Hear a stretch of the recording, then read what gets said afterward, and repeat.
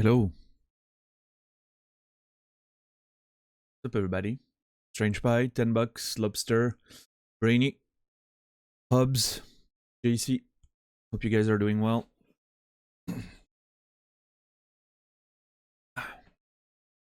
On this beautiful Friday.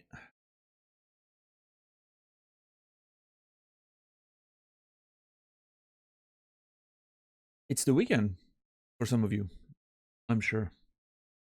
That's great.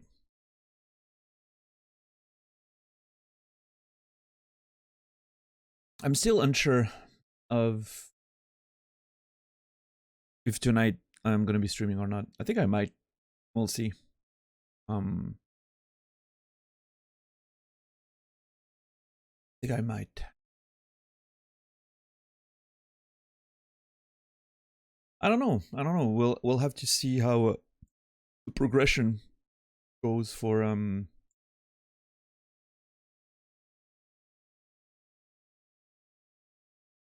Stray. Not sure exactly, how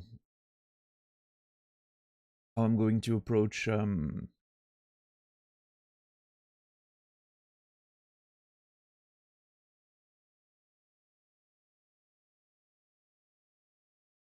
I have no notion of.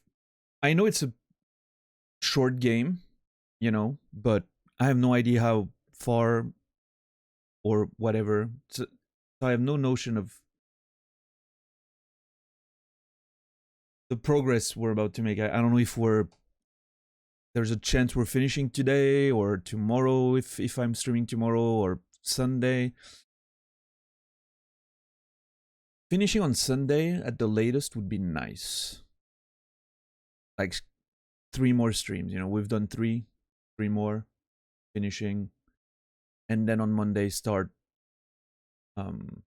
with Returnal. But I don't know exactly how it's gonna work. We'll see.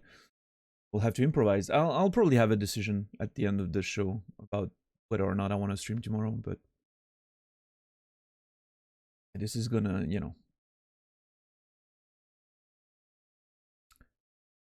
if I do this,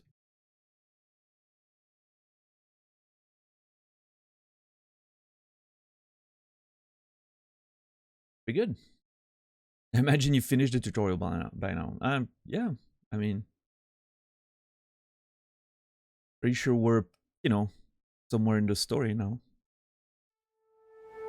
Actually, isn't there select chapter?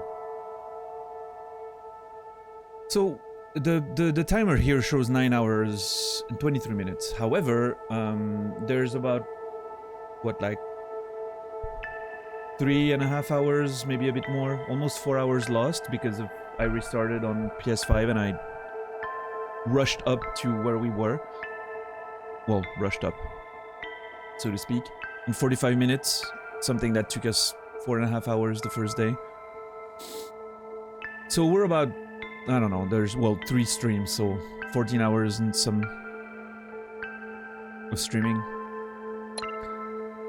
Now, okay, select chapter. Inside the wall, Dead City, the flat, the slums, rooftop, the slums 2, and now dead end.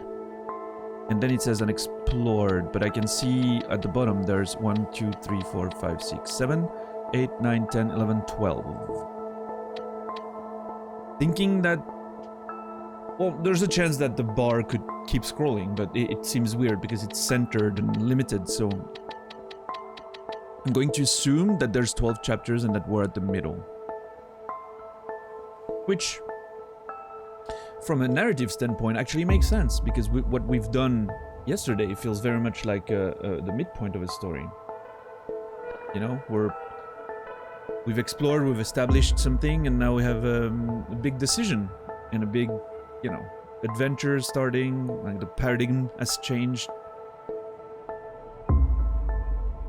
Now we are supposed to find, something that will help us traverse the Zerks to go to the outside or whatever. And so it would make sense that this is the halfway point, actually, narratively speaking. So yeah, I mean, if it's 12 chapters long, we might be finishing. Well, it depends too, right? Nasrallah is not streaming today or tomorrow, so I could technically go longer should I desire to do so. And yeah, we'll see. We'll see. We'll see how it goes. What's up, Dom? I don't know if I said hi, but thank you for being here. So 1 out of 1 memory, 6 out of 7, 3 out of 3, 6 out of 7, 1 out of 3. Oh, okay. I'm guessing those two are the same, right? Like same memories. I guess we're gonna find out $10 because I was just thinking, looking at that. That's exactly what I was thinking, actually. I'm right at the beginning of this chapter. From this, I know exactly, you know, what I have to do. It's pretty short.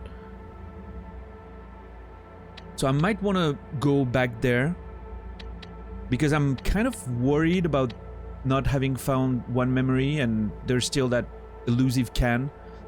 And yesterday I was, you know, I kind of want to progress a bit and then found myself in a new chapter and again being locked out, and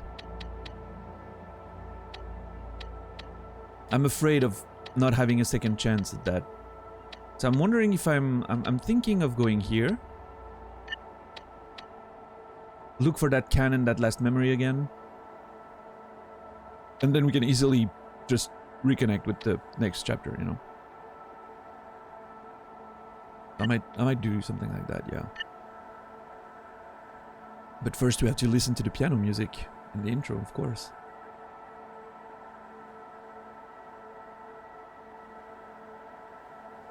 So I went to listen back, watch and listen back to the stream yesterday. So the image quality was perfect this time around, not like the previous day, which was a bit too dark. The blacks were crushed, and the sound towards the end when I pushed it up a little bit, feels like it could be slightly loud sometimes when there's like you know, loud music or whatever. But I think it never felt like it covered my voice, and it's quite immersive. So I'm gonna stick with that, I think, for the time being at least. You guys will let me know if sometimes I'm barely audible. I didn't get enough sleep, Dom, no.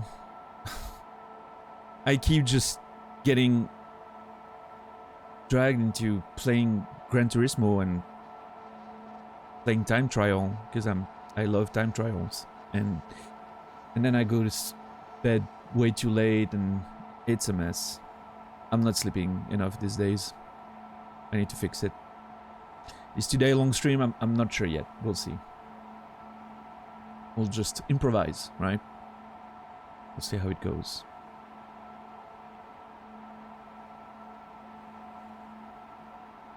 Man, my hair's been so annoying. So I went to the...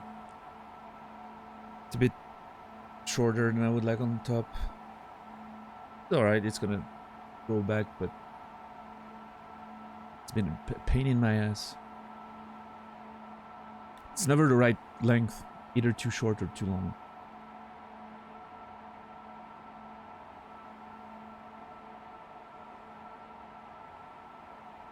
Four hours and 49 minutes until my weekend, but who's counting? So 4 hours and 41 minutes now. But yeah, who's counting, right? You plan on putting some more returnal hours in this weekend, JC? Getting enough of a lead on me?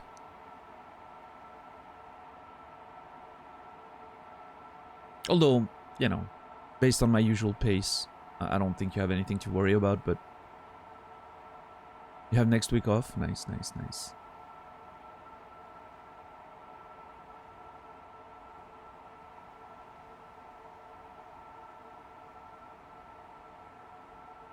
What's up, Rasta?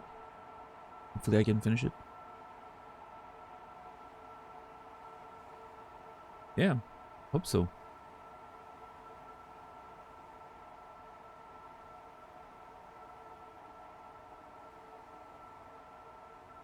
I never paid attention to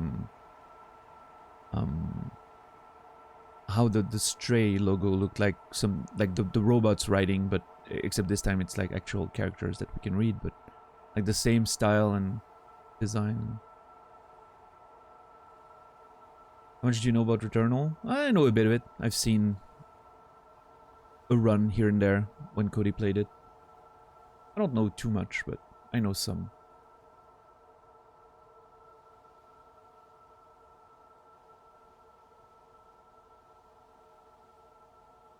What's up, Dread? How are you today? Welcome in.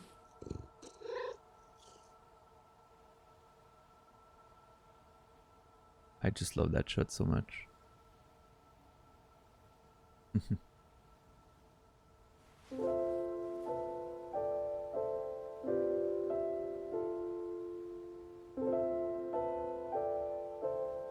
I really like the fact that there's quote-unquote hidden songs in this game. Just on the menu, and like the ones where when you sleep and it takes a few minutes before starting, you know? It's really rewarding for patient people when there's little things like that, you know?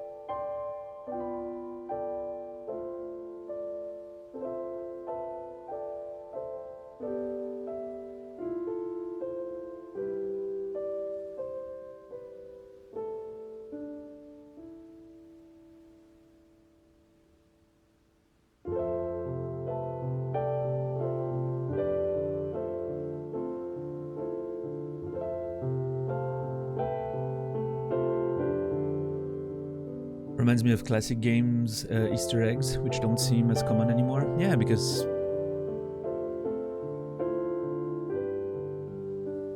instant gratification, you know? Everyone's got to experience everything.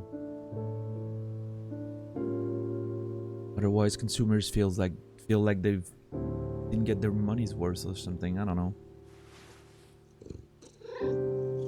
But the fact that there's missable stuff and not everyone's gonna have the same experience is what makes games interesting and conversations about games interesting, right?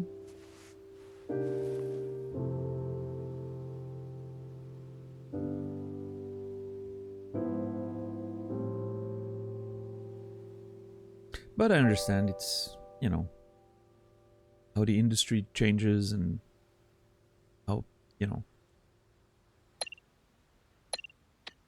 I don't think it's bad necessarily. I just think it's a different approach that I resonate with a bit less on a personal level, but it's just, that's a me problem, right? I'm gonna go back to the slums and hopefully find that memory. I'm okay with that decision. It's not a very long chapter if I just do the objectives, right? It's just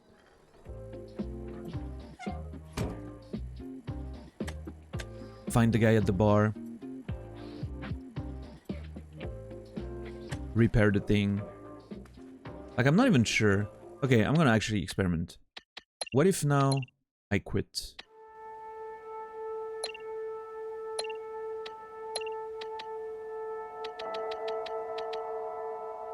Nothing's lost. I can literally go back to the chapter I was on if I want to.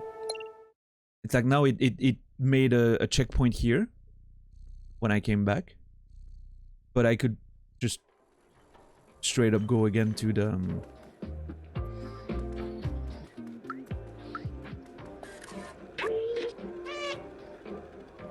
look, a note. I'm skipping again because, you know, I've done that yesterday, so.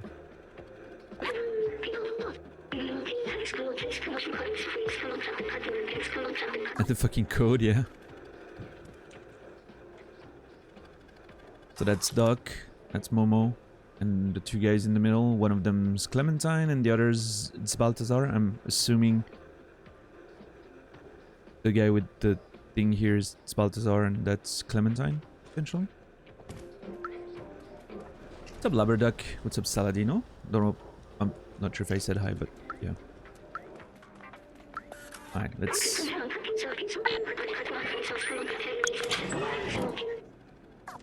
Oh, I forgot that we opened the window with the code last time. It didn't occur to me, but yeah. Alright, so we have one memory and one can to find. You what? Okay, that... no. You... better, thank you. And now someone else has to, you know, another one has to crash because the first one didn't want to go, so.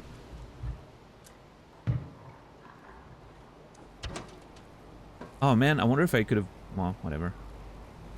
I wonder if I could have made the basketball fall on poor guy waiting there.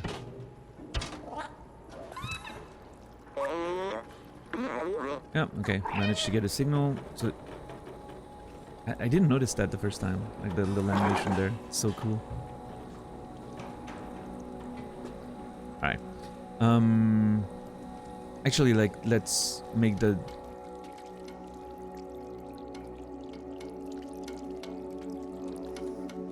No, you know what? If I find what I'm looking for, I'll just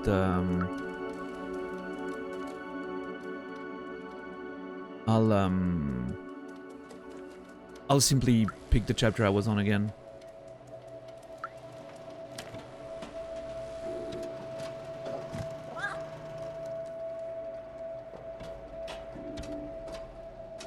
So this is okay. What's up, zombie brains? The one with the cat. I wonder if I could drop this on their head.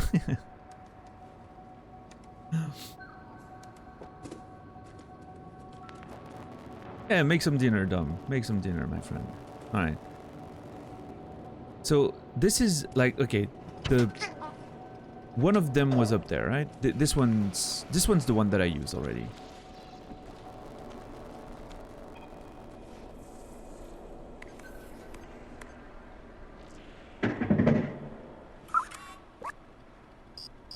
Oh, wait. Oh shit, I don't have it, my cans anymore.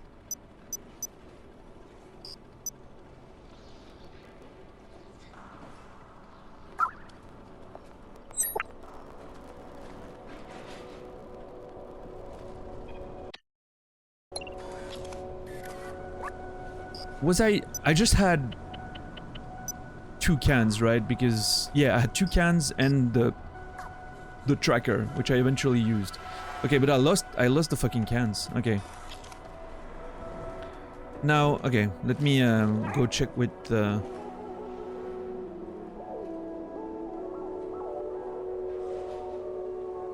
Are you serious?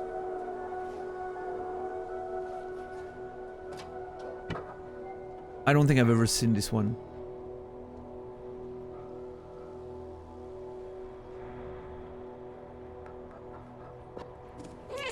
Dude. Yeah, I don't think I've ever been there. Or maybe I've been and it's brighter now, which is why I noticed it, because there's no way. I've explored that shit for like, what, 2 hours yesterday? There's no way I missed that. Well, actually, I don't remember that wood structure there. Because I was like, okay, there's one right up there, so it probably is not right next to it. And now I'm like, yeah, okay, it's there. Just randomly saw the light. I wonder.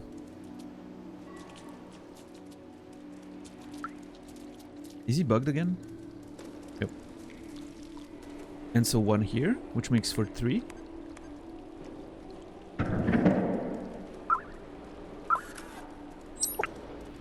But wait, does it mean I can get 4 cans now because it reset the cans? Or does it mean... Aw, grandma.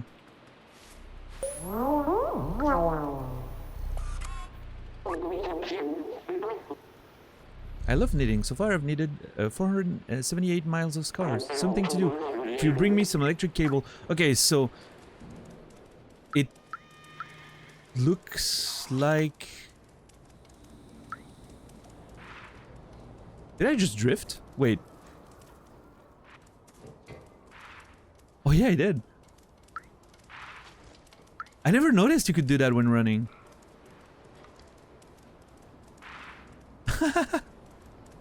It's so cat-like.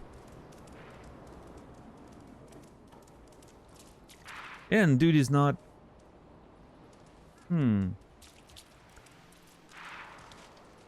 Took me out drift. Alright, Dom. Alright.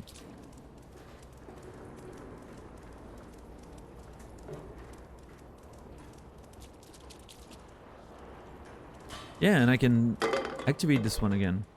And all the sheet musics have disappeared. So we could technically jam to the songs again. Okay, this is... But my badge are still on me, right? Yeah, I still got my badges. So, okay. Let's see. Damn it. Yeah, all the items are available again. But what if I get this now?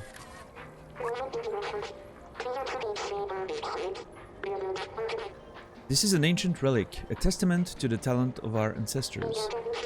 It will cost you 3 energy drink cans. I can't do this.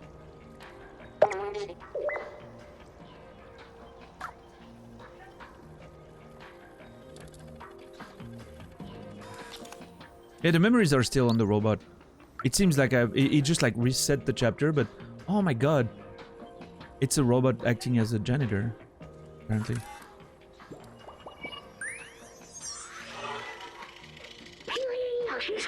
This is an early model of a companion. Back then they didn't have any personality. They were just glorified autonomous cleaners. I think it's nice that they eventually mimicked humans. It's like they missed them, and in a way, they kind of kept them from going extinct. That's what I figured at some point. You remember? Maybe you remember, but I was like, maybe the, you know, robots miss the humans because they grew attached to them, you know? They're good robots. Alright, so it gave me that memory back. And yeah, I've got everything and my inventory is clean. So now, what if I... It hasn't saved though. There's no checkpoint. So, okay, let's see.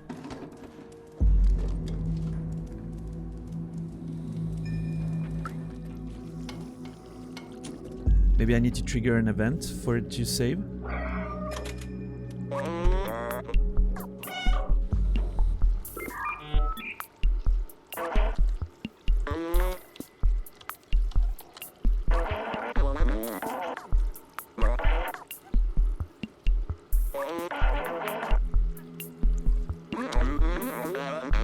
I wonder, by the way, well...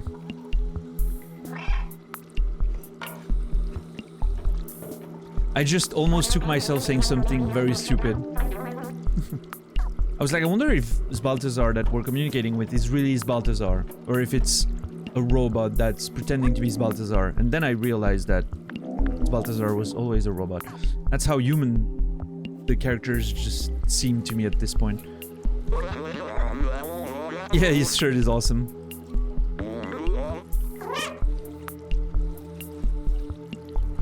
Okay, now it's saved. Yeah, okay. So now, yesterday, you know, we went to get the broken transceiver, and then, not the transceiver, the communicator. Wait, no, that was the communicator, right? No, that's where we go, we find the thing to detect where, Doc is, because of his son. Blah, blah, blah, blah, blah. Okay, let's see now. Does it actually carry over? If it does, it's really well made to allow someone to go back and find something they missed. So yeah, that's where we were yesterday. Or, well, the beginning of it, right? Yeah, everything's completed. Look at that. And there's 3 in that chapter, so I'm assuming 1, 2, 3. I wonder what the big ones are, if I missed them or... no, it doesn't seem like I missed anything. The menu said that I got everything so far. Okay. And again, I'm not, you know, it's not about... I'm not like a mad completionist or whatever, it's just that I was searching for that fucking can yesterday and it drove me insane. And I like getting the lore in this game, so... But anyway. So he gives me the badge. Yeah. Open the door for you.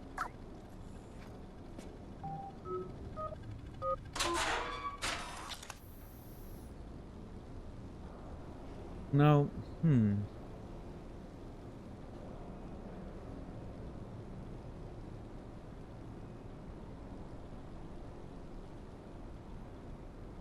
How are you today, Shepherd?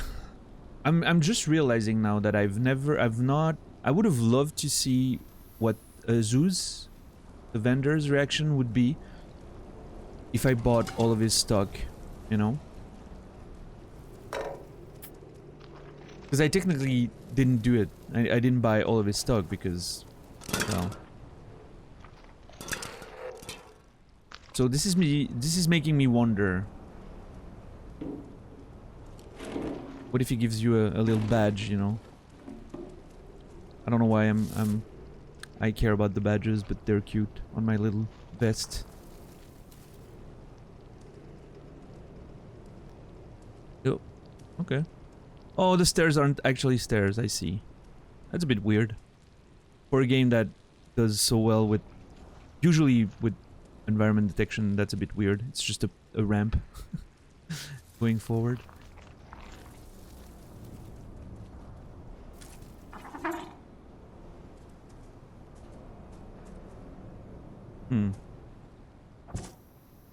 Geometry, right?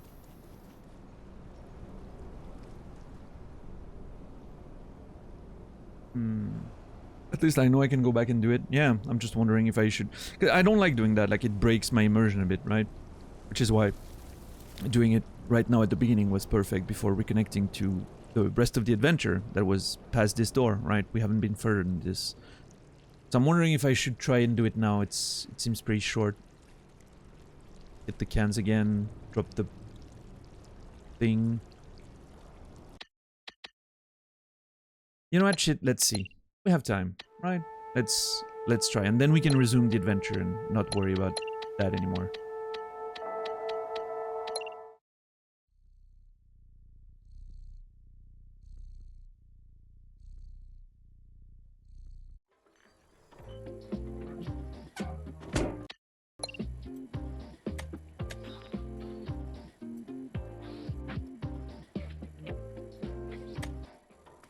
I just like the slums so much. I can't leave. It's...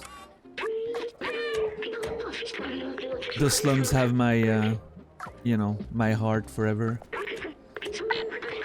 I do love this area, and I hope we return later. Maybe all of this is unnecessary because we would have returned, but... I took the risk once, like when we went to the tower to put the thing up there, you know, like all the way up there. And it already felt a bit weird, like I wasn't feeling so... great about the idea of potentially missing something, you know?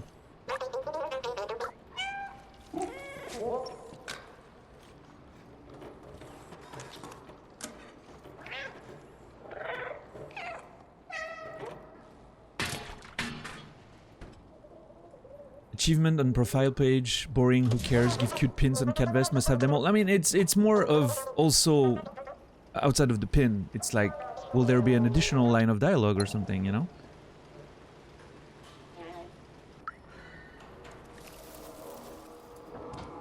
Alright.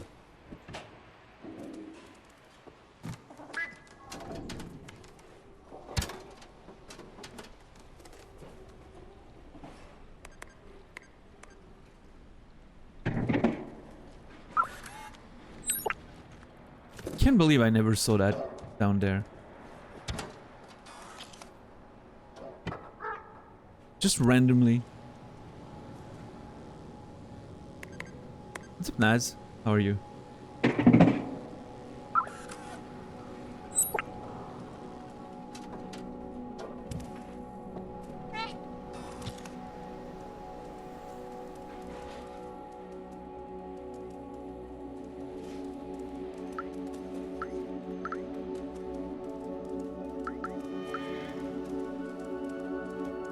Yo! Sorry.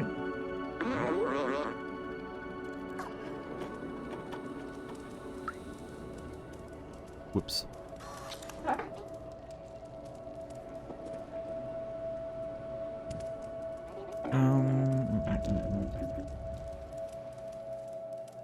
I know where the last one is, but there's one more that I'm not sure. Oh, dude, if I end up having to fucking hunt for a can one more time, I swear to God. Oh. Well, I mean, of course you noticed. You probably ran everywhere. I just noticed earlier that you can drift as the cat.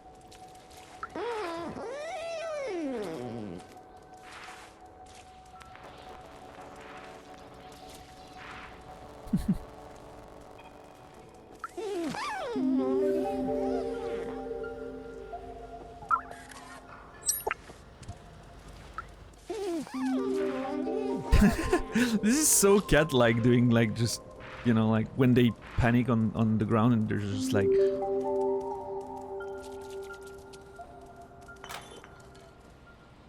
Because I got a badge when I brought all the stuff to that guy, so I'm wondering if I get a badge if I buy out the stock of that vendor. I could totally hunt for the sheet musics again just to annoy Naz and get more music, but... Okay, I need one more can, unsurprisingly.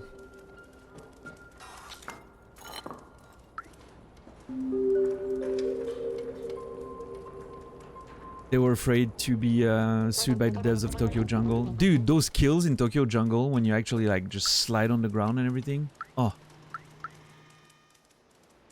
Tokyo Jungle was a lot better than... Well, at least I liked it a lot more than most people, I think, gave it credit for. It was just so much fun. I even played the Japanese version because it wasn't important yet. When I heard about it, and I was like, yeah, you know what? There was a store. There's a store in Switzerland that imports, and that's how I got Demon Souls from the US as well. Before it released to the EU. And so I imported it, and I was playing with a guide on the side to, you know what the words meant, like the translation of the... It wasn't great, but I managed. Okay, I get another chance at that. Oh, come on. I'm so bad. Alright. Sheet music.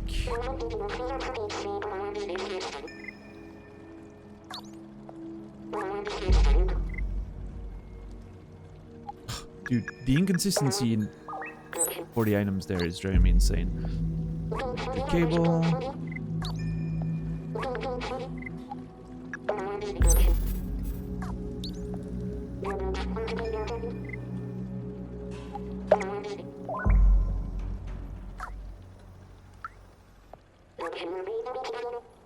I don't have anything to exchange right now. That's it? Ah. That was a waste of my time.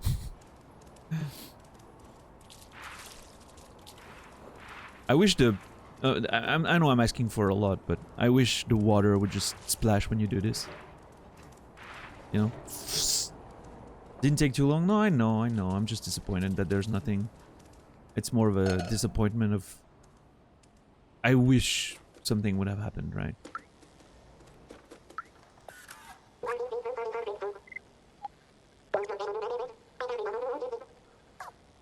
This one's for you, Naz.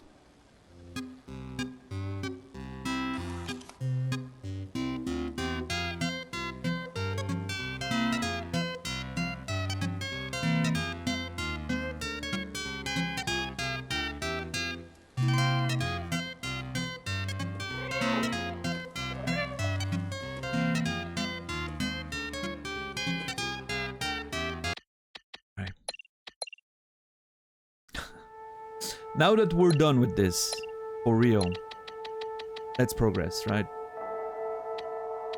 I wonder, hopefully if I come back here at some point, all the stuff that I hadn't unlocked, you know, like the sheets and everything will be the way I left the first time, but if not, it doesn't matter too much. Should be a sound. Oh, dude, I didn't even think of that, but once I'm done with Stray, I'm gonna have to find sound effects for the alerts, right? 3 different sounds. I mean, the one meow is probably gonna be one. Probably a robot thing. We'll figure it out, of course, but I'm gonna have to, you know.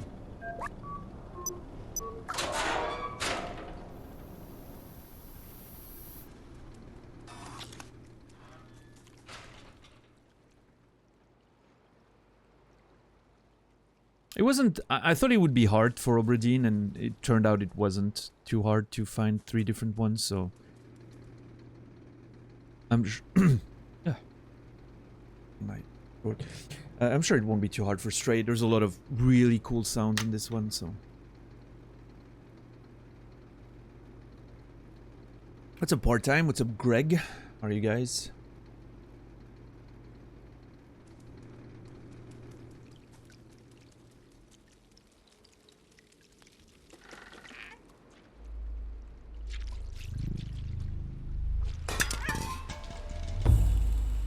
This must go down. Oh my god.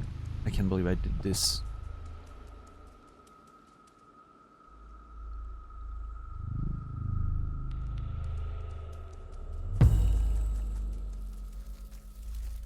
Is the memory still considered acquired? Yes. Okay.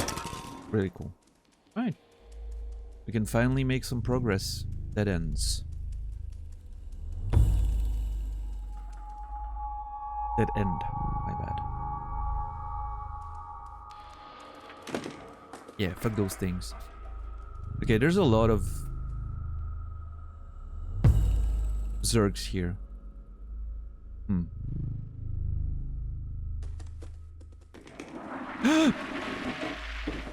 Well, fuck.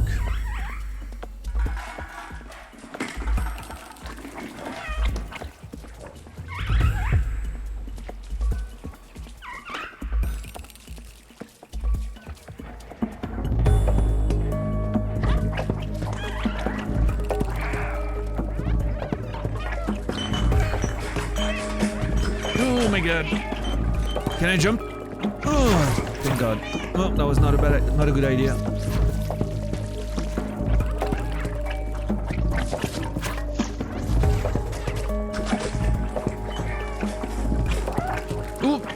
No!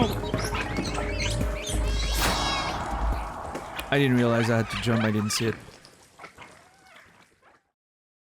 This reminds me of, I don't know why my mind is going there. This reminds me of the Lion King scene, where you have to run. Except in the Lion King. Actually, that could have been a nice... They should have made it that you see your cat from the back when it's running. And you can see the Zergs running after you. That would have been a nice, you know, little reference to the Lion King. Except make it, you know, a bit better to control. And that was my nightmare as a kid. Same. Lion King was just... dude. What's interesting is that as a kid, I didn't question it too much. I was like, yeah, you know, this is pretty hard, but, you know. Oh, dude, I need to go down. This is silly, love it. But as an adult, you look at that and you're like, what the fuck were they thinking? I mean, I know what they were thinking, right? They were trying to make sure you couldn't finish it in one rental, but... What's up, Sunius boy? Welcome in.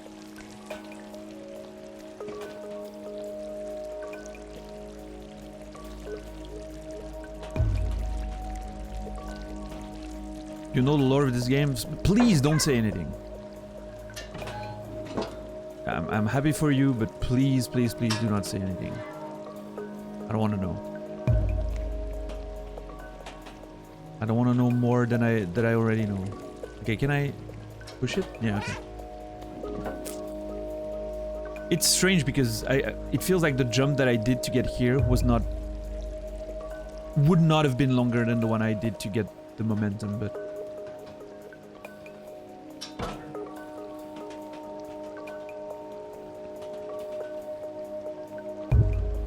Bit of physics on that barrel. Impressive.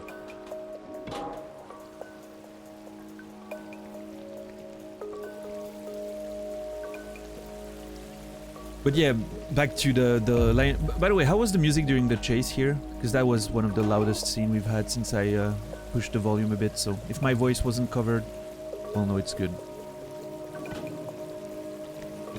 Sounded fine? Oh, okay. Then I don't have to worry anymore. More chase. So yeah, the Lion King thing, right? And when you're a kid, you're just like frustrated and everything because it's hard, and but you don't ever think of it as a game design thing and like, oh my god, what were they thinking? Like, what's the point of this?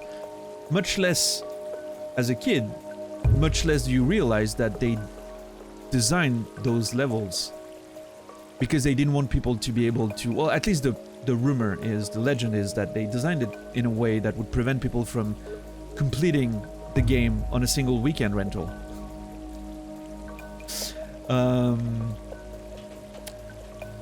Which is such a weird way to look at it, but it's how video games were back in the day, right? Like, you wanted people to buy them. Just You would name the cat Gerald or El Gato or Gerald. I don't know. Yeah, if I had to name it, I would name him Desmond, but the game didn't ask me to name it, so I haven't. Okay, I wonder if this thing's gonna roll down if I jump on it. It seems to be a cart of some kind.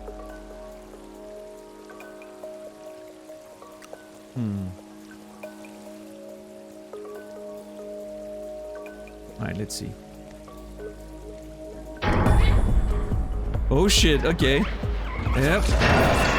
Can I actually... I'm not controlling anything here, right? Let's go, kitty. You did it.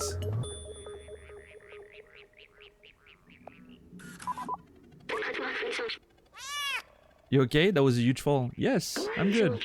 Duck should be nearby. Or must be close. That was actually cool. Oh, I'm limping a bit. Aw, we'll sleep it off. It'll be fine. Oh, there we go. Already better. There we go, little buddy. All good. Just lick it up, right?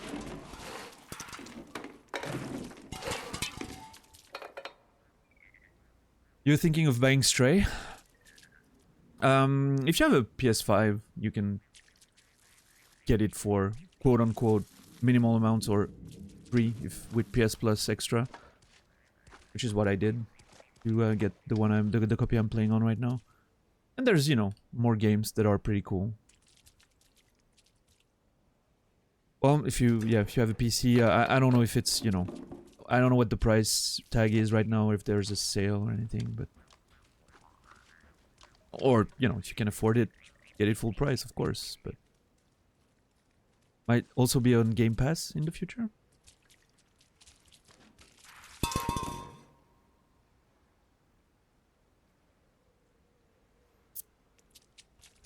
Leak off the injury like a cat, yeah. Dude, sometimes cats are... just... I live in the countryside, right? And there's... I've mentioned my mom's cat being in the house, and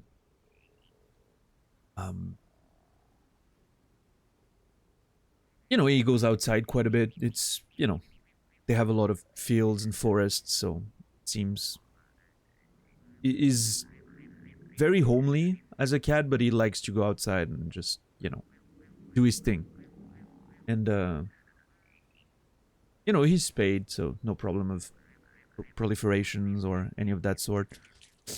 But one time, I don't know if he fought with a fox or something, and he came back and he had like a pretty big wound on his neck, and he was just chill as ever. Like, it was just, you know, not a care in the world. It was just cleaning himself up a bit, and I was like, oh my god, this looks bad. It was just completely chill, and it just healed, and never a worry in the world. It didn't look wounded, like it didn't act wounded or anything. It was just, you know, it dude was not caring at all. He just continued living his life and had a few missing hair, and that was it. And then he just healed over time, which is, I don't know, cats just impress me sometimes. They're tanks. And I don't know, I'm not sure he won the fight, but, you know, at least he escaped it, so. But yeah, it's clearly, you know, like we have a different vibe. Like, when I was in the city, we had 2 cats in the house, and, you know, those were apartment cats, right? Would never go outside, of course, no way. We were in the 6th floor and everything, so yeah. Oh, we don't have coyotes here, but yeah. We have just foxes, they're pretty small. And, yeah. I mean, the cats around here, you know, we've always let them go outside and just hunt for mice and just basically live a bit of a more natural cat life, you know, less and there were generations of, you know, countryside cat, right? They're not apartment cats or anything. They've just always been this way. But as long as you're responsible about spaying them when they get bigger, in order to avoid, you know, like proliferations and stuff, usually good to go. What's the mom's cat called? Boo, which we've talked about the other day, is French. Boule is French for ball, right? A ball, like a football. But so it would be ball, B-A, ball, ball, which is a weird name, but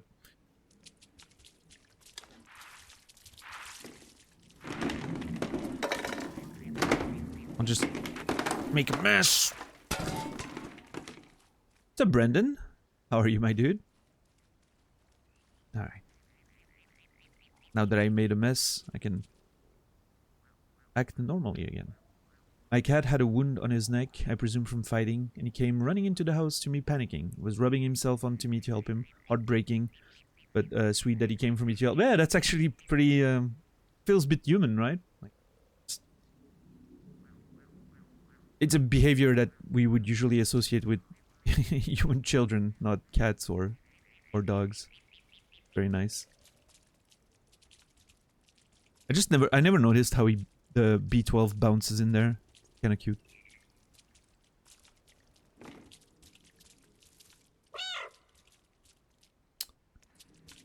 Chilling, making some mods to my arcade stick? Dude, that's gonna bring Naz out of the woodwork. He's gonna want to talk to you about that.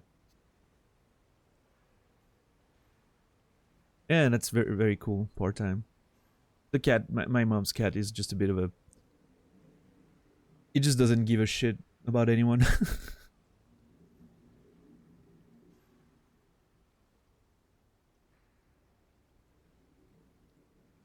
You don't know me. Alright, Naz. Sure. I wonder if he's gonna eventually sleep in the water there. But yeah, it's just a very independent cat. My mom's cat.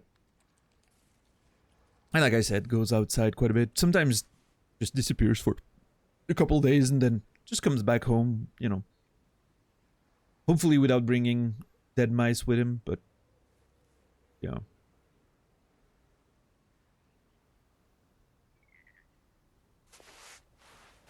Ah, there it is.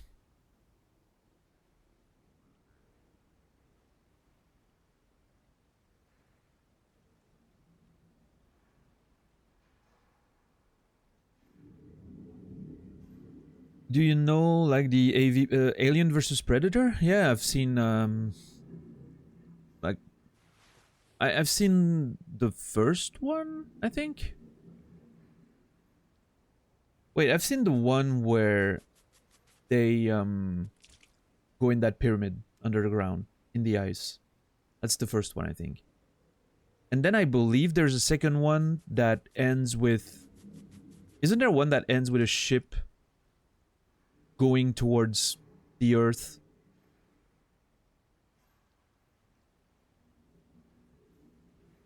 But if I've seen that one, and if it's an AVP movie, I probably didn't like it because I don't remember it too much.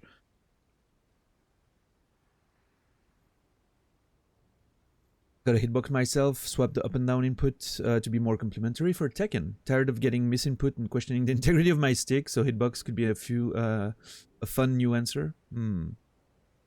Yeah, I like the concept of a mix box or a hitbox. I think a mix box, you know, is in terms of efficiency pretty interesting because keyboard, you know, but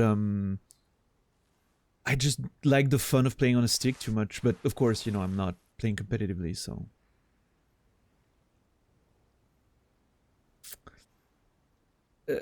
I've heard of Hunting Grounds, yes, and Sanyus, but it didn't look that great. I've watched, I think, Sequisha, or was it maybe Burke Black play it? It seemed a bit rough to me at the time, but I think it was just pre-release, so maybe they improved on it, or yeah, I don't know. I'm not too interested in Hunting Grounds. Like, I don't like those multiplayer asymmetrical games. It's not something that appeals to me. I'm very much out of online games entirely, except like the only online game that I sometimes play is Tarkov, and even then, like, it's a period of time where I'm really into it, and then I just want to, you know, chill at my pace.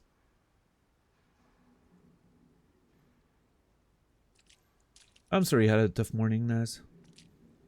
I'm looking forward to the next stream, and I'm hoping you start. I'm hoping, really, and I'm saying that, you know, you don't have to listen to me, of course, but I'm hoping you start with Sekiro, just for the sake of potentially getting the 2 hardest game behind. And that would be fucking hype, you know. That would be a moment of, you know, like, there's an actual chance. Although keeping Sekiro for last could also be pretty hype, not gonna lie. Finishing on Sekiro could be the fucking, you know, best final game possible, but I won't ever stop playing stick. Yeah, it just feels good, right, Brandon? It's just, and the sounds, and oh man, I just love fucking, like, I love watching Tekken streams just because of the clunking of the fight stick. I remember watching you probably, of course, know of Main Man, but I don't, you know, I don't vibe with the guy too much. I think he can be a bit weird, but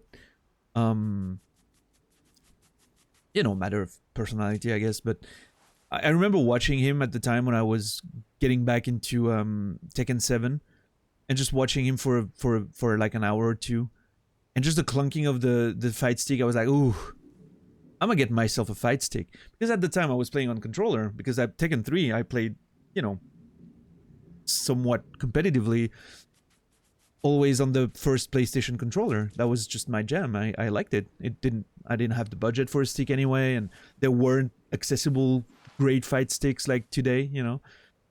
So I just didn't think of it. And then, yeah, watching Main Man for like an hour, and I was like, ooh, I'm gonna get myself a fight stick. I want to get that, you know, analog feel of clunkiness and all. And it's just so, it feels so good. Like, it definitely, I think I would play better on controller because I'm more used to it, but it just, fun for me is more important. So, what's up, Tonic? How are you today? The hardest in the GGR statistically, Dom, is Sekiro, and the second hardest is Demon Souls. And after that, it's Bloodborne, DS3, DS2, DS1. Statistically speaking, which is not necessarily... it doesn't necessarily correlate with the current difficulty, because the stats are from the beginning. I should make a different set of stats for like the last 2 weeks or the last 10 runs on each game, you know, something like that, maybe to make sure the stats are more current. Because, you know, at the beginning of the run, different games had different problems. But I think it would still be pretty similar. Interestingly enough, I think Dark Souls 3 was really good at the start and has been really rough lately, so... yeah.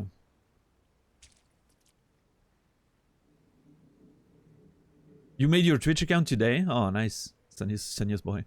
It's an interesting world, Twitch. Hope you enjoy it.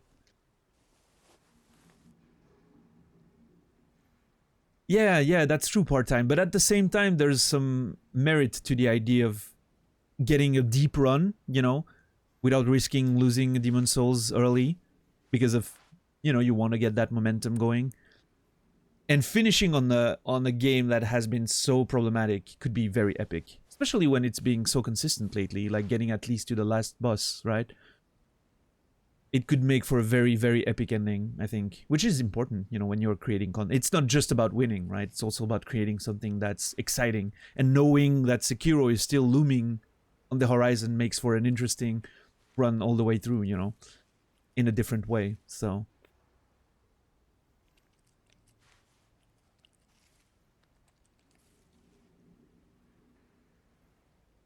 oh, the points, Sonius, they're just points that you get on for watching the channel. You get points and they accumulate, and there's literally nothing to do with them right now, so you just get the points, and maybe one day I'll find something to do with it, so we'll see.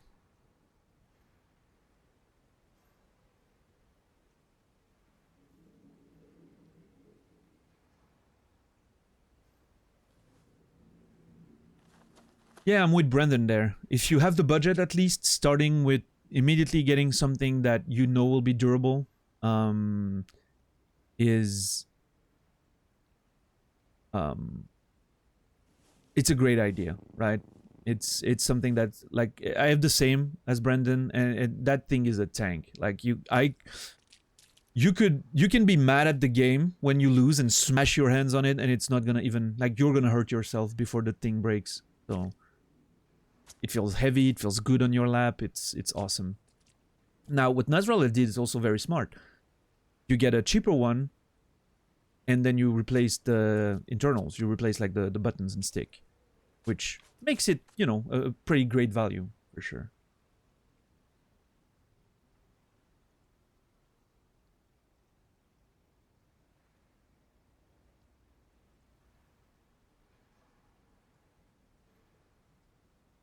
You have 156k points and nothing to do with them. Pretty annoying, TBH. Yeah. No. Isn't it?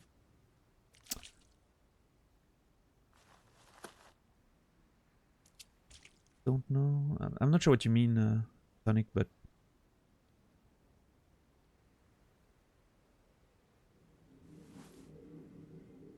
Yeah, I mean, I can totally see that, Nasrallah. Like, it's a fun project, right? It's something to do, and it saves you money, and you probably, you know, like, for you the question was, you probably wouldn't have had the budget for the obsidian in the first place, you know? So like, it totally makes sense to just go that way, and even if maybe the case is a bit of a lower quality than you would get with the better stick, you know, but at the end of the day, it's the buttons more than anything.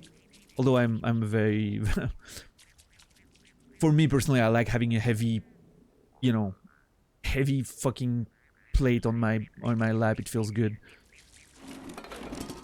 I love that the obsidian feels so heavy, and even though I don't play nearly enough with it, I should get into Tekken again, but just don't have time right now. Yeah, exactly, Naz. They're expensive because some people are, you know, they're all of them are handmade at this point, I guess. Like, or maybe there's companies making them now, but it's still something that's rare enough that they can ask for a premium for it, right? It's a very niche thing, you know, the people are gonna pay for it. But yeah, building one yourself is a cool project. It you know, bit of tinkering, and it's cool.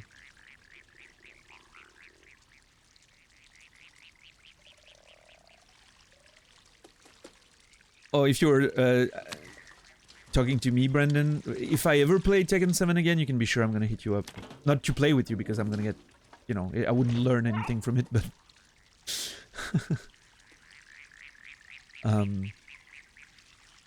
I'll definitely ask you for pointers in terms of...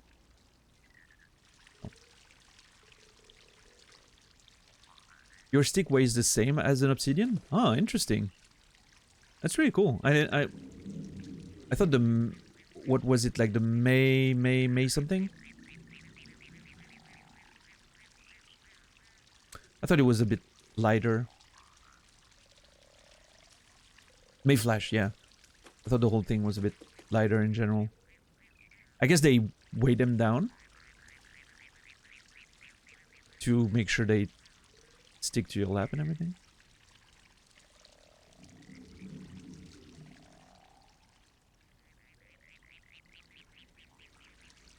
It's a 0.03 ounce difference. I'm impressed. That thing is fucking heavy. How come it... I'm impressed it was that much cheaper. There's one... Oh, maybe I'm confused with another one. But you paid a lot less than 200. Like, the obsidian is about 240.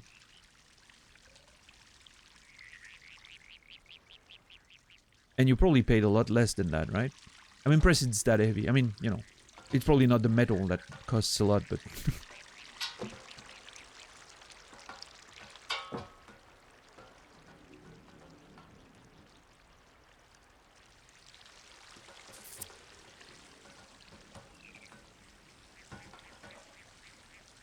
Yes, and yes. Yeah, I don't, you know... I understand online games can bring that sort of anger, but it's always good to be able to manage that, of course. You don't want to actually be punching desks and shit, you know. That's probably not healthy. First of all, because you can actually hurt yourself, and then, you know, like, mentally speaking, it's probably not healthy to deal with anger that way. And once you start, like, it's kind of a loop, right? You start doing it when you are mad at the game, or when something goes bad, and then kind of relieves your tension, so you start feeling that it's the right way to deal with it, and... Yeah, dumb? Yeah, I'll admit, when I came back to Tekken 7, it was a weird time in my life. Just lost my father, you know. And I was kind of playing Tekken to not think about all that, and I'll admit, there were a few fights against laws that had me slam the side of my obsidian a bit, you know. Brandon knows, I'm sure. It's fucking law fights.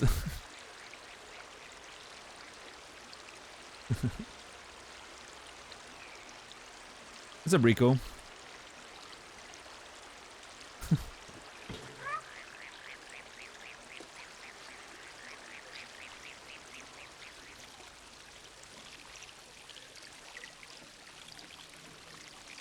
Yeah, it's such a... Like, when you know how to... I remember, it was the same in Tekken 3. One of my teammate was a law main, and... Dude, once you... You know, once you get it, it's awesome, because you totally... You can... It just becomes a normal character, but... When you're still struggling with some of the basics and everything, like, it's such a noob stomper of a character. Because it doesn't have... Well, at least in Tekken 3, I don't know for 7, but... It felt similar when I started playing 7. It doesn't have many obvious weaknesses, so it's just, like, you know... If he plays tight enough, it just... You just don't find many openings, and you still have to be super vigilant, because... Even though his sweeping attack, the dragon, whatever, is super easy to see, and you still have to be vigilant for it, so you can't devote your full attention to the, you know, to what you would like. Like, you have to just, and he does so much damage when he launches you, and Dragon Tail, yeah. What's up, Ceradex? How are you, man? So, I'm interested here because there's clearly...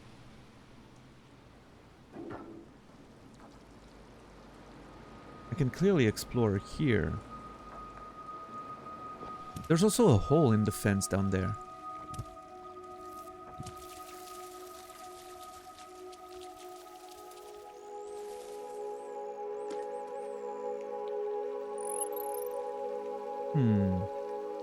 Oh, what the hell?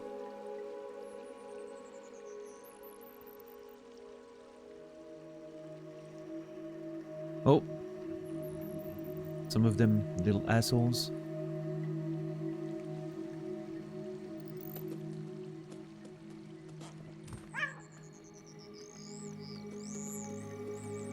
Look at that.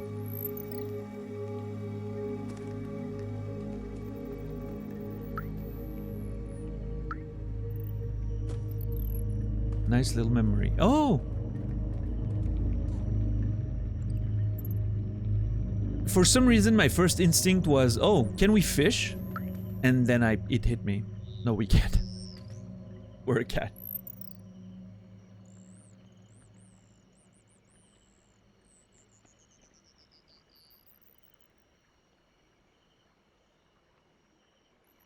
Oh, I mean, not with a cane, Naz.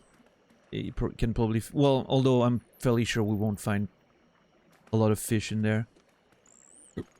Maybe, they were... Again, that's one of the... imitating humans, you know? Thing. More than actually trying to catch fish. I'm to catch fish, not catfish. I'm so mad sometimes at the zoom, not focusing on what I want. Yeah, no, probably not, for sure. You're fishing in WoW right now? My voice is a lifesaver. Yeah. I love the little, you know, rug. And, look at that, just watching pictures of the outside and reading a few books. Broken string theory. Quantum tunneling. There's a little sleeping spot we're gonna go on.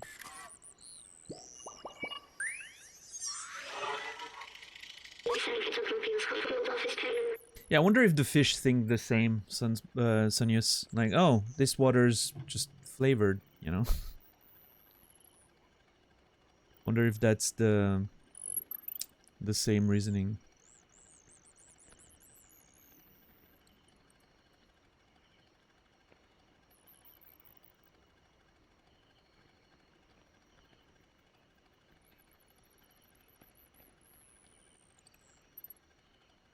The scientist I used to work for always said he wanted to retire to a little cottage, fishing all day long.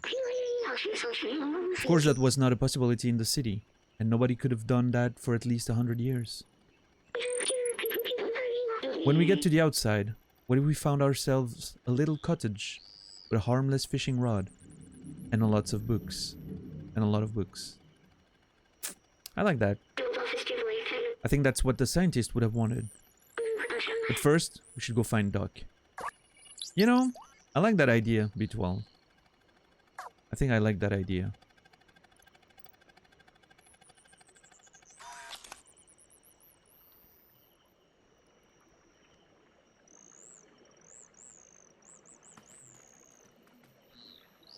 Hoping for a nice little tune here.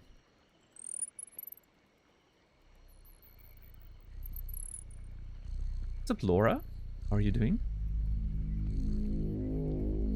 Oh.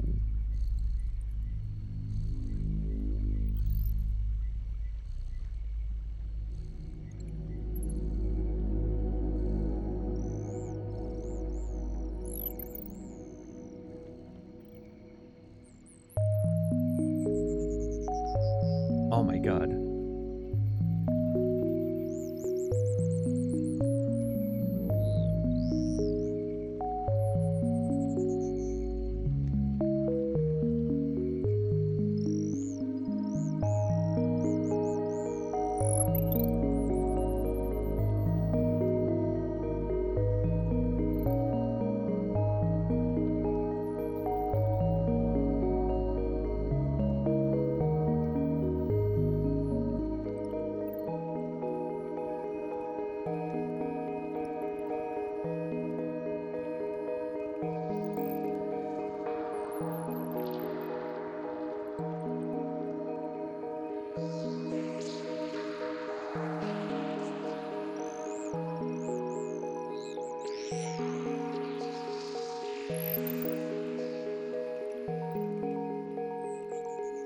The music's so good. This makes me feel like those were concept arts. You know, that looks very much like a concept art of a location, and that they wanted to have those concept arts recreated in the game with the right angle and everything. And this is a very elegant solution to do something like that, I think.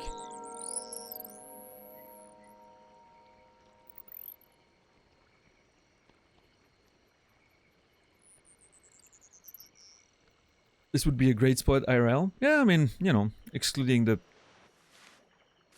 terrible creatures and the dirty water, I guess it would, yeah. Good, like, I mean, within the context of this world, It's probably the best you can find, right? I still like the library better, but this is probably my second favorite spot in the game so far.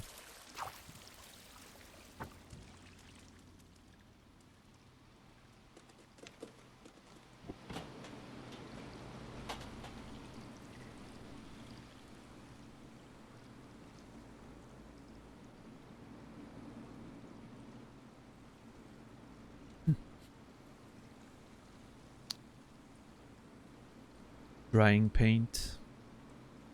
Very well done. Alright, I'm a little worried about what might happen when I jump down there. Yeah.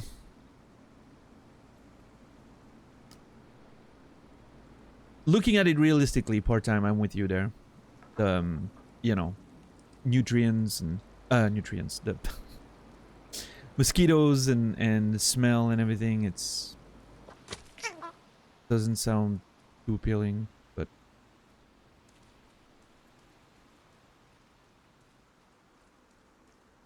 Wonder what that is.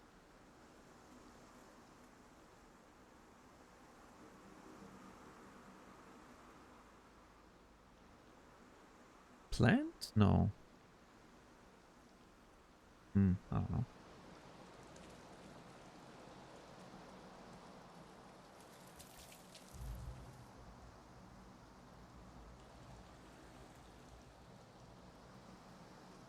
I'm obviously worried about because of the eggs and everything, but...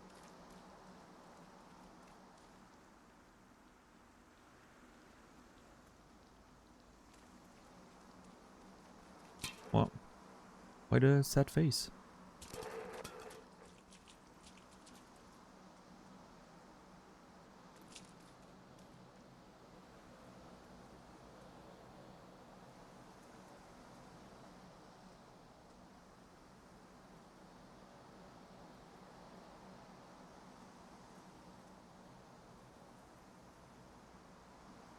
Double O... Room? No.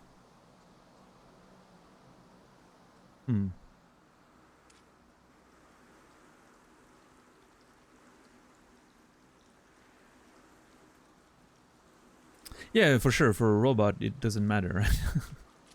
But yeah, for us as humans, let's just disregard our limitations, right? Let's just assume that we're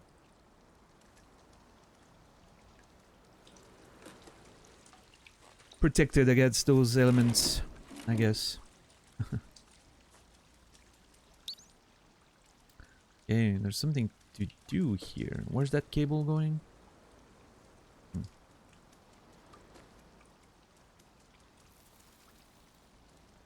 Looks like my last apartment complex. I'm sorry, Dread.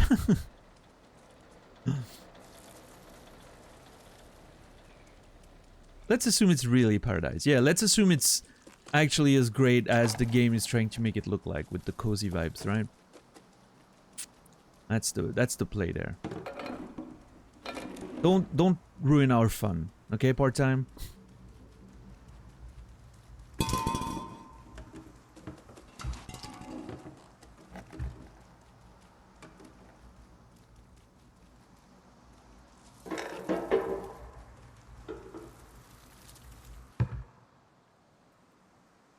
Well, that was disappointing. 0 out of 10.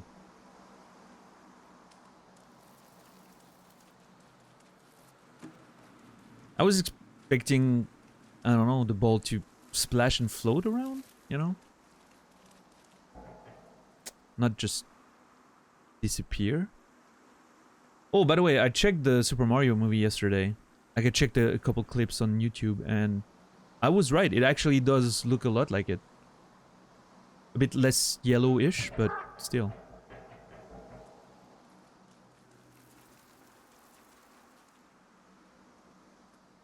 Hmm.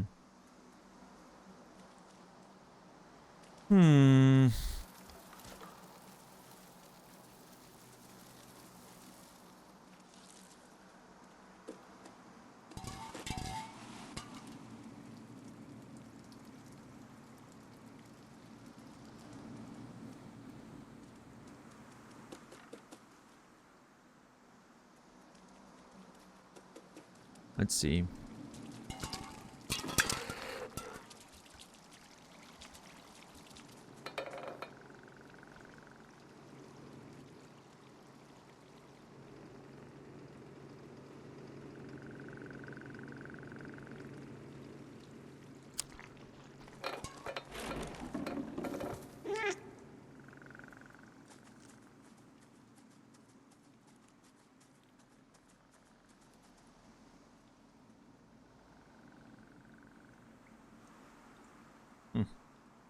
Those are weapons.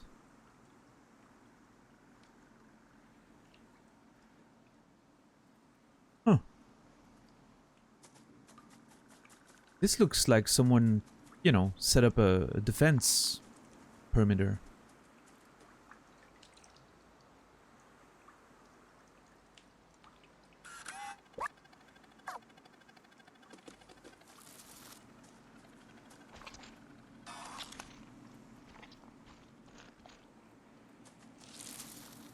Interesting.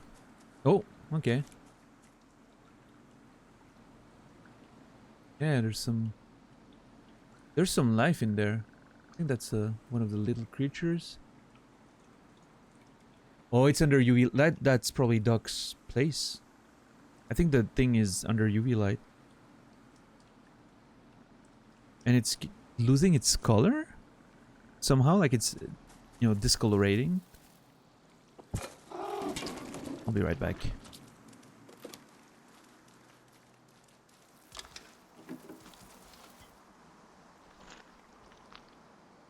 More weapons thrown away.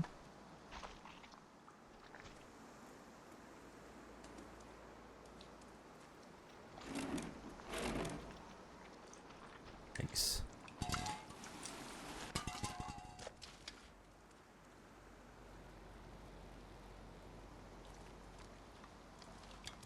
I'm in the same spot, actually. I, for some reason, thought this would go further, but no. It is just... I don't know why, it looked like it kept going, you know, like a tunnel or whatever. I was paying attention to more than just what I should have.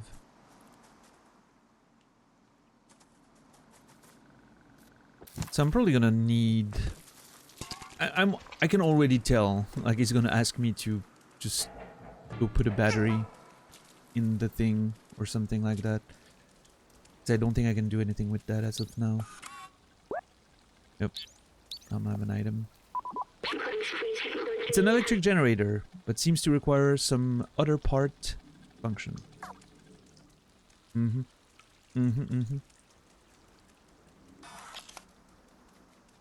figure that out.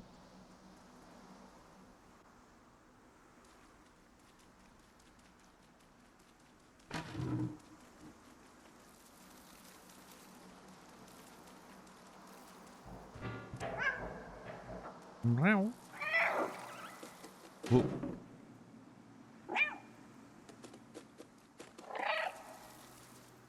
Feels like something replied to me when I was there.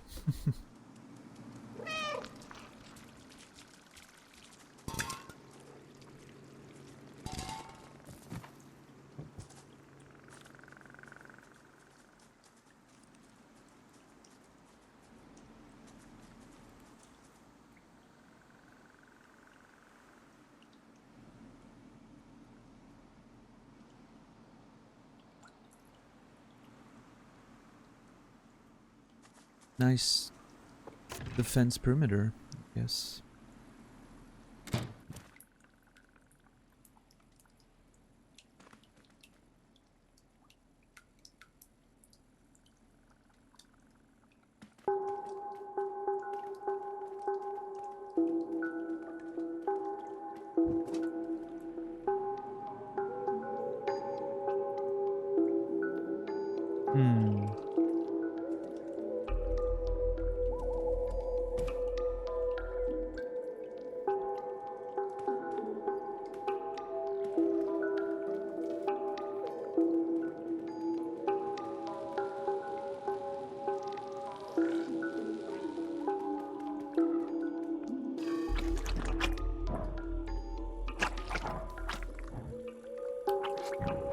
Interesting, they look all weak and discolored, you know, as if he's experimenting with the UV lights and it's just making them weak.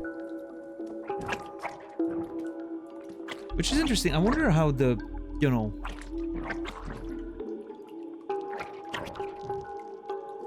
I know, like, UV lights can be used to discolor plastic in conjunction with, you know, like, hydrogen peroxide or whatever. I've seen that done in tinkering videos to repair old consoles and stuff. I wonder exactly what's the deal there. Like, you would think UV lights should, you know, that's part of what makes us tan, right? Reacting with the skin. I wonder exactly what the deal is with those creatures. We've talked a bit about it, yes, Dread. We know there are bacteries that that were created to consume trash, right? And then it got out of hand. What I thought initially was that they were a bacteria that, before we got that information, I thought they were a bacteria that used to get destroyed by the sun, and it evolved into this when the sun was not a factor anymore because of the plate or whatever, you know, up there. But now, you know, that we've learned that they were created. Now, how they got under, you know, out of control and proliferated, that might be linked to the lack of sun still, because of how the UV affects them. So yeah, I have a lot of ideas, and I'm looking forward to learn more about that. So, what's up, Facehugger? I'm sorry you can stay, and thank you for stopping by and saying hi. Appreciate it, man. Hope you have a beautiful evening and a beautiful weekend.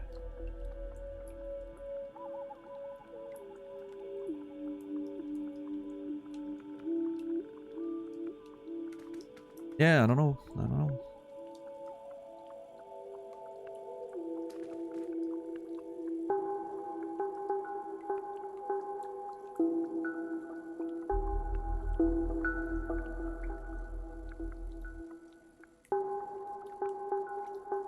Yeah, they are reminiscent of Half-Life head crabs for sure. That was my first... Well, a lot of the game actually has a few, you know,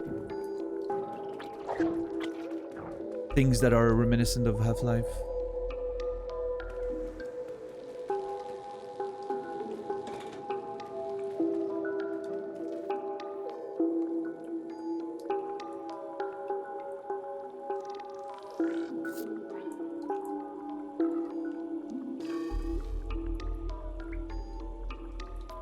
Yeah, I'm just, you know, intrigued by the fact that their color is, like, they're all discolored and stuff, which to me is,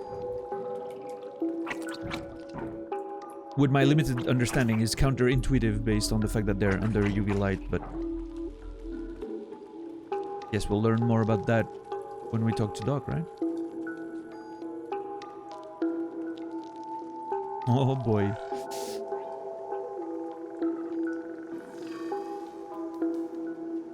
I just checked. I was checking if he was breathing. I'm dumb. Yes. That's an interesting thing. Like, you cannot tell by just looking if it's still, quote unquote, alive or not, because, yeah, they wouldn't breathe, so. It's all rusted, which is not a good indication. Now, you know.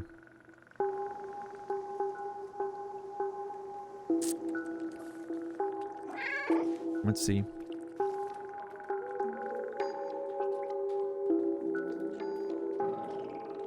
Oh.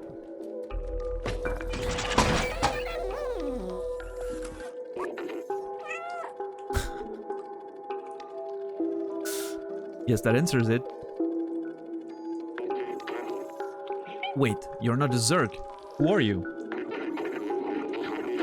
That's my badge you're wearing. How did you find it? Did my son send you? Oh, Seamus, you clever boy. I've been along here for ages. I came here to test my defluxer, but it didn't go as planned.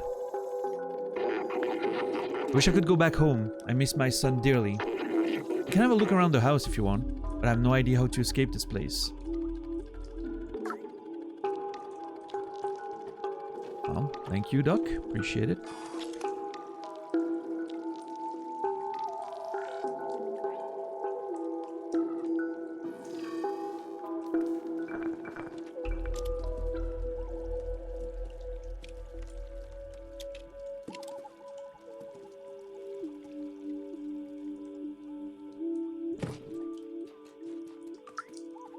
Oh, a memory. Nice.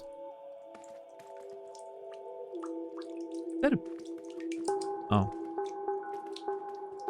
I was wondering if that was a pizza box, but no, it's just a sign.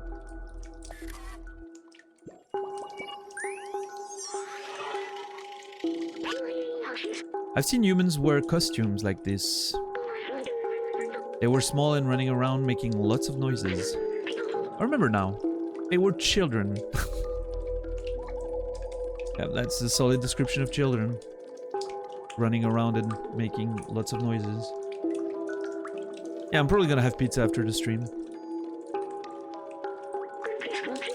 The streets felt so much more alive with them. Even with the difficulty they brought, the adults seemed to love them very much. Doug says he misses Seamus. Is that the same thing? I guess it is. In a way.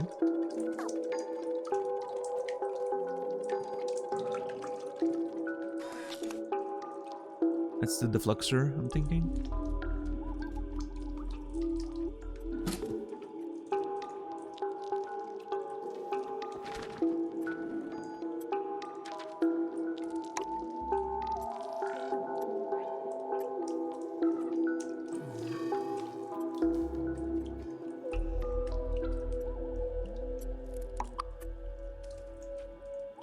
Up, Doc.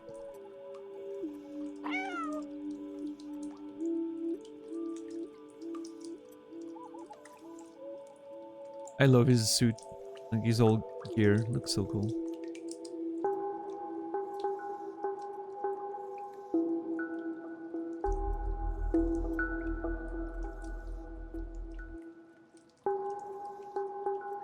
You're having Japanese food? Nice, 10 bucks, nice. You're hoping for more Back to the Future references? Yeah, me too. I wish the music stopped right now because I want to listen to that radio, but...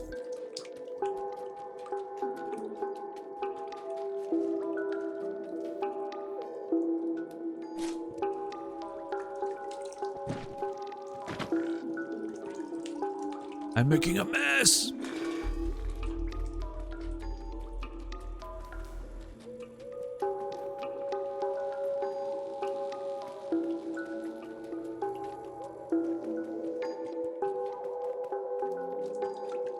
Part-time made you crave it? Wait. How? Where? Oh, did part-time mention Japanese food earlier? I missed it, probably.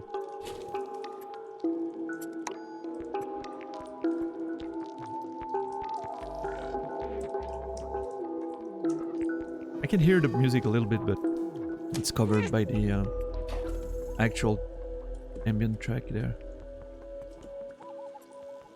That is just a boosted Maglite, kind of.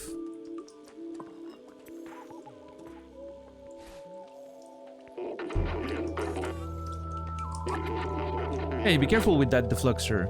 At full charge, it can explode Zerks like a confetti.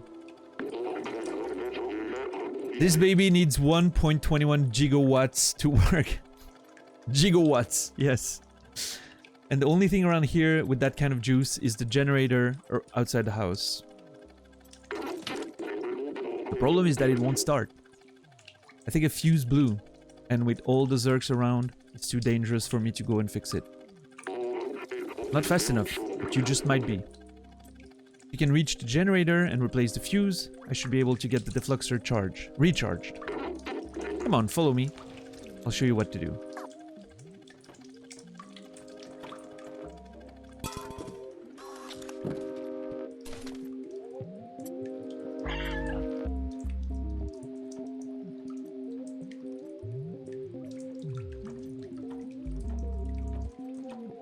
Interesting music.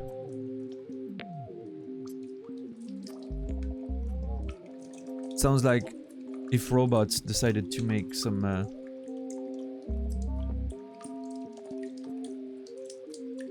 you know, Portishead style trip hop music.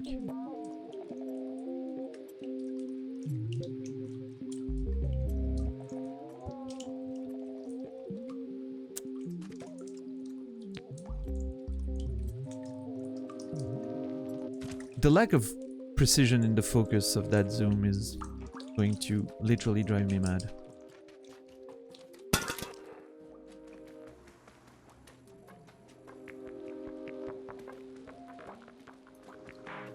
Where is he? There? Okay.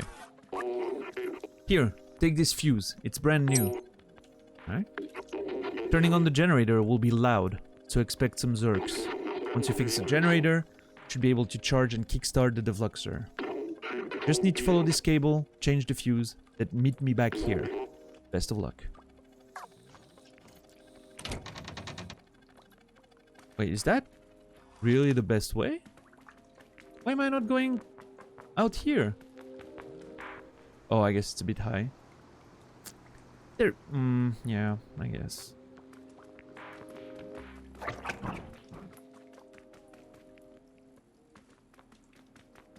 Sounds more like FX Twins. Yeah, sounds a bit like FX Twin.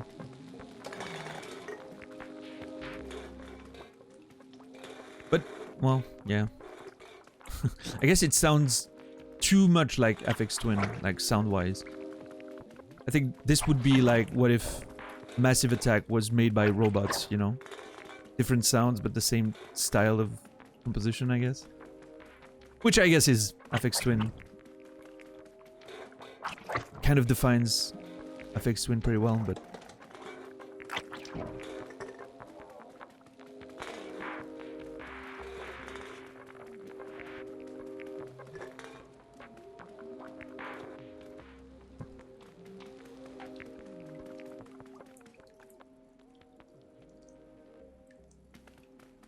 What's everyone's plan for the weekend? Any good, Why did you close the... I mean, I understand that the Zergs are gonna come, but still. Every character in this game just sends me out and then closes behind me. Makes me feel unwanted. Yeah, what's everyone's plan for the weekend? Anything special?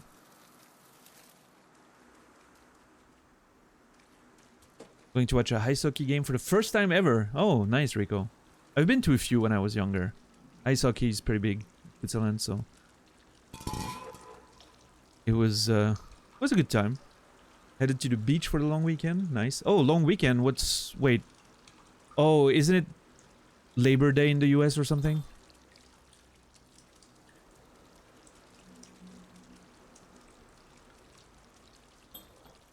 Yeah, dumb. Hang out at the pool and relax all weekend. Sounds good. Sounds good.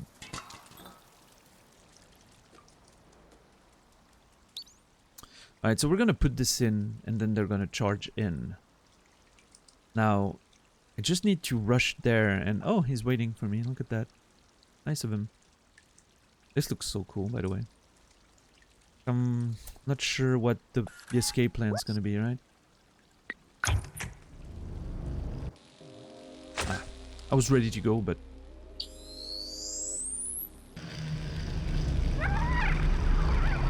Uh-oh.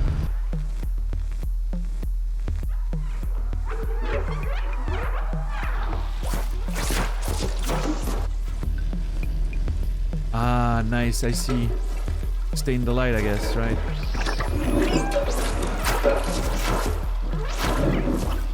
Is he following me, or am I supposed to follow him?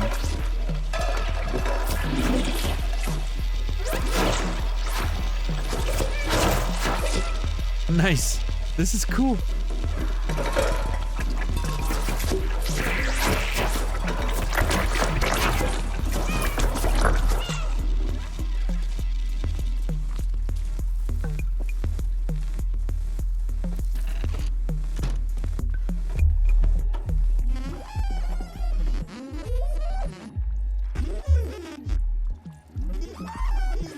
All right.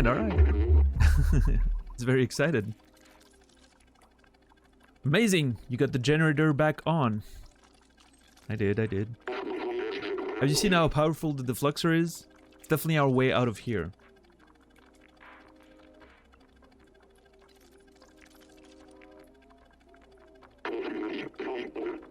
Wait a minute. I might be able to mount this defluxer to your drone. That's what I was expecting. Now, I'm very curious how the battery mechanics are gonna be.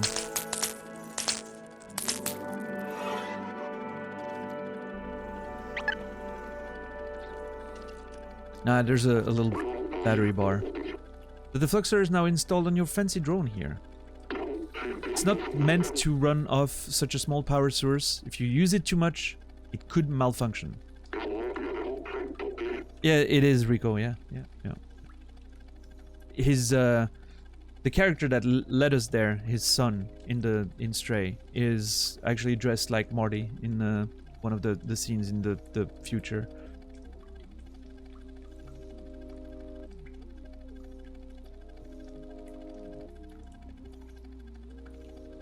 Just remember, it's dangerous. Now go back to the village. Now let's go back to the village. I'm coming home, son. Oh, we're actually going back. Okay, well. Guess I didn't do all that stuff earlier. Wait, how do I use Ah, yeah. So it's a sort of heating thing? Okay, I get it. Perfect.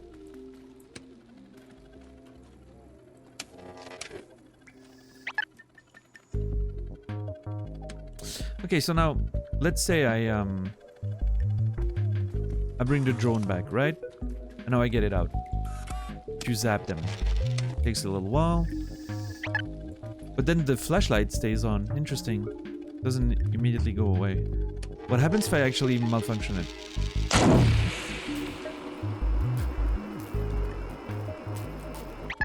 Okay, it just takes a while to react.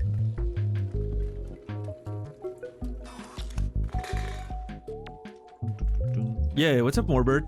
His air is awesome, yeah. Truly.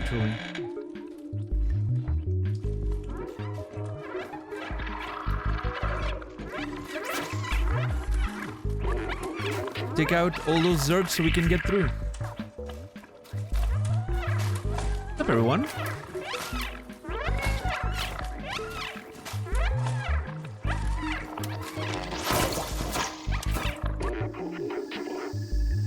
Working great, but as I suspected, it can overheat. Let's cool for a bit when that happens. I hope it will last until we reach the village. Cool. I'm glad that I have a weapon against those. Somehow I feel like this plan is not gonna work out quite that well. I fear for Doc somehow.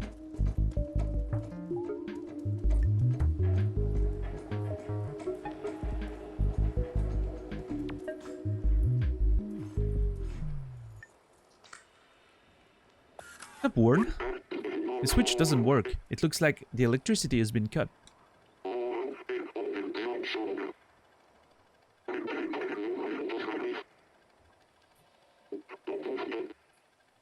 The Mega Man tool that lets you charge a laser.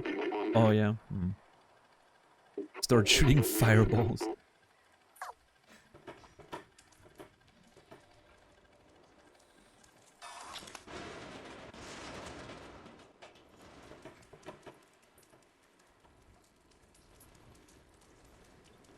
Ah.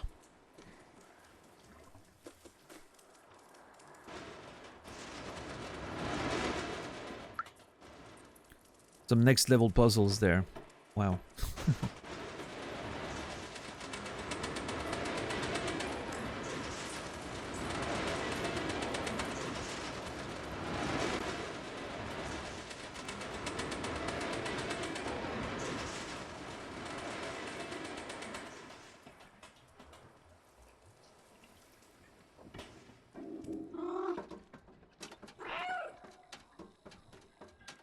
Alright, let's see.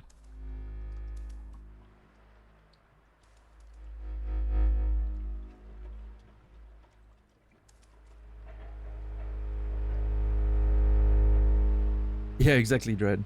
Basically a spiritual successor to Myst, with that amount of difficulty in the puzzles. Although I'm not, you know, I'm not too mad that it's not what I'm looking for in this game, right? It's just a nice way to interact with the environments. Although, I guess one could argue that there hasn't been a lot of variety in the ways you interact. Like, it's always like a lever and a barrel to roll, you know.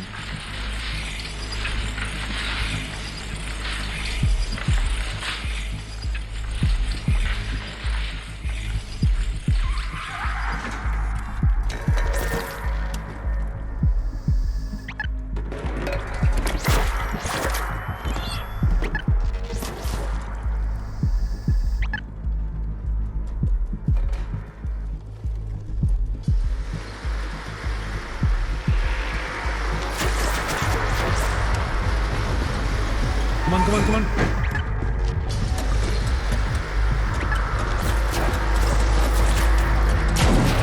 Oh, shit.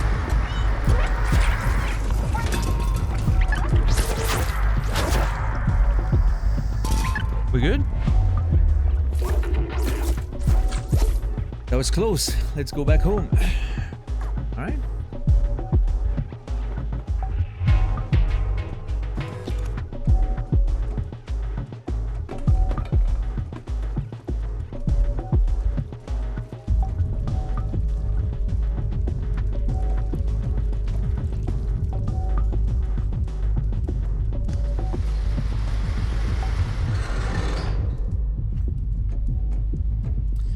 They did a good job at with the amount of time you get out of the UV ray. Like, it's pretty short.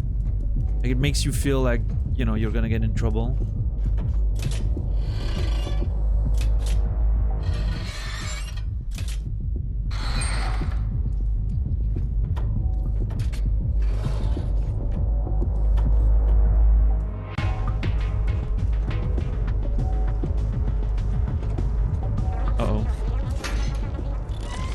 Hey, there we are.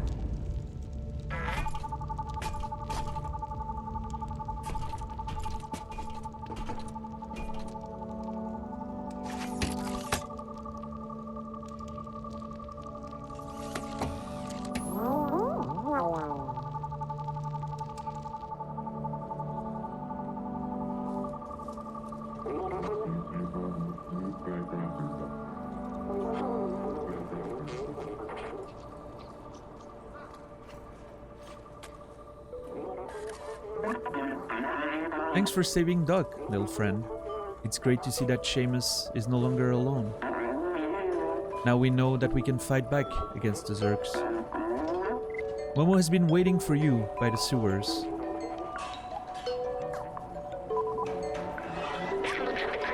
Doug and Seamus look happy. I think we did a good thing together.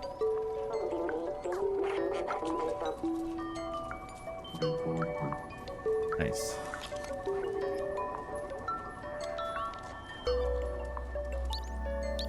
All the things are back. God damn it.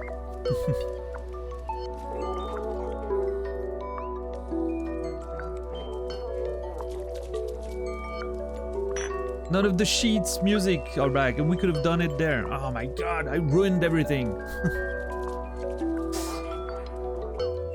If only I knew. Thank you, part-time, for the gifted sub. You Sonya's boy. Sonya's boy, enjoy those wanky emotes and not having to watch ads anymore. Beautiful. On this channel, of course. Not everywhere.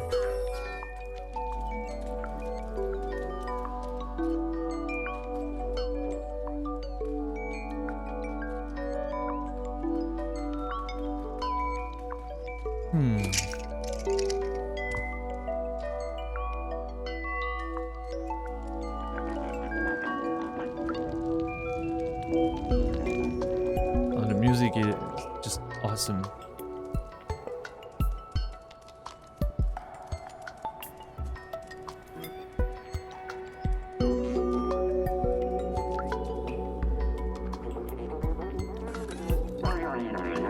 Momo will meet you at the sewers, help you with the rest of your journey.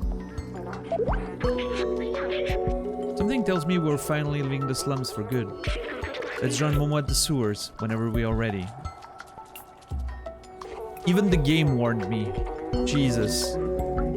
This could have been avoided. This is a disaster. What do I do?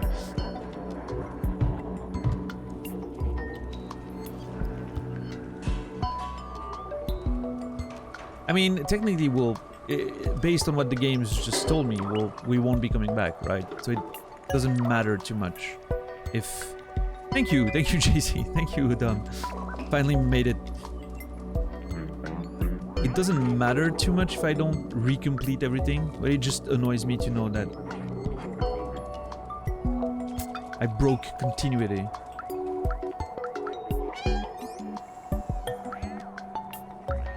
Alright, chill. Jesus.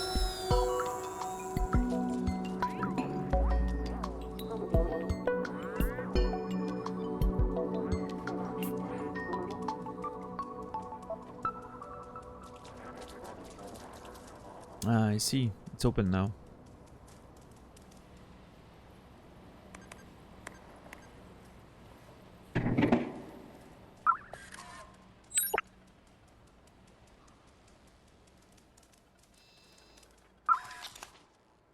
One, 2, 8, 3.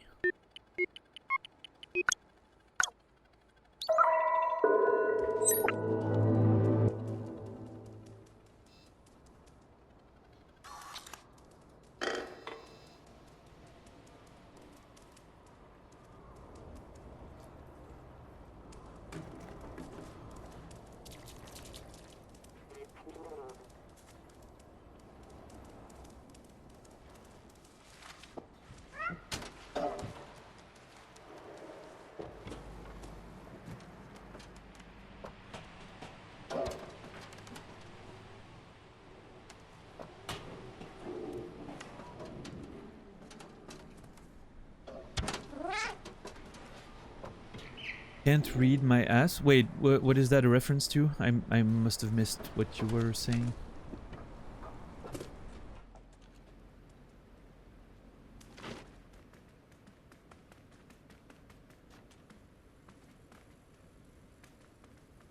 Honestly, Brandon, pretty much everything. Like, it's just, to me, it's a very complete package of what I was hoping to find.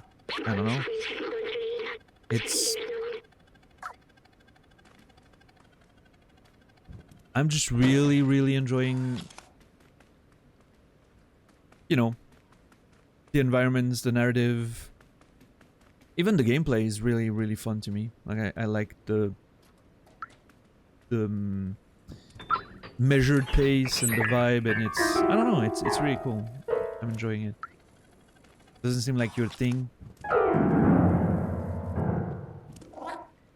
Yeah, to me it's exactly the kind of stuff that I'm, you know, I enjoy things when you have to just enjoy the environments and you can explore and you learn about the past of a world or a civilization, or, you know, the kind of stuff that really appeals to me, so.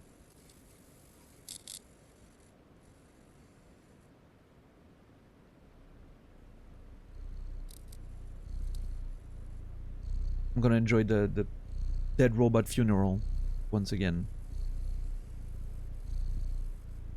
Oh yeah, you were catching up on the VOD? Nice, nice. Yeah, I think total somewhere around that. Most of them are boxed right now because I'm not in a permanent living situation, but yeah.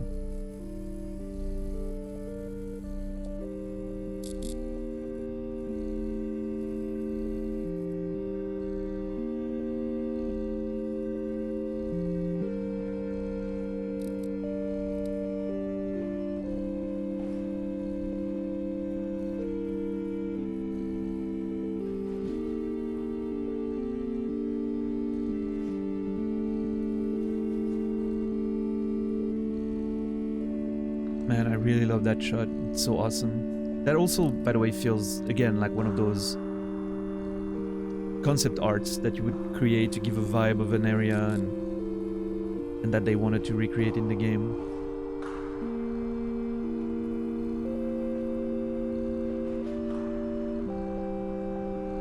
Yeah, Rico, that's exactly what I was saying. To me, it sounds like robot funeral music. And there's a dead robot right there in the corner, which totally fits the vibe. I don't know, Dom. I think I always grew up with stories, right? My grandmother would read me stories every night, and I don't know. It's just I've always loved books and stories. Grew up around books, and they were just always there.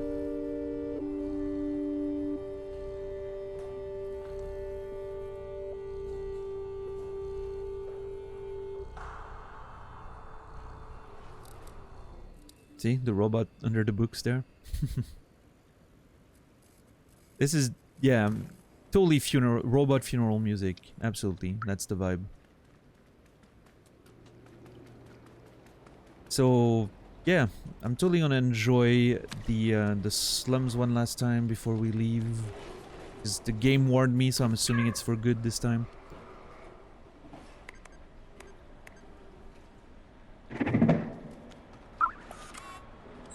So I'm gonna just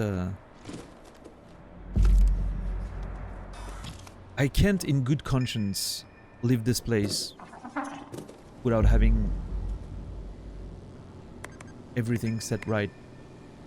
It's a weird thing with my brain there. And I'm not in a hurry to finish, so... or to progress. If my theory that the menu shows how many chapters there are, which means there are 12. I think we're on 7 or 8 right now? I think Dead End was... yeah, chapter 7. Okay, I'm gonna open my window. It's window time, as you guys know. And while I'm doing that, I'm gonna live with the... oh, it's not gonna trigger the music, I don't think, because of the current ambient track. It's fine. We can listen to the ambient track and still get the good vista. Which, again, totally looks like a concept, like, you know, concept art, by the way. Like, the view from afar, like, those are the slums. Here's what it looks like, you know. I'll read that when I come back, Dom. Thank you everyone for being here. I'll be back in 30 seconds. Don't go anywhere.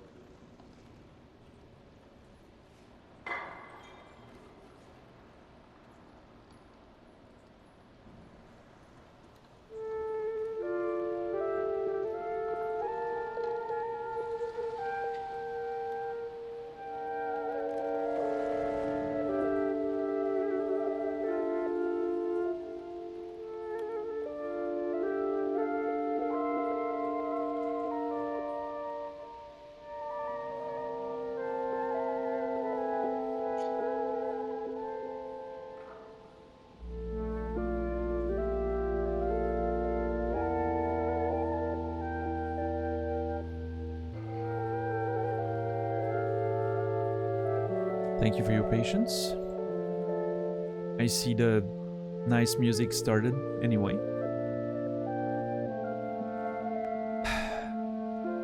What a cool vibe.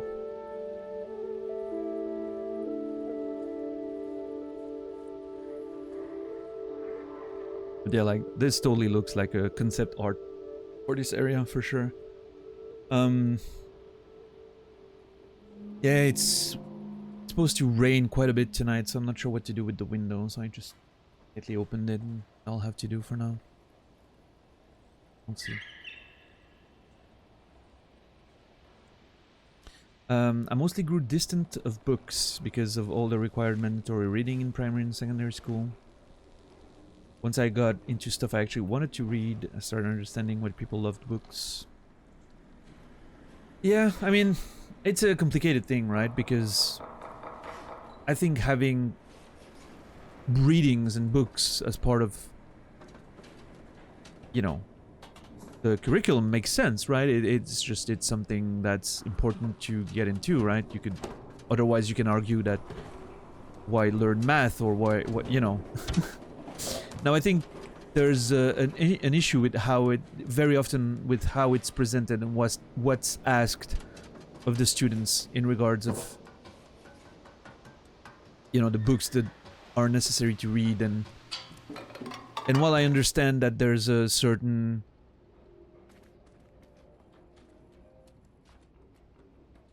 there's a lot of, you know, like, you want people to know a bit about the literature of your country, for instance, which is something you're gonna add to the curriculum, of course.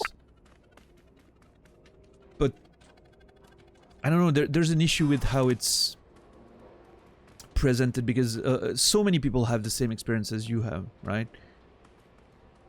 And this makes me feel like there's a failure there somewhere in the way it's done and what's asked of the students in regard to those books. So I don't know, like, you can't simply tell students to just read whatever they want, right? Like, it's nice to have some of that, of course, like, you know, free reading, to read whatever you want, and just give them time for that.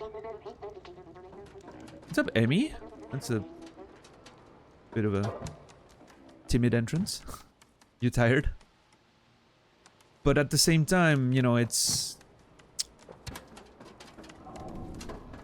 hard to make old classics that are deemed important to at least know about, to make them interesting to read, right? So, I don't know. I don't quite know exactly what the best way is. Oh, you were doing a meow type thing? Okay. Yeah, okay, alright, I get it. You're a cat. Sure. You're gonna have to make up your mind. Unicorn, or cat, or just, you know. Come on, Emmy, just figure it out, okay? You're asking us too much. We need to keep track of which animal you are now. Jesus.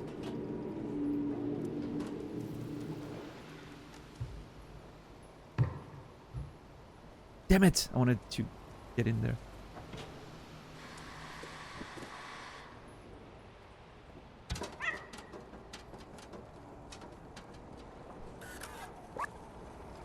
Alright, 3 cans, 1, 2, 3 sheets. I don't remember where all the sheets are, which is gonna be a problem.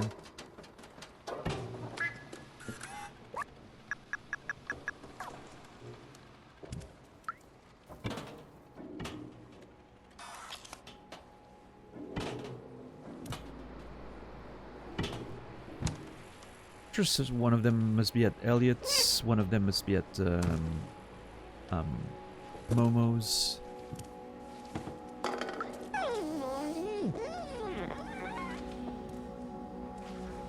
Wait, the detergent's not here anymore? Oh, I guess the detergent's considered like a mandatory thing you have to do, so it's not here. Which means I technically can't reacquire the wire.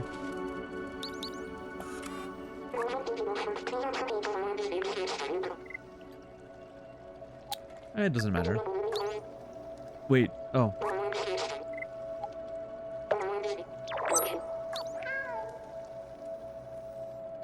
What are you talking about? Oh, you're talking about a song? I don't get the reference.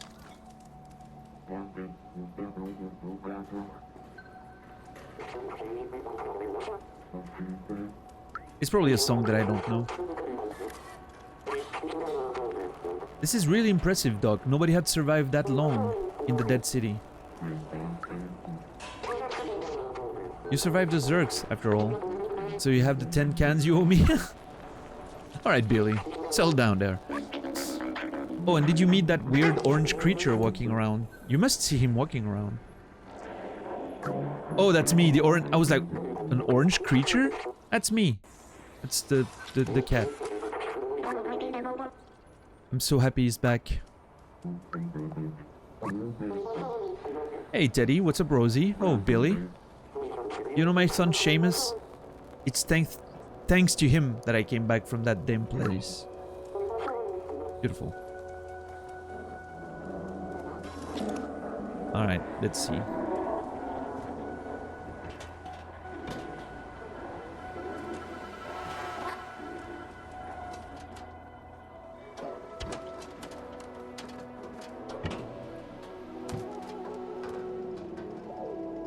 That's Elliot's place, but it's closed right now.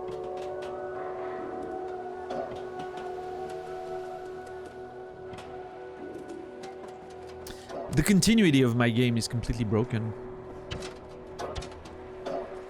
I don't mind too much, but I would still have rather not that happen.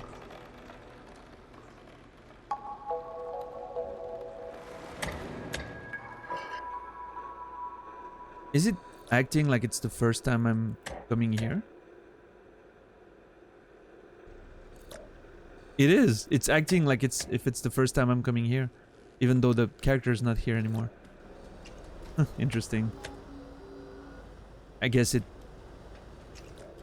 kind of going on and off with the chapters kind of broke the what do you call that, like the switches in the coding of the events. Like it thinks it hasn't happened. Interesting.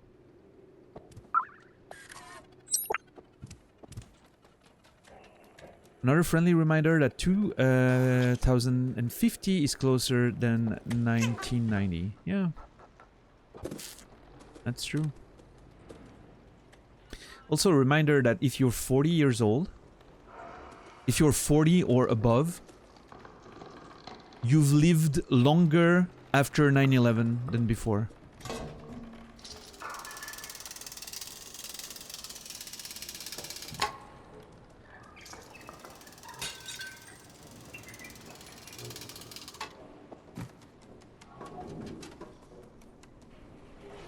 Yep, part-time, yep.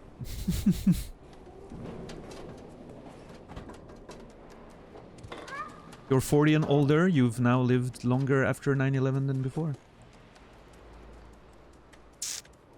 By quite a few years, by like more than 1 year. I remember when I was exactly at the midpoint, and it was almost a year ago, I think.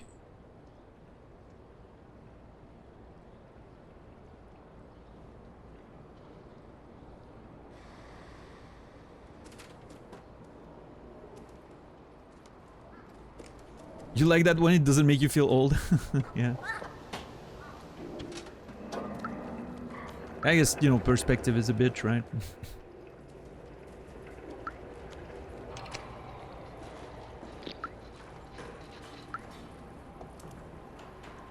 Cleopatra lived closer to the release of the first iPhone than the building of the Pyramid of Gizeh. Yeah. I don't know how you pronounce the Giza in English. It's Gizeh in French, but yeah, I don't know.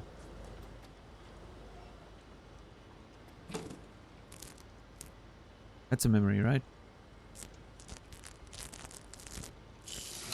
Oh, that's the exit. Okay. I feel like there should be a sheet music somewhere in there.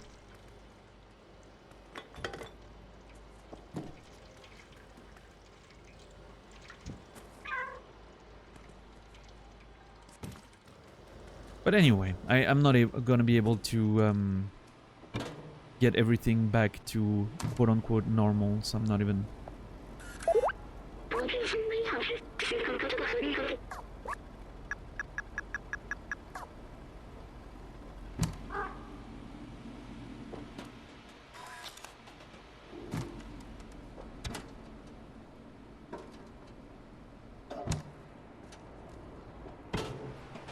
Oh, wait, yeah, part-time. I actually...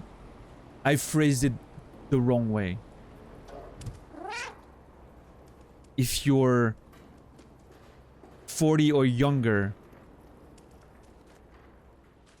Yeah, I phrased it the other way around. That's my fault.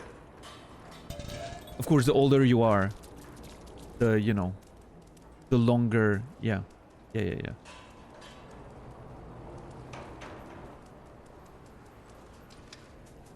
That's interesting, Lobster, because like for me it doesn't hit at all, because people around here have been able to drink for a few years if they were born after 9/11. Since the drinking age is 16 for certain drinks and 18 for everything else. Yeah, I know, Lobster. I was just confused.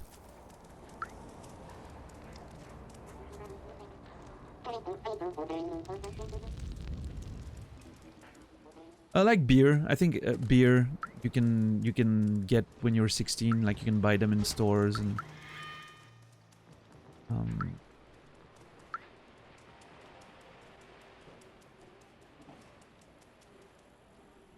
No, of course. Strange pie. You know what I'm trying to say, though. Quite a few people born after 9/11 can already drink. Yeah. So yeah, like for beers and everything, you can actually go in a store and buy a beer at 16.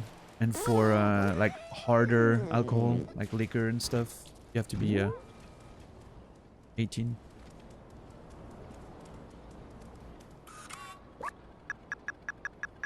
Oh yeah, certainly part-time. I mean, if it's like clubs, I've literally almost never set foot in a club after being of age. I went quite a few times in clubs when I was like 16, 17. And once I turned 18, I was like, yeah, kind of over this.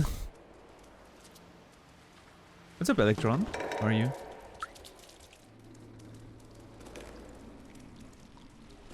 There it is.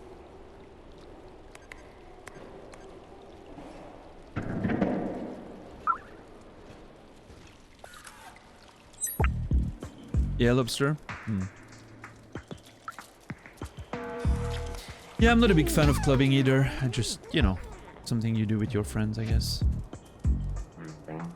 I'm really mad that I can't go around in a circle and just, you know, go on all their legs. You know, go in, like, between the legs and...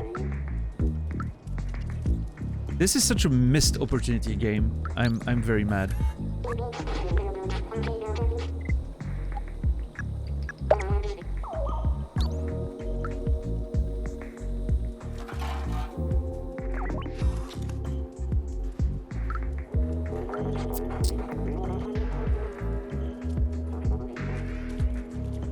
Partied a couple of years around 15, 16, then became boring after that.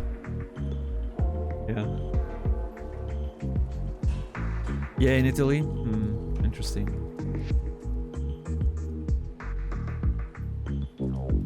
I do think some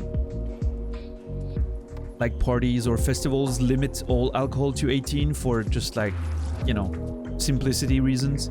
But like if you go in a convenience store, I think you can buy beer at 16. Although that might have changed recently to, again, the sake of simplicity, but legally I think it's 16. What's my opinion on KFC? Never had it. I don't know. It's fried chicken, probably good, right? I don't know. If you like it.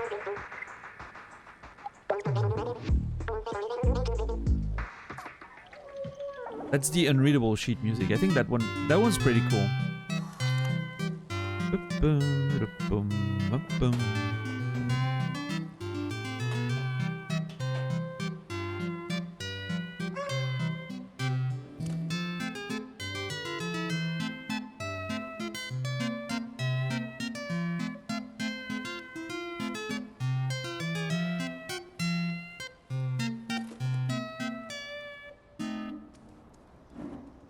All right.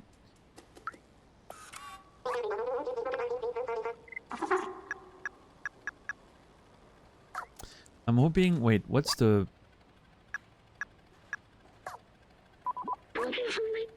I didn't find the I didn't find the one that I was looking for, which Naz missed when we were there.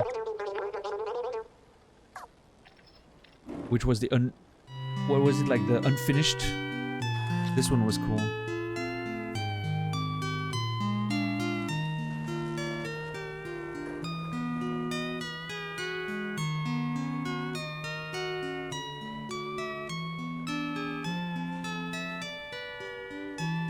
So, Rico, when you say rock club, you mean like a concert venue or something like that? Is that what a rock club is for you? Because I know we don't use the same terms for everything, so... Yeah, I've been in like, I've been to a ton of shows and concerts. When I say club, I really mean like the, you know, dance club with, you know, electronic music and just dancing and drinking.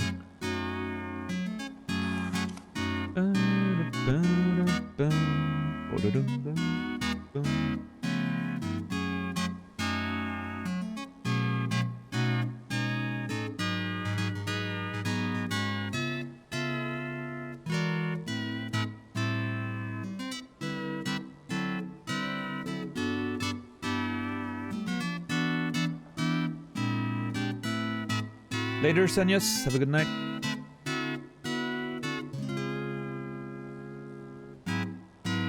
A rock club is just a nightclub that's made for people that like metal, rock, screamo. Okay. Can't remember being to something like this.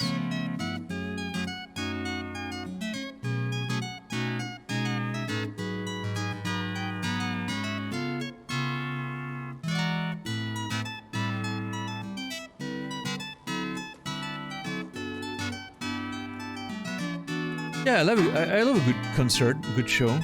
I've liked quite a few festivals when I was younger. Again, not been to a festival in a long time, I don't think. But like the general idea of, you know, shows and concerts. My last concert was 2018, I think. 2019, actually. Oh, maybe 2018, yeah. And then the pandemic happened, and like I was supposed to go to a concert earlier this year? Yeah, in March this year. Cancelled. But, yeah.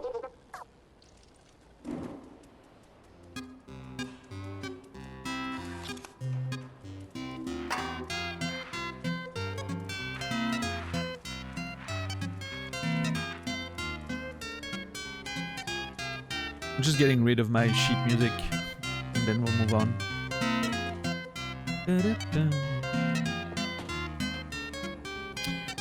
Dance with the Dead and Perturbator next month.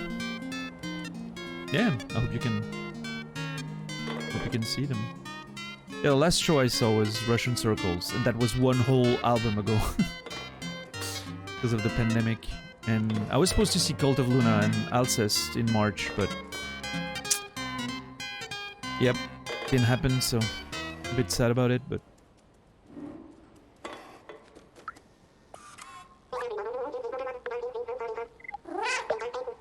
Petite valse.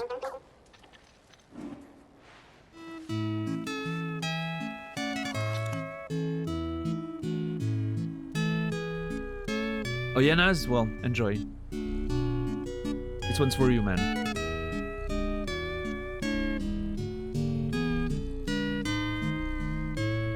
Yeah, Rico, that sucks.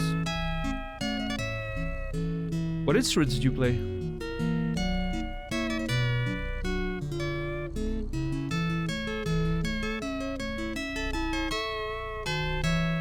Or, the way you phrased it, I'm assuming you're participating in the show as a, you know, musician, but maybe you meant like something you want to go see? I'm not sure.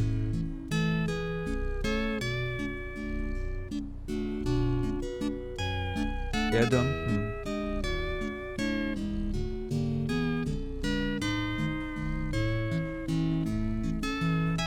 You've been watching online concerts? Yeah, but it's... I mean, it's nice, but it's not the same, right? I want to... like, when I'm going to see a show, I want to feel the music, right? Like I want to feel the vibrations going through my body. That's part of the experience. But, I mean, you know, I'm glad bands were able to do live stuff online. It probably kept a few bands from just simply dying, right? Or, yeah, I mean, it's... keeping culture alive during the pandemic was really complicated. It was a big talking point here, at least in Switzerland. I wish this was the case, Electron, actually. I wouldn't... well, I mean, I don't know if I wish it was the case, but I wouldn't mind if it was. I would find that interesting. This is the music Nas plays in his head when he dies on one of the runs. Dude, that would actually be awesome. If this played.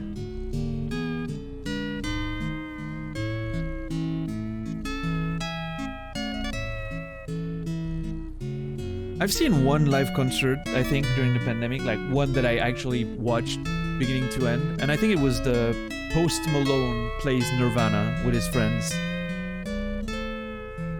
That was actually very interesting.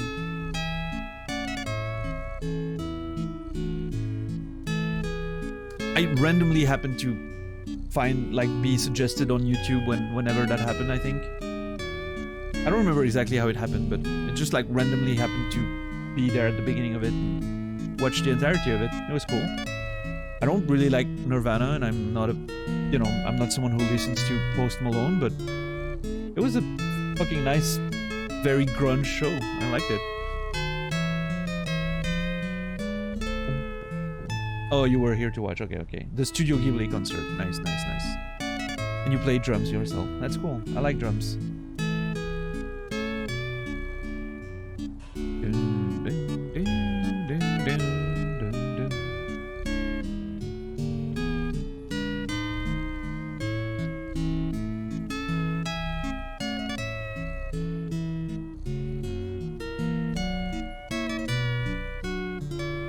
I had a thought, but I think I lost it. Oh no, I was actually going to refer to, we were talking about wrestling yesterday with Naz and all of that, and it's interesting how wrestling dealt with the pandemic. I thought it was a very interesting example of how to adapt your cultural products to make it in those weird situations. Because it wasn't just, we'll make shows offline and, without an audience and just air that, They went all the way, they created those walls of people that could tune in with their webcams and you could see all the faces of the crowd, but they were screens, right? Which added a sort of weird element, but it was so dystopian to me. It looked like one of those sci-fi dystopian things when you'd see all the faces in screens and nobody meets in person anymore. But it was kind of a nice way to still bring the audience in, right? And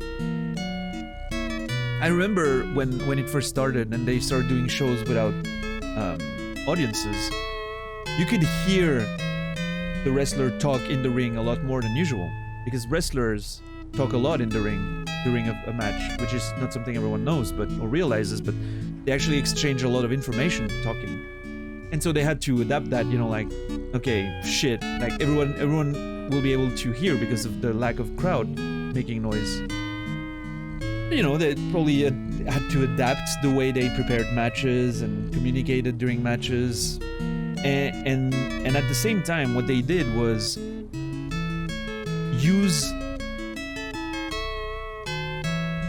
live conversation during the matches a lot more than usual, because usually you wouldn't be able to listen to conversation. You wouldn't be able to hear what the people are saying to each other. So there they started using that for storyline reasons. You could hear them insult each other or trash talk each other or move the story forward with action dialogue, which is interesting because since that happened, even now that it's done with crowds again, I feel like they've tuned the in-ring mics a little bit more. Like you can hear them communicate during the matches, say shit to each other a bit more than it used to. At least I think it is sometimes. I'm sure they play around with that, with the mic mixing and all that, but I feel like that's the thing that changed during the pandemic, and that is going to leave a lasting impact on the industry in an interesting way. But anyway.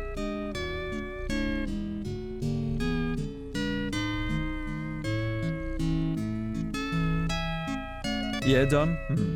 I got it once in January this year, and I'm still not sure how. I think I just got it while grocery shopping, I was going once every 2 weeks to do groceries.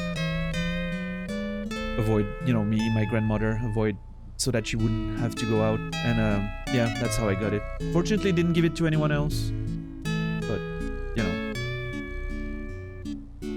Yeah, Electron? Nice. It's interesting that low roar, for at least a lot of gamers, is immediately associated to Death Stranding. It's a band that I was listening to long before I knew Death Stranding was gonna be a thing. And now it's just like, oh, it's the Death Stranding band, you know? Which is interesting. I mean, it's great. They clearly have many more fans now, and they totally deserve all that attention. If you like low roar, and if you don't know about slow metal, I highly recommend it. Slow metal. It's I believe they're on the same label as Hammock,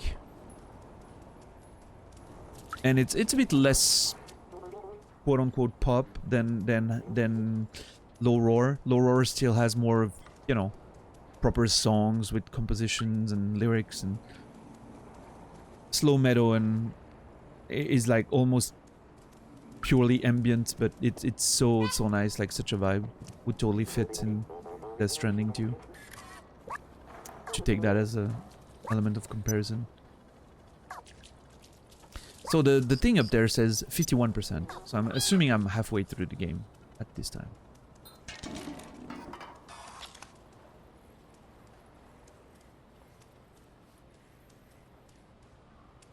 They just announced earlier that they're canceling their tour. You mean Low Roar? Well, time to get your money back, Electron, I guess. Man, I'm really looking forward to give Death Stranding like a proper crack. I really liked what I played, like when I started the game when it released. And then life happened and I just stopped playing after. I spent like 20 or something hours, I believe, in the first couple, like the tutorial area with where you carry the body, and then another one after that. And I didn't go any further. I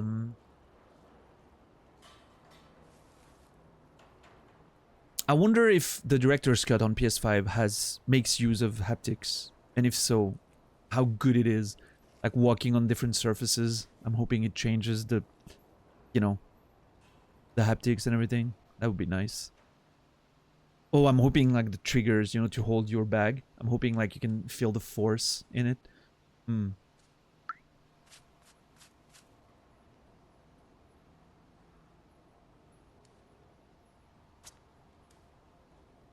Ah, that's unfortunate, Tom.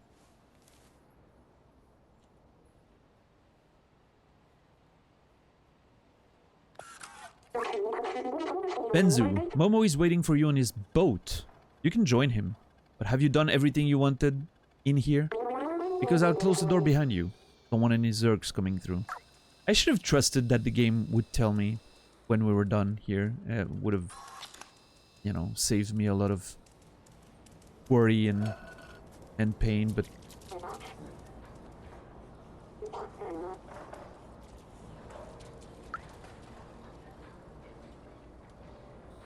Goodbye, lads. It was fun knowing you. I was really, like, I was so certain that Doc would not make it home. We would have, like, a tragic situation, but... I'm glad he got safe.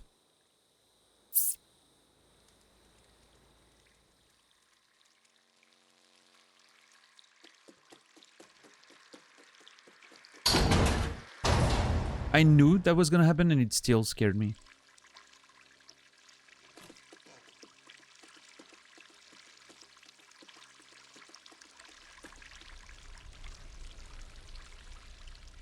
Come on. I fucking hate that. What are you... Okay, can you tell me what it's focusing on right now?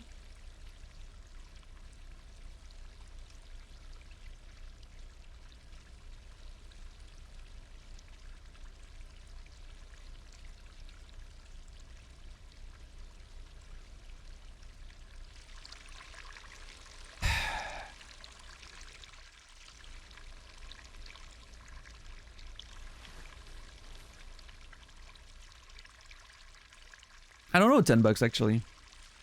I think it depends on what comes next. In a way. I think it's fair. I mean, it would have been interesting to have a tragic, you know, like him getting half eaten just before reaching the exit, and the people hearing the commotion and opening the door and getting him in, and then I'm killing the Zergs, and you know, and then there's a sad moment. It would have been, but it depends on the themes, right? Because it would clearly set up for a very different type of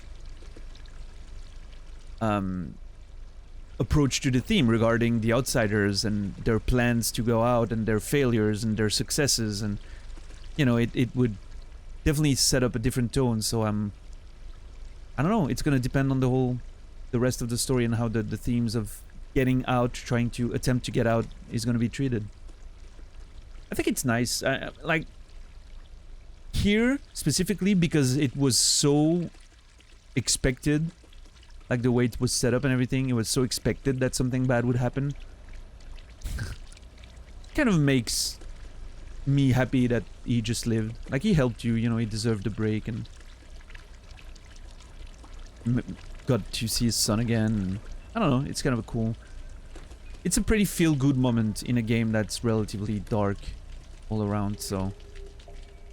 I'm expecting the next beat is probably going to be a bit more rough. We'll see.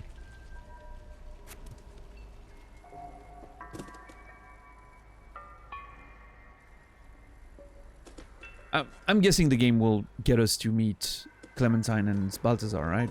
So...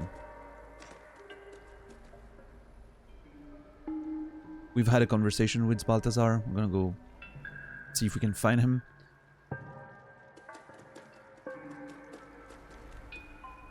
Yeah, I like that scene, Dom, for sure.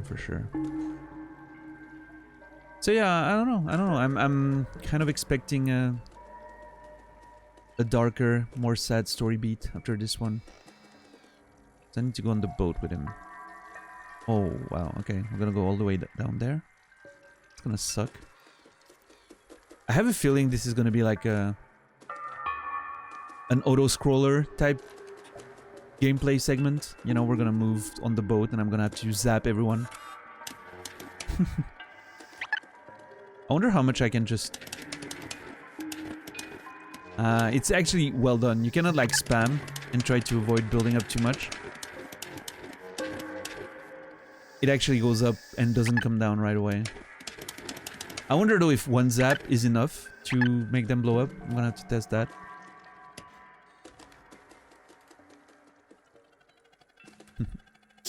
Another bag of hardware. That's a network card. Huile de truite. Trout oil. Balsamic vinegar. I can probably read this time. The textures are so much cleaner. Warehouse V6. 21.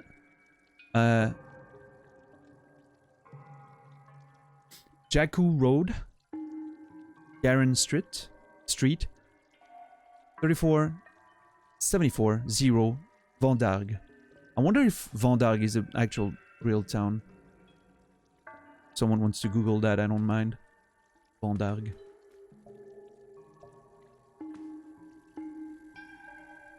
Oh, look at that. Opening. Okay, there's mistakes there. First of all, ouverture is supposed to be ouverture. There's an R missing. 24/7 is what they were trying to say there. Le bout du monde, which means the end of the world. I don't know, $10. Probably just a you know, lack of time to check all the assets, I guess. Bar club.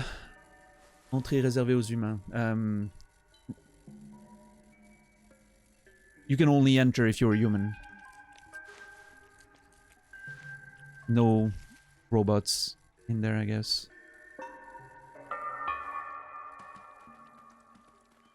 Which leads me to believe... It's interesting because the robots clearly like the humans enough to keep imitating them and trying to maintain their society alive after the humans disappeared, right?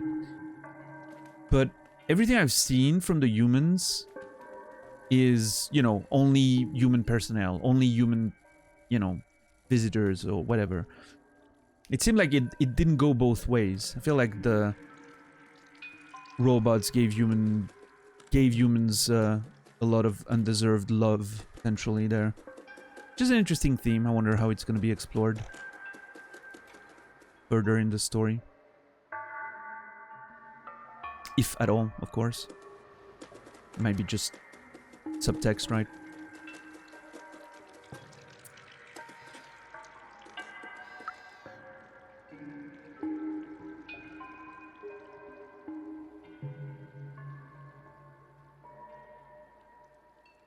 Yeah, there's an idea of...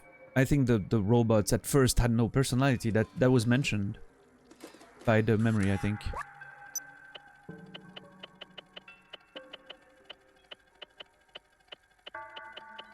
There.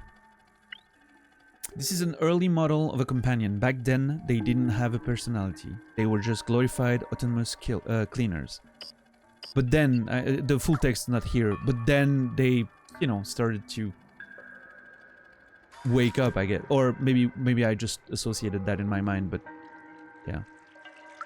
They later developed that affection for humans and wanting to help them and just continue their legacy even after death. I really wonder, again, going back to that idea of a pandemic being mentioned on a poster really early in the game.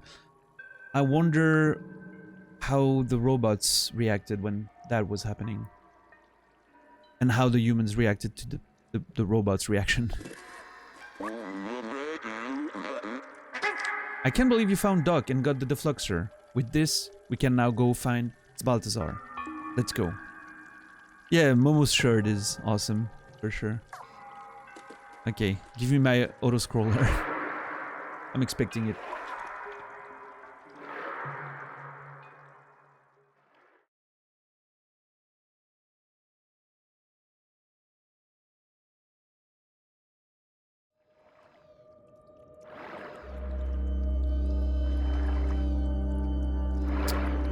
Sewers. Man, this looks so fucking cool. I just love the design so much. City Technical Network. Yep. We started in the City Technical Network, like all the sewers and water passages. I remember seeing that writing on the wall.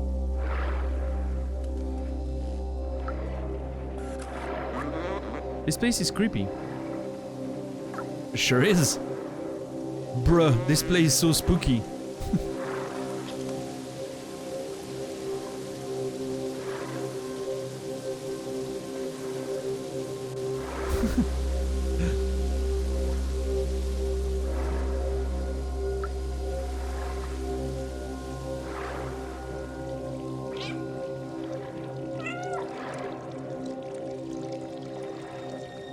Oh man, look at that.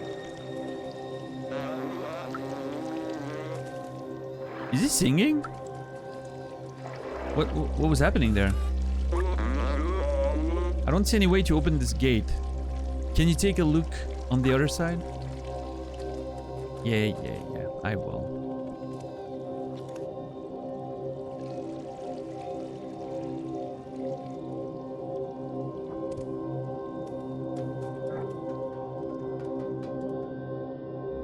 Oh, what the hell? Those are big fucking eggs.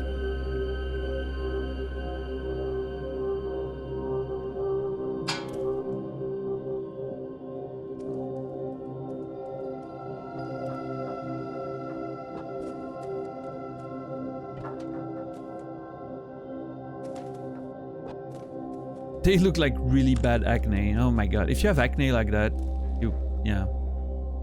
Probably get it checked. I don't know.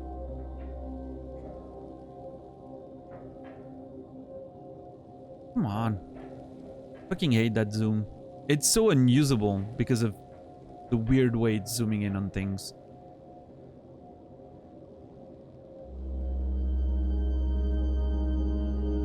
They look like Okay, I know this is gonna be disgusting, but they kind of look like dumplings.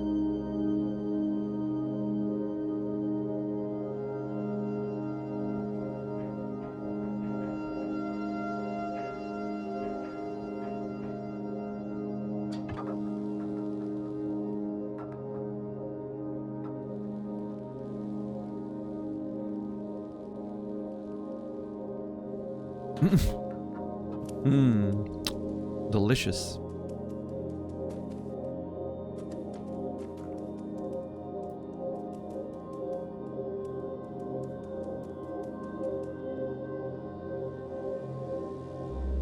First time I've ever heard of that. Mozzarella?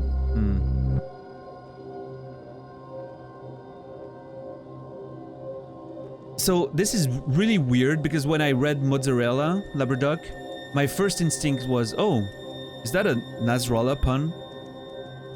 And I was looking for the joke, and it took me really like a full second in my head to be like, oh no, that's just literally how mozzarella is written. Which I know, you know, but I don't know why my brain was like, oh, is that a Nasrallah joke? Oh no, what's happening? Nazarella, yeah. Under my Nazarella, Ella,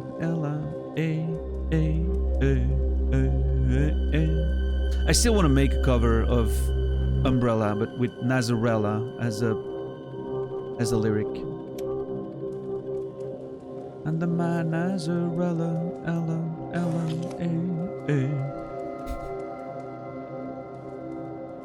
But if I'm gonna do it, I'm gonna do it right, like with proper, you know. Oh shit!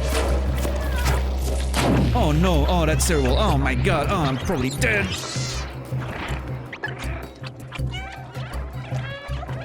Okay, I need to find a good angle.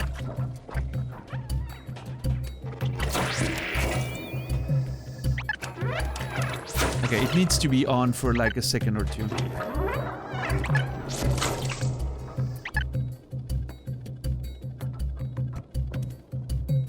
So this is like when you, those videos that I'm sure you've seen some of them on Reddit or anywhere. People breaking like a weird nest or a spider egg concentration or something. And then there's 1,000 of spiders just coming out of it. That's what it felt like right there.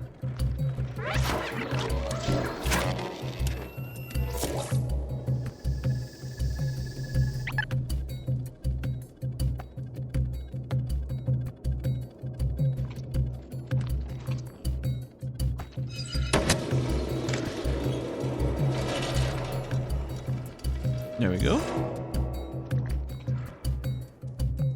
Let me on. Momo. I've never been this far out of the slums. With you here, I'm not even scared. Oh god, this is not gonna go over well. Momo was scared to go out. And now he finds the courage to go. With me. It would be very mean for the riders to make us fail to protect him. I'm sorry.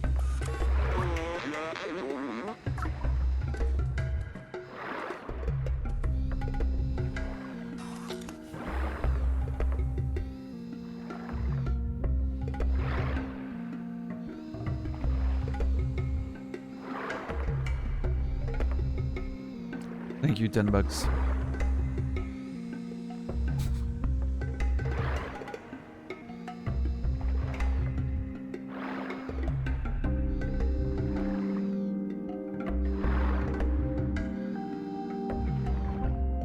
Well, I guess we made it this far at least.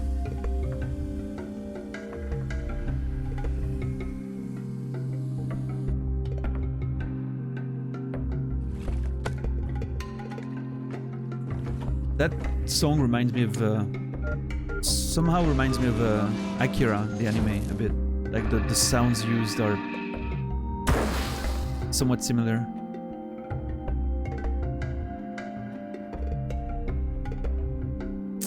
What is the deal, Momo? What do I have to fix this time? All this old machinery is broken now. I think we can only open it manually.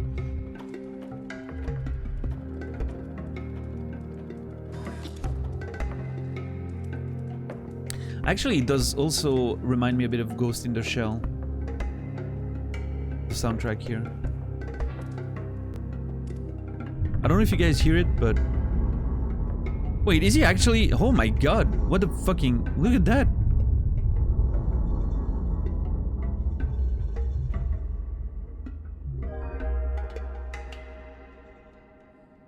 Is he waiting for me to do something? I think he might be.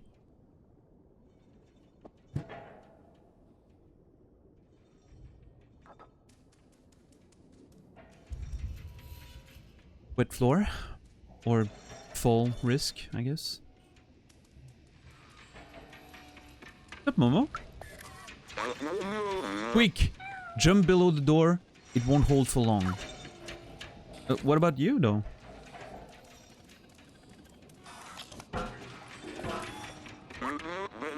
I can go on with you, but I won't stop looking for a way. Aw, I'm alone again. Be safe then. When you find Balthazar and Clementine, tell them I was brave. Aw. You were, Momo. You were. You finally, you know, got it together. Well, you know. Hopefully you can make it back safe.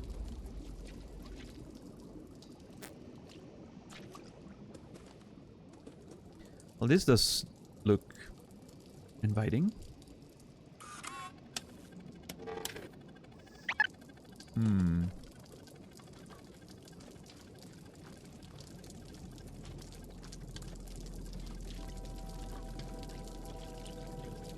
Oh boy. Okay. All right.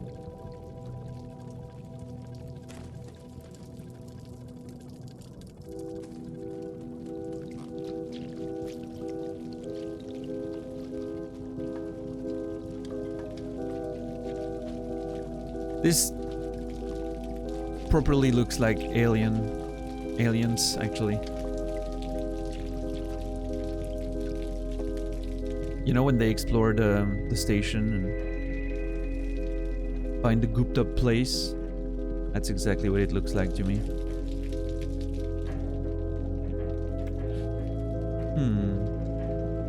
Oh, what the hell? Spooky music, yeah. What is happening here?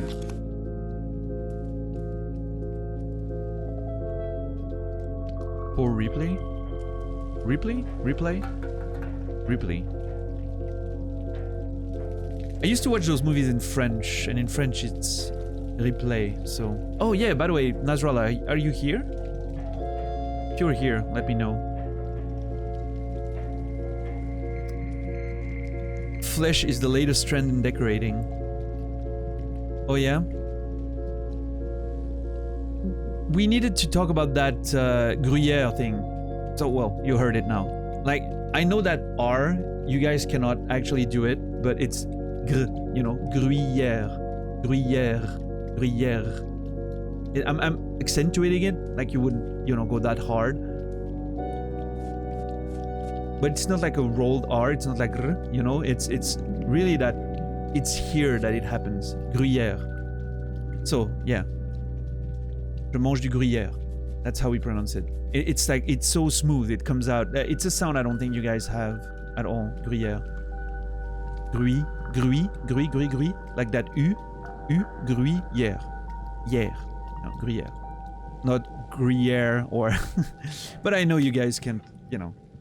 I'm never making that sound unless I am dying. Okay, yeah, I mean... And now, your mind is affected.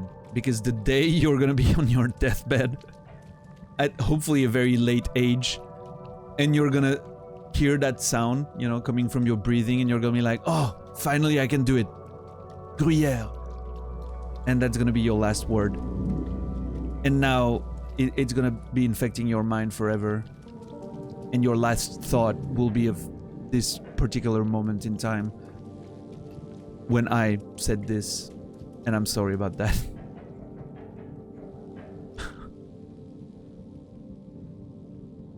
Lopes? How are you, dude? Long time no see. Well, I mean, actually, no, I saw you yesterday on your channel. You were playing that beautiful janky game. What's the name of that game, by the way, Lopes? Because you were on the retro category, so...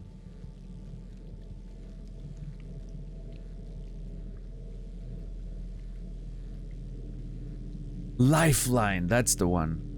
Dude, it looks so... Like, it actually legitimately looks horrible to play, but so much fun to create content with. Because it's so much of a mess. And I love that you were just going insane, repeating the same shit over and over. And when you start actually being... Weirdly enough, when you start being weird or insulting towards the character, that's when suddenly she perfectly understands what you're trying to say and just claps you back for it. A shower? Nah, in your dreams, bud. What was your girlfriend's name? Marianne. Lydia? Oh, well, no. Just completely nonsense. It's beautifully chaotic, yeah. You'll be by my bedside holding my hand and I will whisper it as my dying word. I can see that happening, Naz, unfortunately, for both of us. Yeah, what's up, Lopes, man? Are you doing that Adriana thing or not? Did you talk to your girlfriend about it? Is she okay with it? Is it gonna be a thing?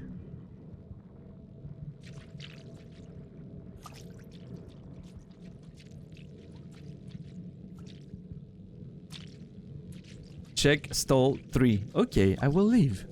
Shoot, shoot, shoot. I'm sorry, I don't understand. Shoot! I don't understand.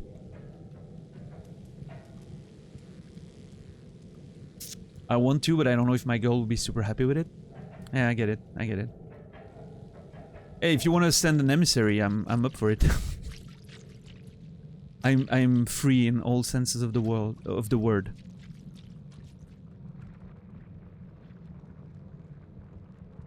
Oh, Dom, it's like a game thing, like a dating game she's doing on her channel, I think, with one of her friends, if you know what I mean. So and Lopes was invited, but of course, you know, Lopes has a girlfriend, so I mean, I don't know. It's just content, right? So I don't think you're... Well, I mean, I don't think your girlfriend should be worried or mad about it, but I understand if you know, if it's an issue. I totally get it, you know.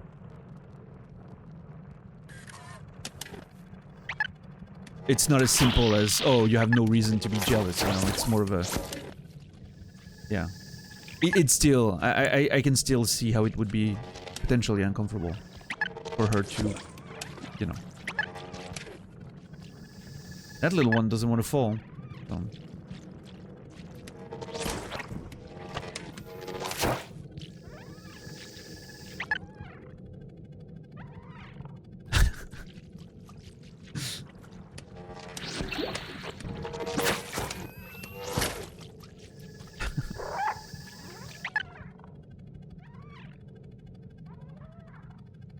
I mean, that's the thing, right? Naz, like, if when I'm saying, like, it shouldn't be a problem, it's because, you know, there's no implication.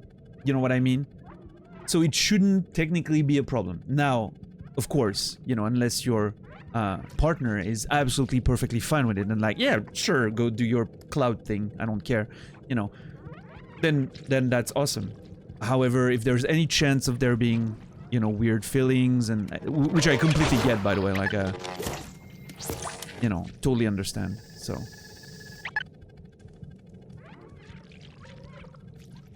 Yeah, it's emotions, right? Emotions are not as easy as, oh, it shouldn't be a problem, you know.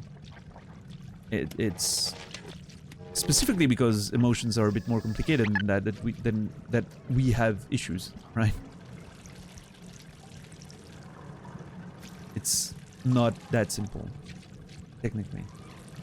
Yeah, for sure, Lopes. It's a cool thing,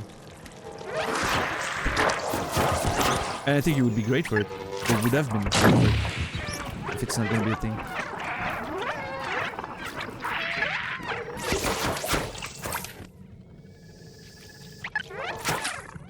I feel like it's cooking them really quickly, and so they blow up, like an egg in a microwave.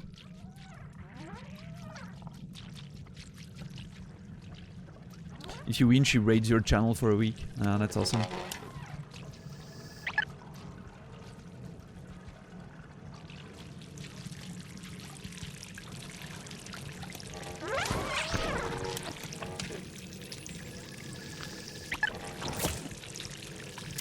Later, Dread. Have a good one.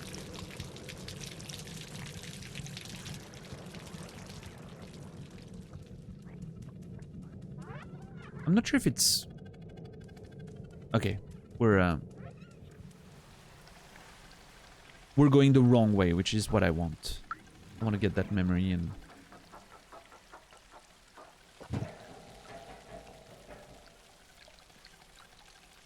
Oh, really?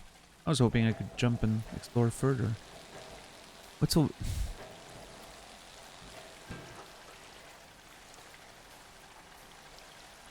Yeah, exactly. Lopes, exactly.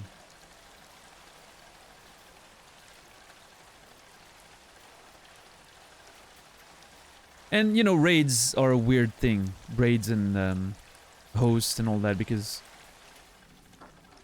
Sometimes it's a question of... Do I want that community? You know what I mean? Like, do I want that community to become part of my community? And, you know, I'm not talking about this particular situation, by the way.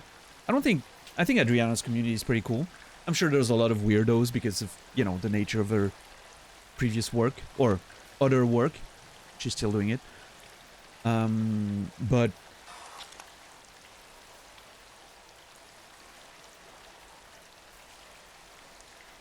There could be a big question of, do I want those raids and that kind of community, right? Like if, I don't know, say if someone like XQC was just suddenly raiding me, and like, do I want those people? Actually, do I want those people? Some of them, sure, but you know, like, there's more of a question there than, you know, just... Oh, it's numbers, it's good, it's more followers, more viewers, whatever, you know. And then there's another part to this, like with the hosts, I think, can be very interesting in the sense that if you're in a category, for instance, that is very competitive, having that boost pushing you up, that can be really cool. But, you know, it's more complicated than just raids are awesome all the time. Right. What's up, Dax? How are you doing, man?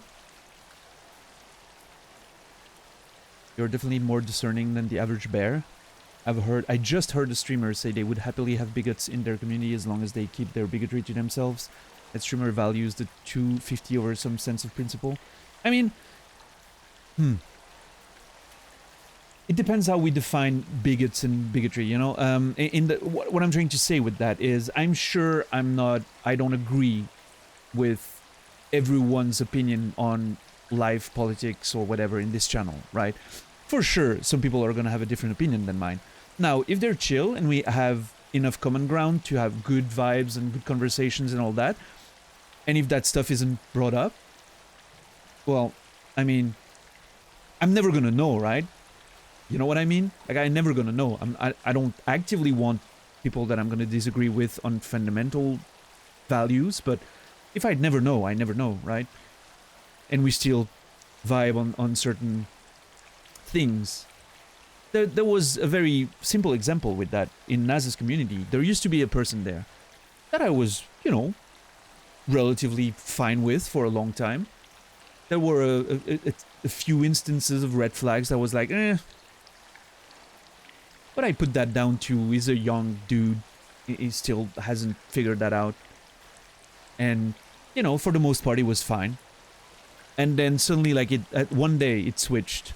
And the dude said something that literally made me go crazy. And I went on a rant.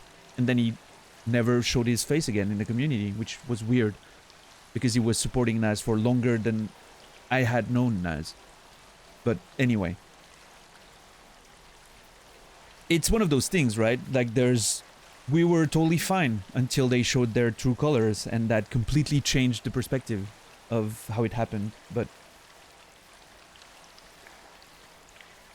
yeah, phrasing it in that way, like I would happily have bigots in my community, that's kind of weird, of course. I would much rather have people that share my values, you know. Now, I'm sure there's people that I don't agree with on some points, but I'll never know, and that's probably fine, you know. And again, I don't have. It again depends on how you define bigots, right? There's extreme shit that I'll never agree with. Now, if someone has different political ideas than I do, and I mean that's fine, right? I don't want an echo chamber. As long as we can have respectful conversations, it's gonna be great. So. Right, that makes sense. You'd rather them wear a cowbell so you see them coming. For sure, for sure. But again, then we go, exactly, we go into semantics, right? Of what do you tolerate or not.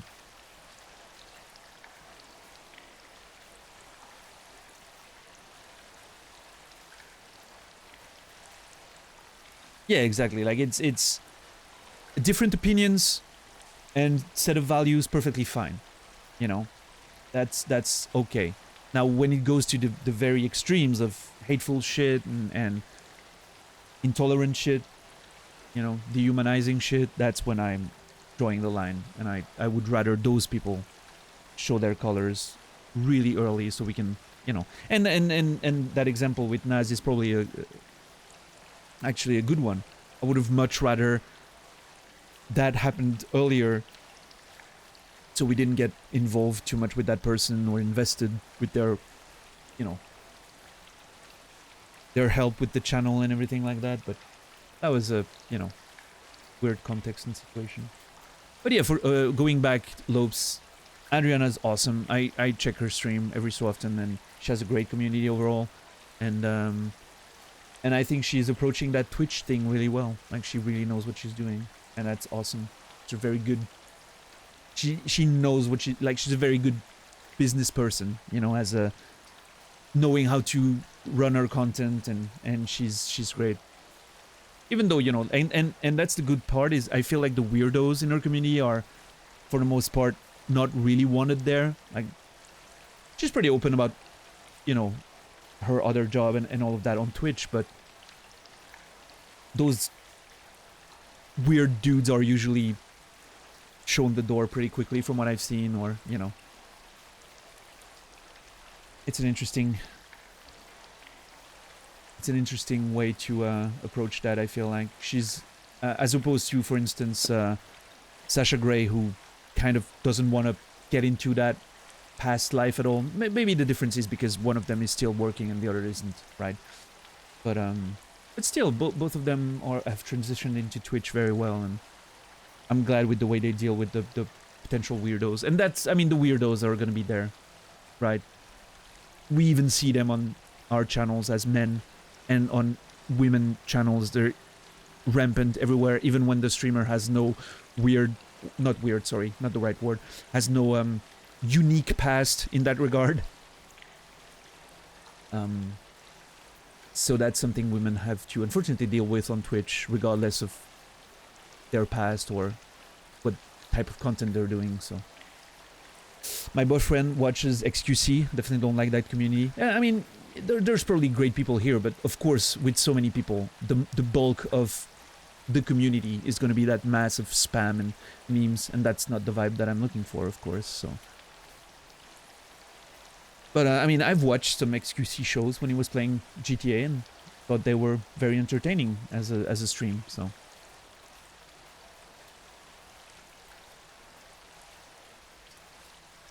Yeah, exactly, Dax.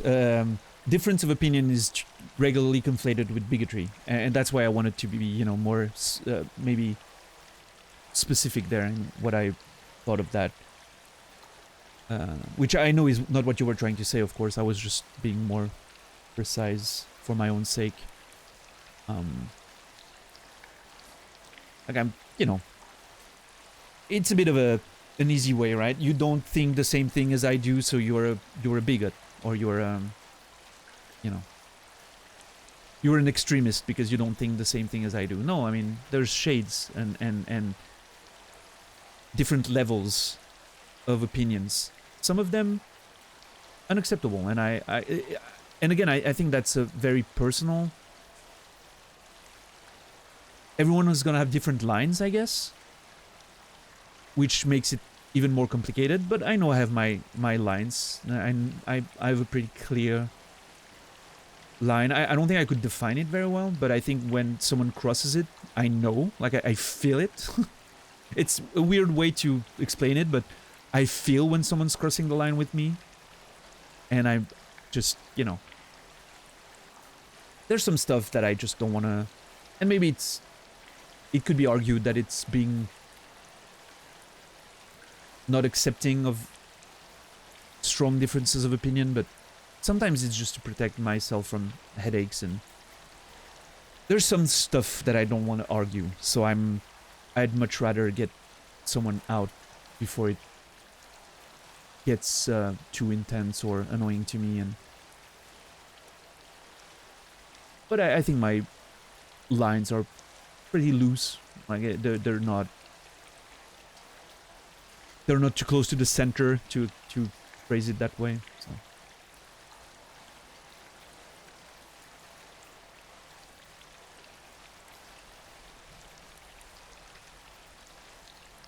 Yeah.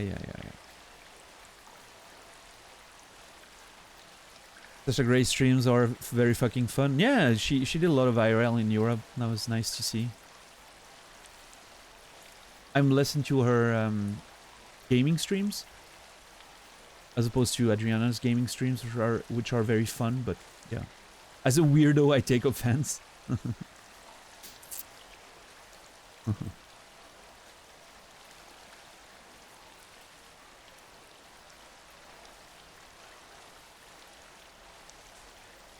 Might be weird, but part of why I was drawn to this community is the liberal use of the word cunt. It says to me that the people here are context-sensitive communicators, which I love. Yeah, I think context is extremely important. What's up, Zulu and Tommy? How are you guys doing? And I've never watched Mia Malkova on Twitch. Cantavius. If your girlfriend's okay with it, I guess. Here's the deal, though, Dax. It's... To me, a word like cunt doesn't have a very heavy... I don't think, at least, unless I'm, you know, misinformed, but it doesn't feel like it has a heavy historical charged, you know, like a charged historical... what am I trying to say? A charged history. Which... some words do, and make them unusable in any context. Well, in most contexts, I would say. You know the ones I'm talking about, of course. But in the case of cunt, you know, it's just a word, right? I don't think it has that.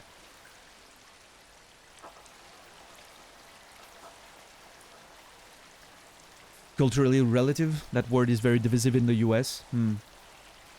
But is it divisive because of an actual problematic past with the usage of the word? Or is it because the same way shit is a problem in the US? Or cursing the name of God, you know, is a problem in the US? Because I feel like that's very different, right?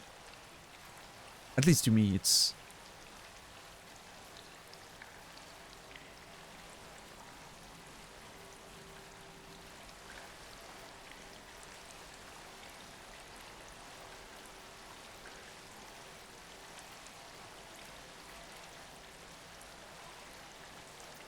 Unless you end up using it like Casey did the other day in front of a friend who works in the current NY Dem party. You're in for 3 hours of shit. Wait, did something happen on Casey's stream?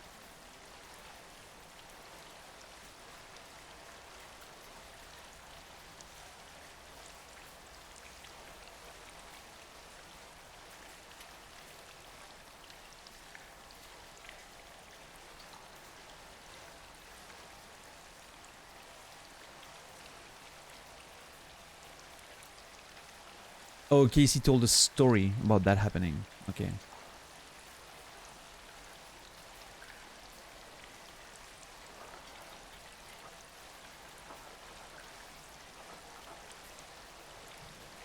Yeah, I mean, I guess for me, Dax, it comes down to some words were being used to like actually oppress a particular subset of people, right? It can be words, it can be behaviors, right? Like the same way I consider sexist comments and all of that as being something that still to this day is used to oppress uh, an extremely large, in fact, majority subset of people in our society.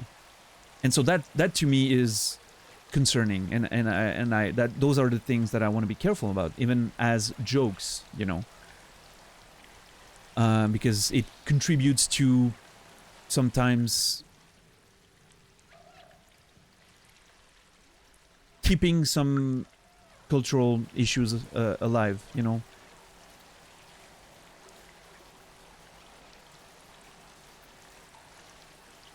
Whereas in this case, it's just like, yeah, I mean, it's a rude word. I get that it's a rude word, but I don't, to my knowledge at least, it's never been used to oppress anyone. I don't know. Maybe I might have a blind spot there, but you know.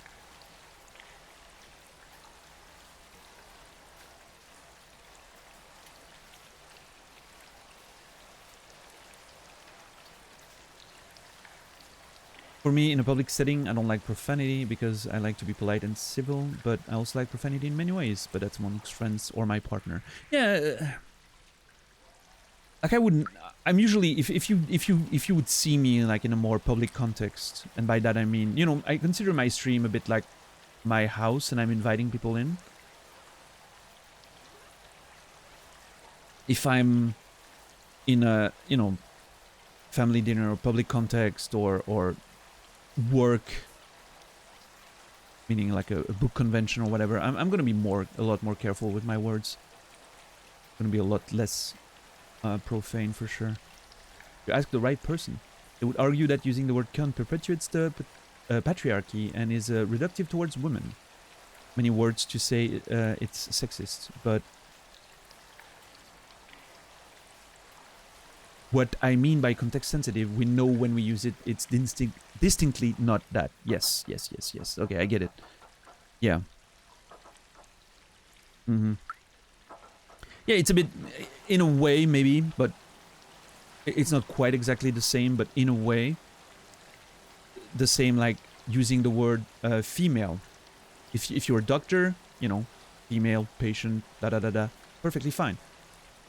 When someone uses it like, oh, a female colleague or a female streamer, it always bothers me a little bit. And I know it's like case of, you know, your own sensitivity, but I'm always like, I don't know, it feels, I like women better. Like, you know, one of my women colleague or colleague who is a woman, or I don't know. And I know it, like the person probably doesn't mean it that way, but it's been used so much in certain communities and contexts that it makes it a bit weird to me, you know, like it kind of bothers me a bit. But that, not that I wouldn't blame someone for doing it, like it's not something that's gonna make me go mad, but I'm personally trying to avoid using it, you know.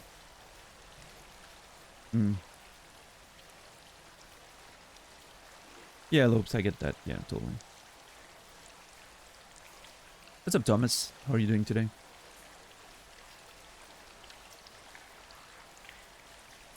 Yeah, of course. And words are extremely powerful, right? If we accept that writing, for instance, can have so much importance, and it has in history, right? To like almost everything in the world started with words, communications, wars, peace, rules, laws, everything. All starts with communications and words. So if we accept that words can be that important, we have to accept the responsibility of using those words, right?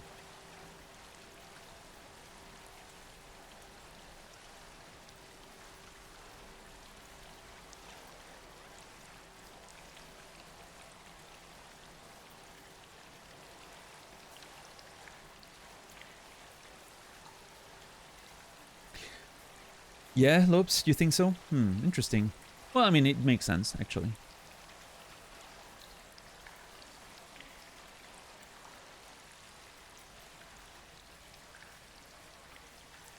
Aren't words only as powerful as we allow them to be? I mean, for you individually, certainly, I would say. Like, if my words are going to offend you or not,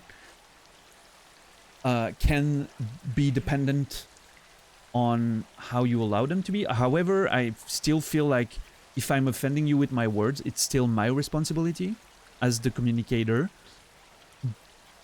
which doesn't mean that you cannot decide, you know, you can decide how not offended or offended you are, but the responsibility still falls over me because I'm the communicator. Now, what I will say is, as a society in general, we know that words have power, right? Wars are started over words.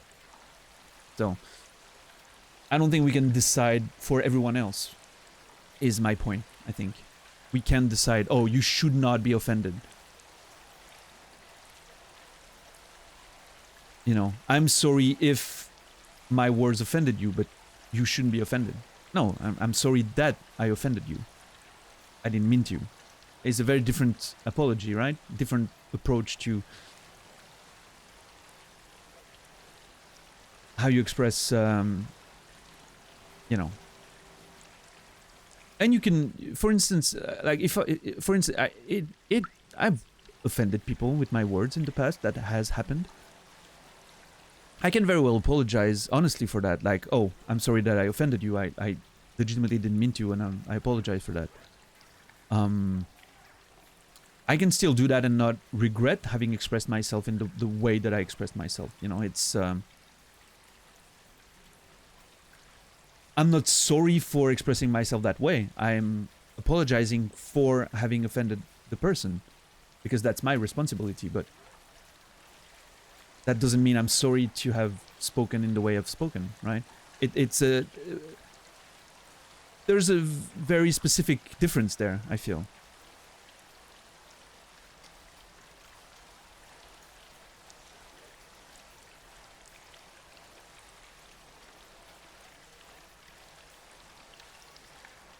Yeah, Dax, I agree. If I heard someone say that word in public, $10. The word. What is the word we're talking about? $10 in part-time? Oh, cunt. Okay. Right. Yeah, and it's not a word that we use in public, personally. When outside in the, you know, quote-unquote real world. It's just something I sometimes use on stream because it just... I don't know. The way it works. Because I guess the stream feels more like my private little corner of the internet, and you guys are invited in, like it's an open, you know, open house, but it's still my private little corner. And so there's a, you know, if you don't like it, there's a very easy way to get out of it, right? Like you can just close the tab, right? But in public, it's more like you're trapping people sometimes with communication. They can't just as easily escape. Which doesn't mean you should be allowed to say anything, by the way. I mean, you are technically free to say whatever you want, as long as you accept the consequences and for them. So.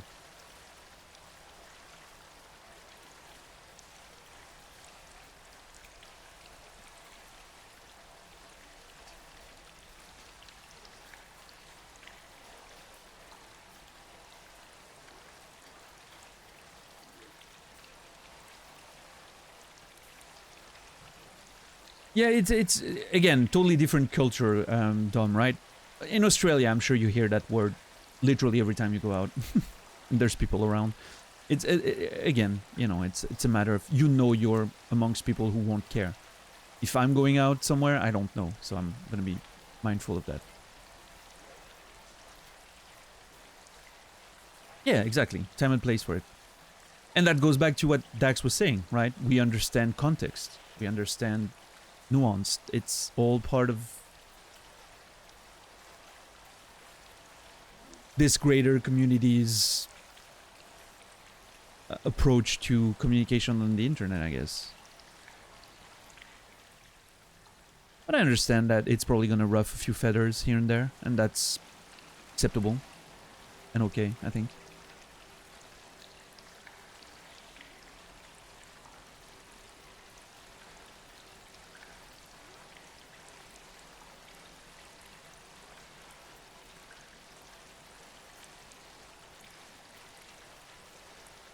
That's interesting, Brainy, because I feel like, and I'm not saying that as an attack to you, I feel like that's only a position that you can have when you're part of the privileged group. If you understand what I'm trying to say. Because, oh, nobody should care.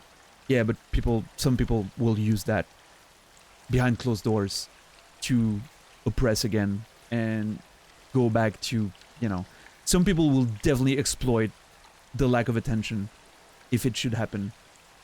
And the, you know, oh, but we're all the same, right? It's the same thing as, to me, it kind of, and again, I'm not saying that's what you said, but I'm gonna just express my idea. To me, it immediately rings a bell of, it's like saying, oh, but we should just not see colors, right? It would be awesome if we just didn't see color or race. Wouldn't it be great? Everyone's just human, right? Which only works in an ideal, perfect world, you know? In our current world, someone will exploit that to make sure that they get ahead.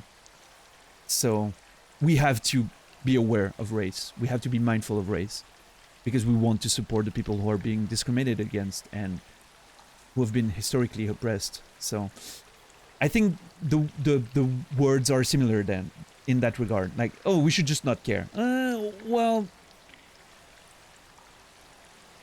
yes, again, ideally it would be awesome. However, for as long as we live in the human society, I don't think we're gonna get there. So, and again, yeah, in theory, perfect. I agree with you. It would be ideal. It would be awesome if we lived in a world just like this one. But it would not work. It would be used. You know, it would be used to by certain people to resume oppression and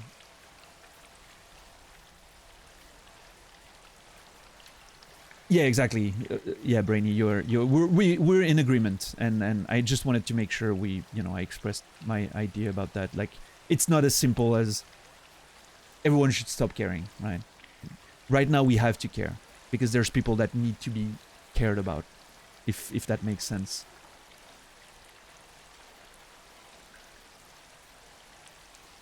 Yeah.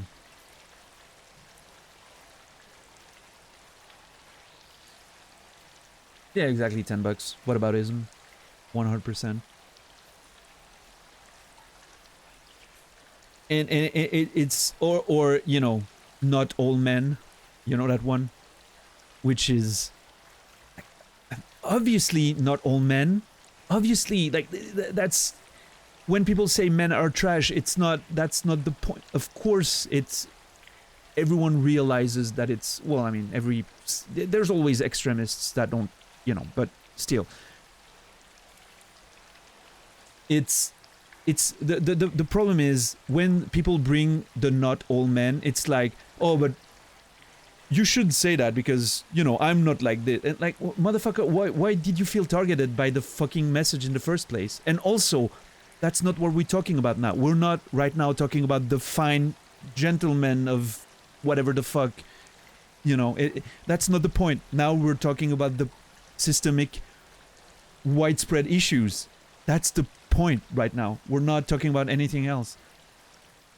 And sometimes to get a point across, you have to use strong words and sentences. So just, you know, let it go. Just, it's gonna be okay. You're fine. it's prevalent and systemic enough for not for the generalization to be applied here and there sometimes, you know. It helps pushing the conversation a bit. So let's not go back, you know.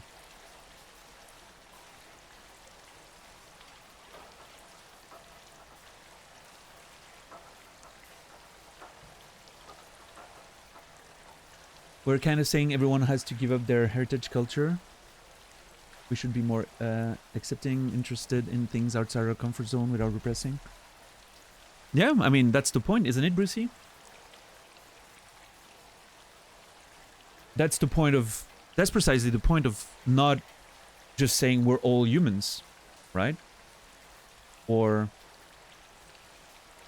we shouldn't care about the you know, no, we should be very mindful of our differences in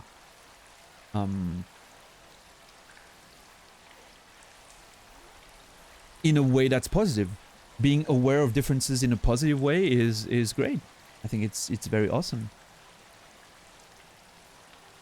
Ignoring the differences is, in our society, not a good thing, probably. Heard those words all my life from Zim, chased out, murdered, raped, all started with all Europeans are bad. I'm not sure of the context there, Labraduck, but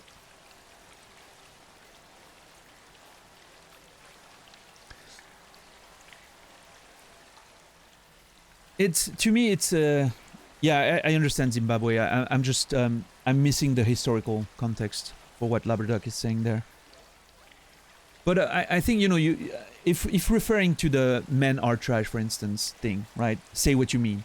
I think that's what those people are doing at the moment they're saying it. There's some righteous anger in there that, you know, yes, we can argue that maybe the words are a bit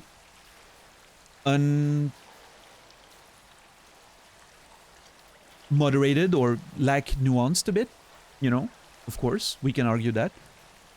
And obviously not all men are bad, but I think what they're expressing when they say that is we're fed up right now because it's prevalent enough and systemic enough that it feels like that's the case. It feels like there's no escape from it. It feels like everyone is like that. And I feel like that's, instead of reacting to that and being like, well,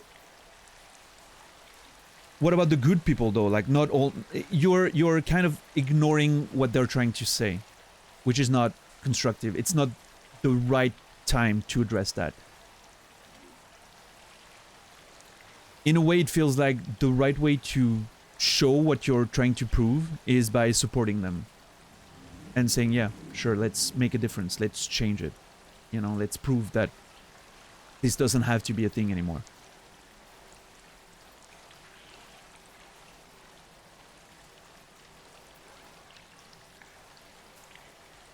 I don't think that's it, part-time. At least not the way I see it. I see it more... we're not talking about one bad relationship. We're talking about, like, the systemic issues with, you know, a man-dominated society.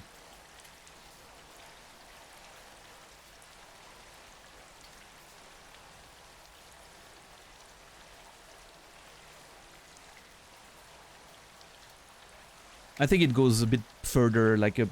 It's not about... What I'm trying to say, it's not about an individual experience. It's about an experience as a group of people, as a society, right?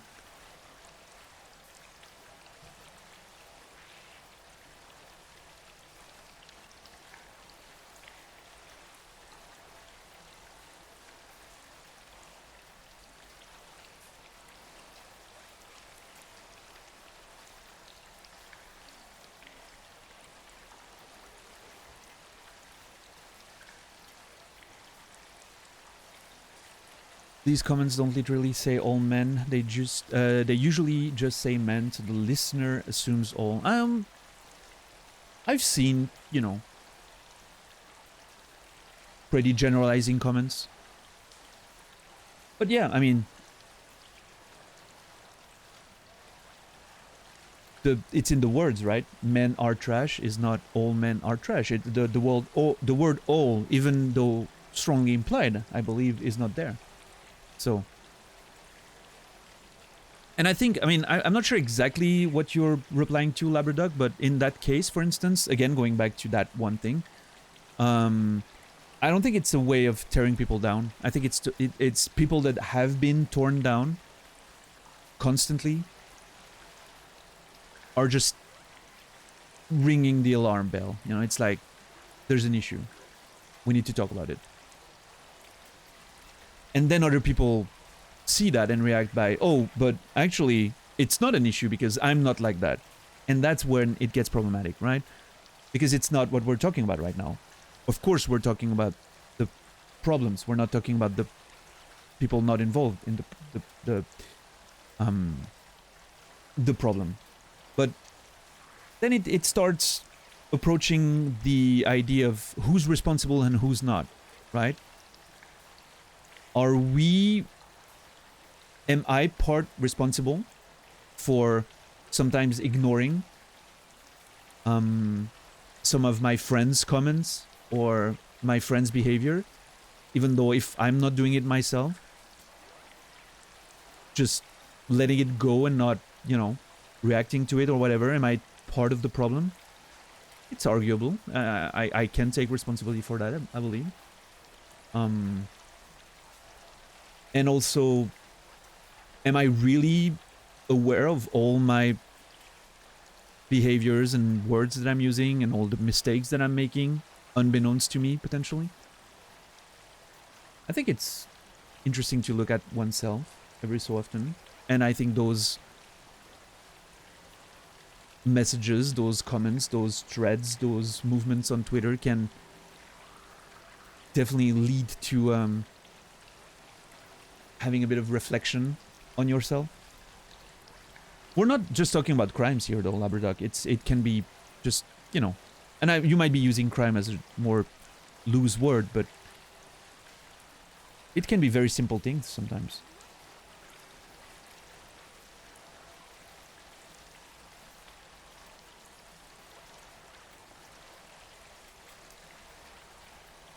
Yeah, but Brainy, that's the thing there is that, for instance, statistics doesn't support that. Humans are unfaithful to each other. I'm pretty sure there's an equal, you know... It's self-reported anyway, so who knows what actually happens, you know, we don't have stats. However, we know that the issues of... Well, for instance, you know... abusive behaviors, etc. We know the stats are overwhelming. We know it's a systemic problem. We know the place of women in society still is consistently. So, talking about, you know, cheating, etc., is a very different conversation, right?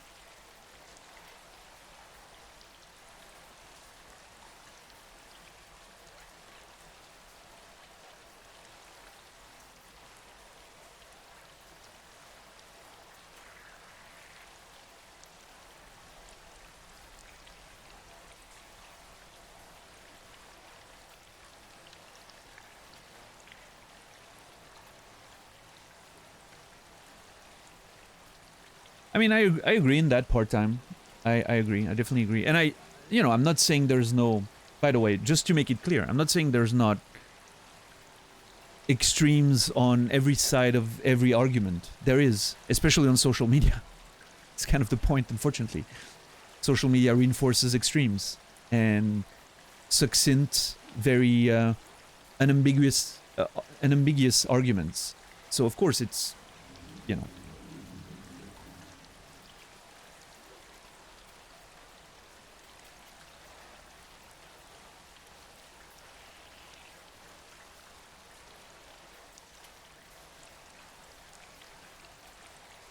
A lot of people say shit like that, full well knowing it's not true. Well...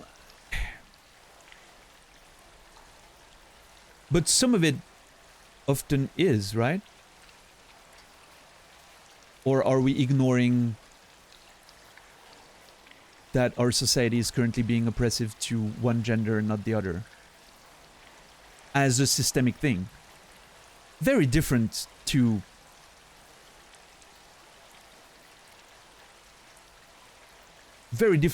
saying that, oh, women are cheaters. Yeah, but you brought up the example of cheating, which is not comparable at all, right?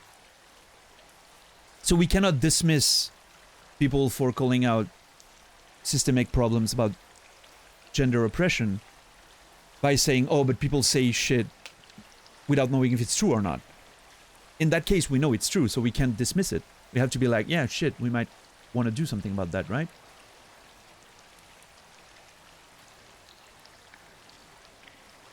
Generalization is an issue? Yeah, sure. I mean, I agree.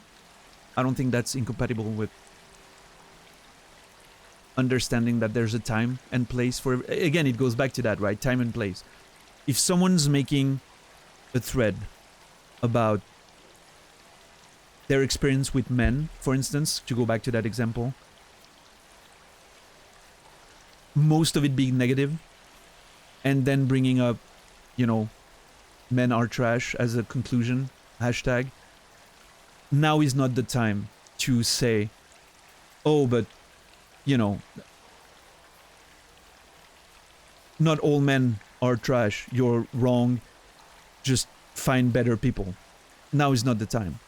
Now is the time to address what that person is saying, right? That other conversation can be had later. Because otherwise, you always shut down people who are trying to bring up an issue, right? To me, it gets dangerously close to victim blaming. And I have issue with that.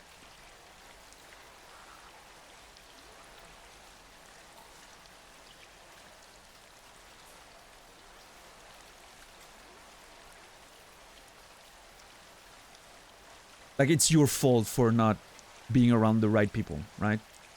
Come on. That, to me, doesn't make a lot of sense. And I'm not saying someone's not responsible for their choices. Of course they are. Absolutely they are. But I'm not gonna assume that this person hasn't done that work or isn't going to do that work. For now, I'm just listening to them. And just being mindful of, okay, gotta be careful with that, you know, in the future.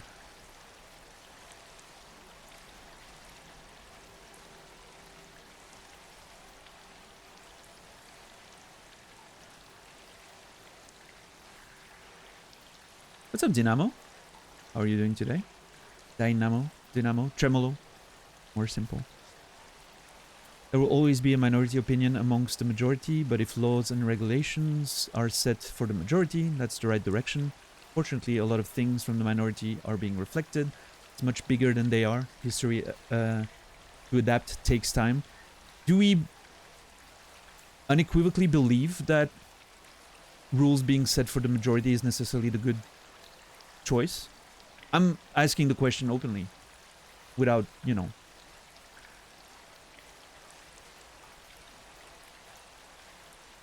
I don't personally believe so. I personally don't believe that's the way to go, necessarily. And I think history, would have we followed that, would have been very different in many ways.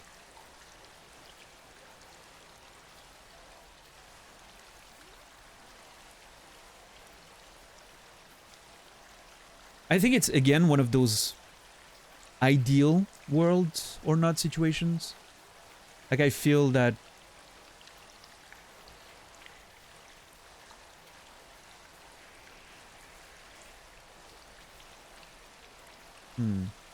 What's up, Nolger? Are you communicating you shouldn't do something that makes the people you're talking to instantly defensive? Well, maybe there weren't the... Yeah, there's a few assumptions there, Nasrallah. First, it assumes that the people that the target for the thing were the people that are of the other gender but that are not involved, which is a very big assumption. I don't think those threads are usually targeted at that. They're more like, you know. And this is a bit of a circular argument, Naz, in the sense that, in that case, shouldn't we agree that it goes back to the idea of, shouldn't I decide that I'm not defensive? Because I'm responsible for how I understand those words and blah, blah, blah. Like going back to the same starting idea that started us on this whole conversation. Like, why am I feeling defensive if I don't feel like they're talking about me? Right? And if I feel like they're talking about me, why am I feeling defensive? Why do I feel like they're talking about me? What am I insecure about in my behavior that might mean that I'm feeling, you know, taken party there? Like, I don't know if that's the right word, but...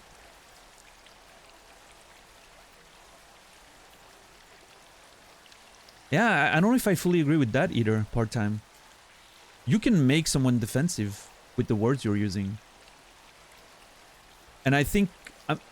it's a weird thing, but I feel like in communication, I'm always on the side of the person communicating is responsible for the effect of the words. Even when they don't have the control for it. Even when they don't... You can't control how someone's going to react to it, but you're still responsible, right? I think intent is important, but you still are responsible. I'm going to take a very extreme example. I lose control of my car because there was an oil spill on the road. Get out of the fucking thing, I hit someone. I'm still responsible. I didn't have intent, but I'm still responsible.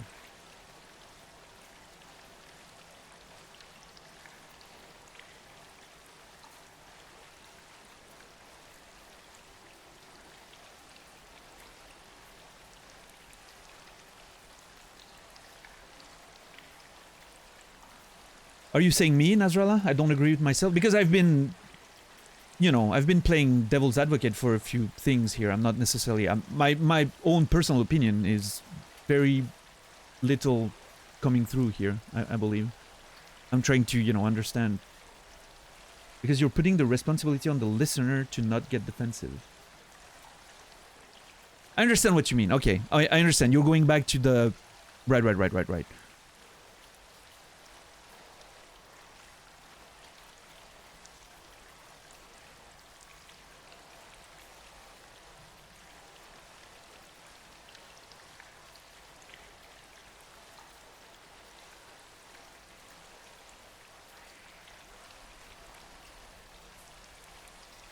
Okay, so here's you're right. Here's how I see it. The person making that thread with generalization is, yes, they're responsible for what they're saying. Sure, I agree with that. Going back to what I just said. Now, outside of responsibility, why am I feeling the way that I'm feeling? Why am I feeling the way that I'm feeling? It doesn't mean I'm, it doesn't mean I'm responsible for... If the message didn't exist, I wouldn't be feeling that way, right? But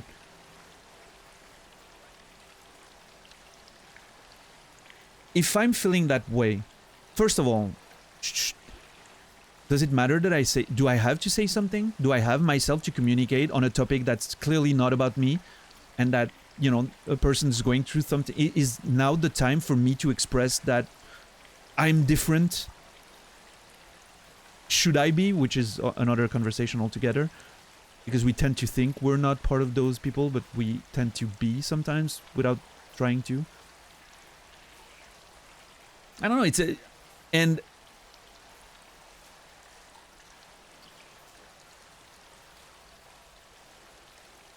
I agree with part-time there, that it's... Responsibility doesn't mean you don't play a certain role in what's happening, right?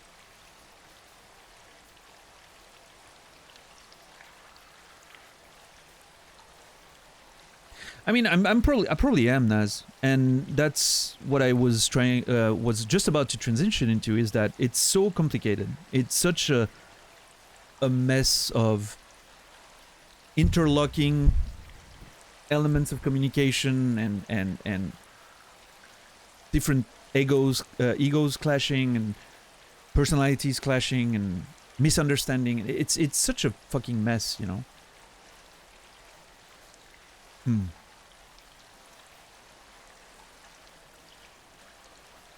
If someone came in here and got offended that you said cunt, would you stop saying it, apologize, or tell the person too bad?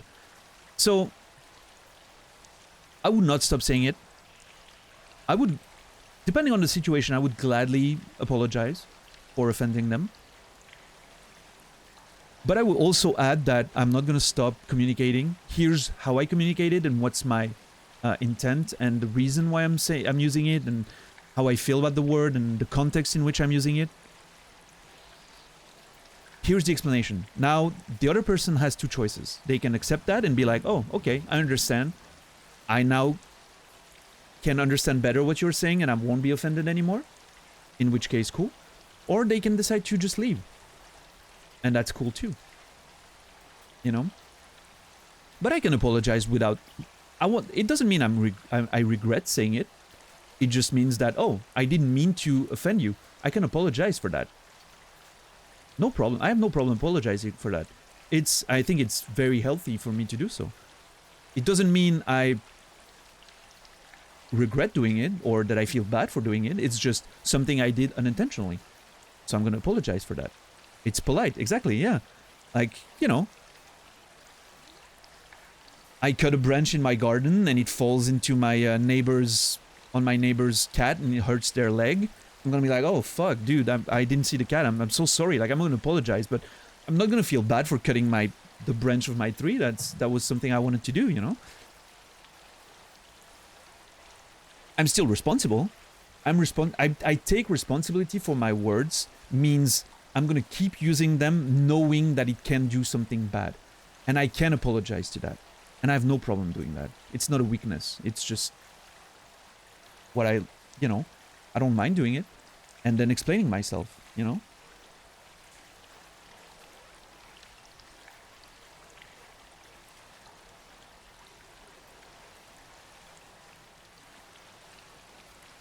You're not to blame because they got offended. Well, I guess that's what I'm saying about the difference between taking responsibility versus blame. Okay, yeah, that's hard semantics there. So I probably should ask for a clearer definition of blame, I guess. There might be a language barrier here, you know, with me not being... The words are different in French, right? Culpabilité and responsabilité. But yeah, I think we're kind of on the same page there.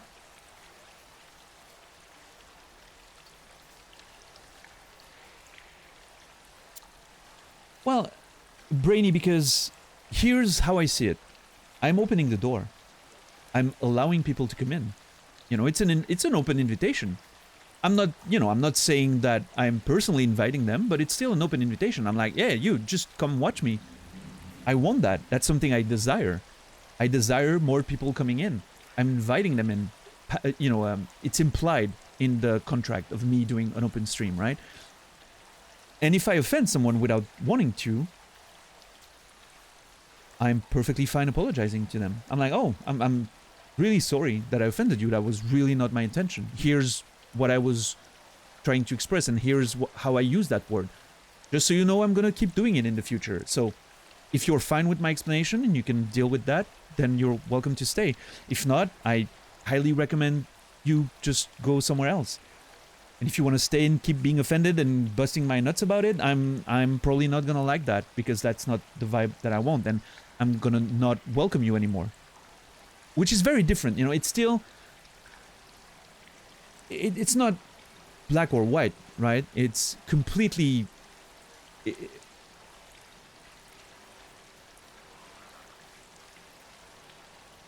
It's a very granular way to approach that whole situation, I feel like.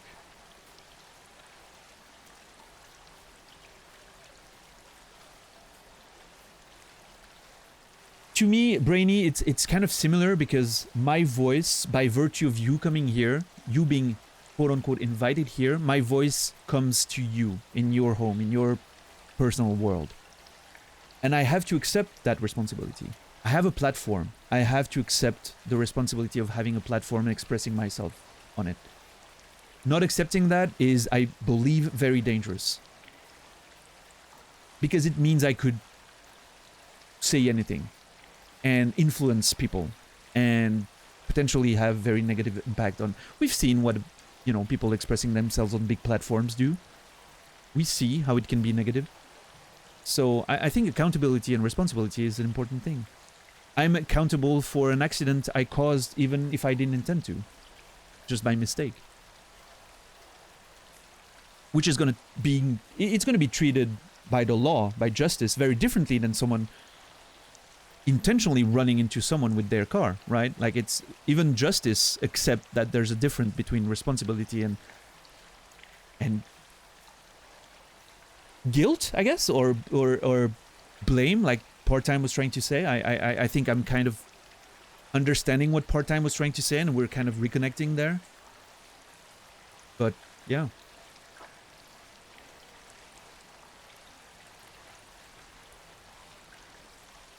What's up, Cortemi? There are a couple of problems with that scenario.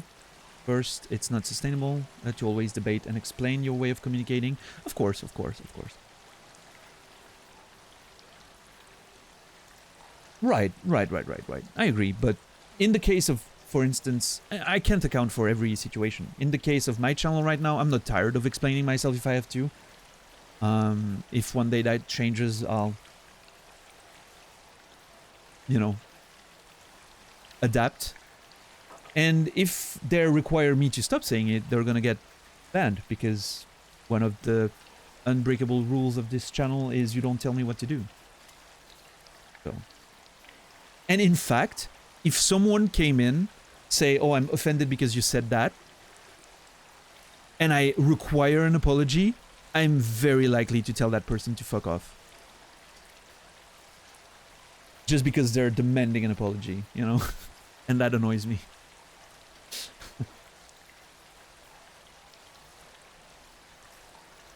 But that's me being my... Intransition?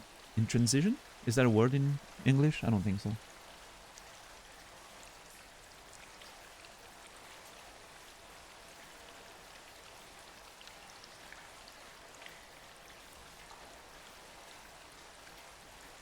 Yeah, I wonder, Part-Time, because does that mean everyone should always expect the worst to be careful and not go anywhere? Like, if I'm going, simple example, if I'm going to the grocery store, not expecting to get punched in the face, right? I know it can theoretically happen, but I'm not, you know, that's not something I'm considering. However, if I go to a grocery store and I get punched in the face, then what? For no reason whatsoever. So the same idea applies in a way, and I understand that I'm, you know, kind of stretching it a bit there, but if I'm going on a stream, I'm not expecting to get insulted. My assumption is that I'm just going to be able to... And suddenly I hear words that are insulting, and I'm like, whoa, okay.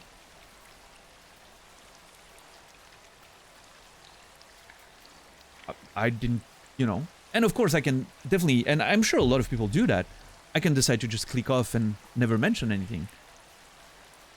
Or I can be curious and be like, whoa, yo, why are you using that word so much?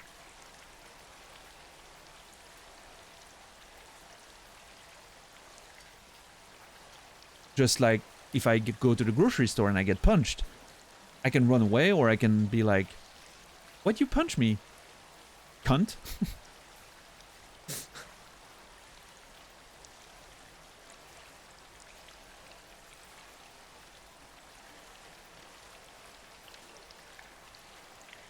You think so, Part-Time? Because when I'm going on a stream, I think the general assumption is that viewers are welcome, because that's the assumed frame of reference. Streamers want more viewers. What's up, Raislin? So you assume that as a viewer, you're by default someone who's welcome, right? I'm not sure exactly what you're responding to, Shepard. Might want to use more tags for people or for myself if you're responding to me directly. Or maybe if you don't use a tag, it means you're responding to me. Oh, part-time, okay.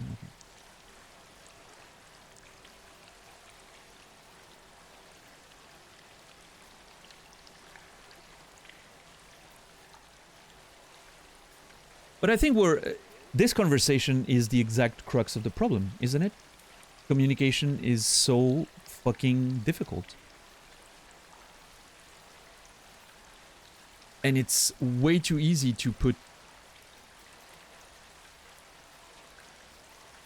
the full responsibility of communication on someone. And I'm, you know, in part that's what I'm doing because I always tend, and that's a very personal thing, by the way. I'm not saying that's the right way to approach it, but for me, the communicator is always responsible for their words.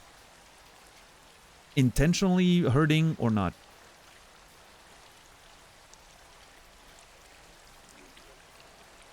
I apologize a shit ton for stuff I say. Like, you can ask Amy or Naz. I apologize a shit ton for stuff that I say sometimes on streams, and you know, you don't see all the conversations in private because when I'm on their chats, I'm like this brash persona of just wanting to get Naz to die in the game, and I'm just trash talking all the time. But I'm apologizing a shit ton, you know. Sometimes when I see that I've hit a nerve or something, I'm like, hey, dude, I'm just, you know, so we're clear, I'm sorry about that particular thing. And usually it's cool. And I know that it's cool most of the time. I know for a fact that it's going to be cool, you know? Because I know Naz well enough, right? But I'm still, you know, it's for me. I do it for me. I apologize because I feel like I might have crossed the line or something. And I don't regret doing it. I know what I did it. I know why I did it. And I know what was the purpose for it in terms of content, in terms of having fun on the stream and all of that. But I will still, you know, I will still apologize because I feel like there's no downside in me apologizing. I've never found a downside in my entire life for apologizing for something, even when not necessary. I've literally never found a situation where I'm like, oh, I shouldn't have apologized. And I think that's precisely because I believe that apologizing is not me going back on some of the things that I've established or said or, you know, determined.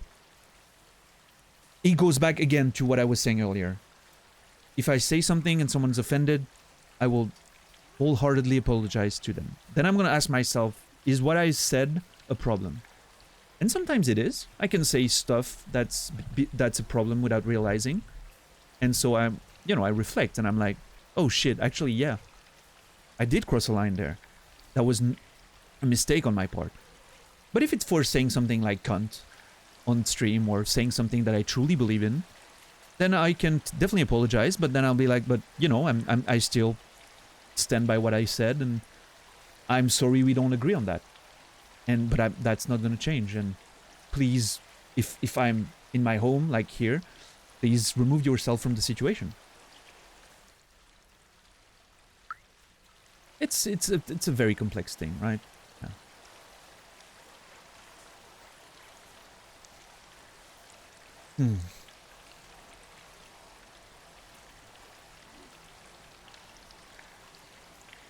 Yeah. Yeah, for sure. Part-time. The about the gender thing, assuming that you're a man, for sure.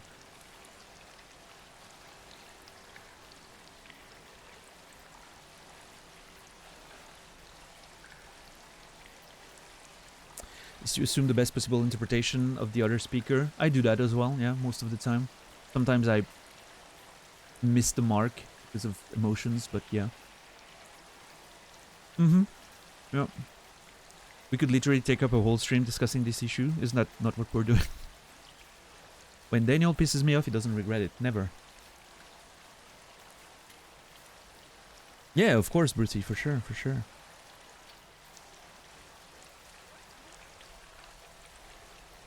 People can't avoid all problematic scenarios just because no one wants to bother solving them. That cannot and should not be the solution for society. What do you mean precisely? Do you have an example for that? I'm not sure I completely understand what you're trying to say. People can't avoid all problematic scenarios because no one wants to bother solving them. I agree with that, by the way. However, what I think happens, and you'll correct me if I'm misunderstanding what you're saying, very often we're saying people that, oh, well, we can't solve that, so can we just not talk about it all the time because nobody can solve that? So stop being offended. Right? It's used as a way to not having to actually deal with the issue sometimes.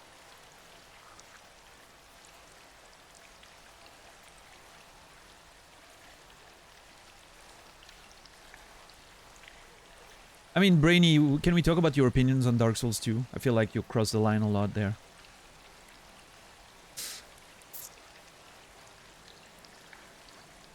If you admit when you're wrong and correct yourself, the times when you're right remain 100% all the time, never be wrong again. Yeah, I mean, you know, everyone's gonna be wrong, right? That's, if you're never wrong, if you're actually never wrong, it means you're never doing or saying anything. You're a vegetable. You're literally just like a plant in the garden. Plants are never wrong. Everyone who interacts with society is going to be wrong at some point or another. And I think it's important to reflect on, am I actually wrong? And that doesn't change the responsibility, right? But that changes, like, do I need to change something or not? I believe. Nice, Amy. Congrats.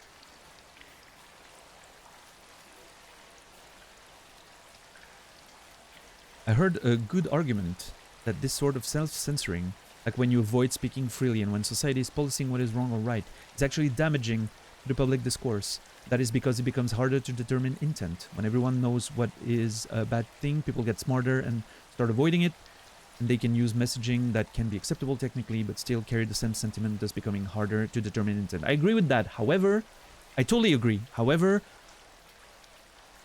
I think the censoring thing...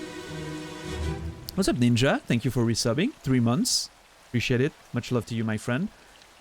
Having a good week. I mean, it just started for me. I hope you are doing well, dude. Corporal Ninja. Thank you for subbing again. I appreciate the support, man. So back to what I was saying, Cortemi. Very often people are saying, oh, but I don't want to censor myself. And I think there's a difference between censorship, which I don't think is done that often. A lot of... I would say most of the time, I'm not seeing, oh, you should not be saying this. What I'm hearing most of the time is, you are saying this. This can have this impact or consequences. Please take responsibility and be accountable for it. Understand what you are saying. Because censorship or so-called freedom of speech, right, doesn't mean you are allowed to say whatever you want without consequences or without someone calling you out for it, right? It means you can't be imprisoned by the government for disagreeing. That's originally what freedom of speech was. Now, I understand the usage of the expression changed a bit over time and is now being used a lot to say that, oh, well, I should be free to say whatever I want. I'm not entirely sure that's true. Depending on how you define freedom, right? Yes, you can. You can say whatever you want. I can say whatever I want right now. I literally can. I can say any word that I want right now without any major repercussions. It doesn't mean there won't be consequences, though. I might get banned on Twitch, right? Because Twitch has guidelines and I'm using their platforms and I have to follow those guidelines. But the police is not going to come knock on my door and, you know, put me in prison. That's not going to happen.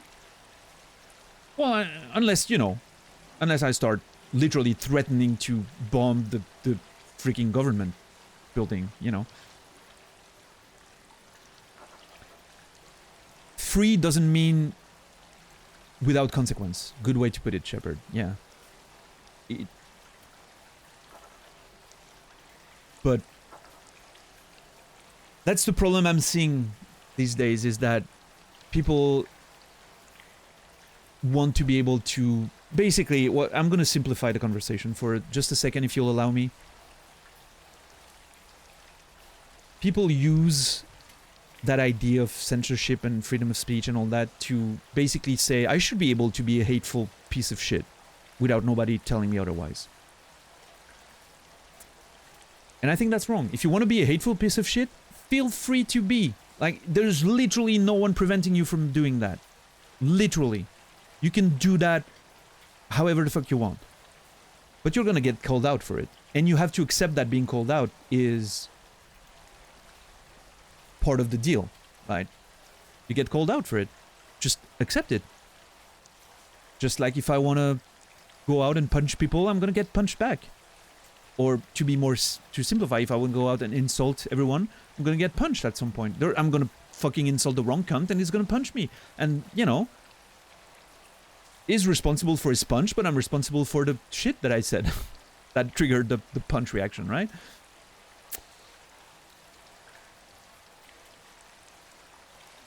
Yeah, I guess part-time. Again, semantics, right? The definition of freedom, but I think freedom in society is a bit of an illusion anyway. We're not really free. Being part of society is in a way giving up a bit of your freedom. I truly believe that. And I think it's okay. Like, I'm okay with us not being free to kill people for no reason whatsoever, you know, like it... Society is giving a bit of freedom away. I truly believe that. If we go to the purest sense of freedom, right, we have to redefine what freedom means in the context of society. And I think that's fine. We've done that since the fucking dawn of time, right? We've redefined what freedom means. Even the people, you know, in the US screaming for freedom don't truly believe in freedom. I don't think so. They believe in a certain definition of freedom, right? Because apparently a woman's not free to do what she wants with her body. So it's a very, you know, defined definition of freedom, right? And I understand it's a complex... I'm not saying it's that simple. I'm saying it's very complex, but... freedom is an illusion. As long as you put rules to have a society and build, you know, mankind as a civilized place, you accept that you trade a bit of freedom for that. So. Yeah, absolutely, Cortemi. Freedom of discourse. We should be able to have every conversation possible if it's a matter of growing, either as an individual or as a society, and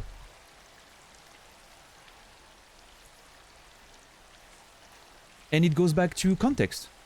Again, once again. We talked about the N-word, earlier. I think it's a word that can be used and expressed. If for instance, academics are having a conversation about the historical impact of the word, they should be able to use it in their text and their conversations, because they're actually talking about the impact that it has on society, on history, on the people who've grown out of those cultures that have been oppressed, right? However, if I'm using it in a different context, it's probably not a good thing, right? So, again, goes back to everything should be able to be discussed, but it's intent and context are very important and determining factors there. In, well, should you have consequences for what you said? Should you be called out? Or should it be just, yeah, fine, let's have that conversation. But that's I understand that's a fucking huge, you know, can of worms, but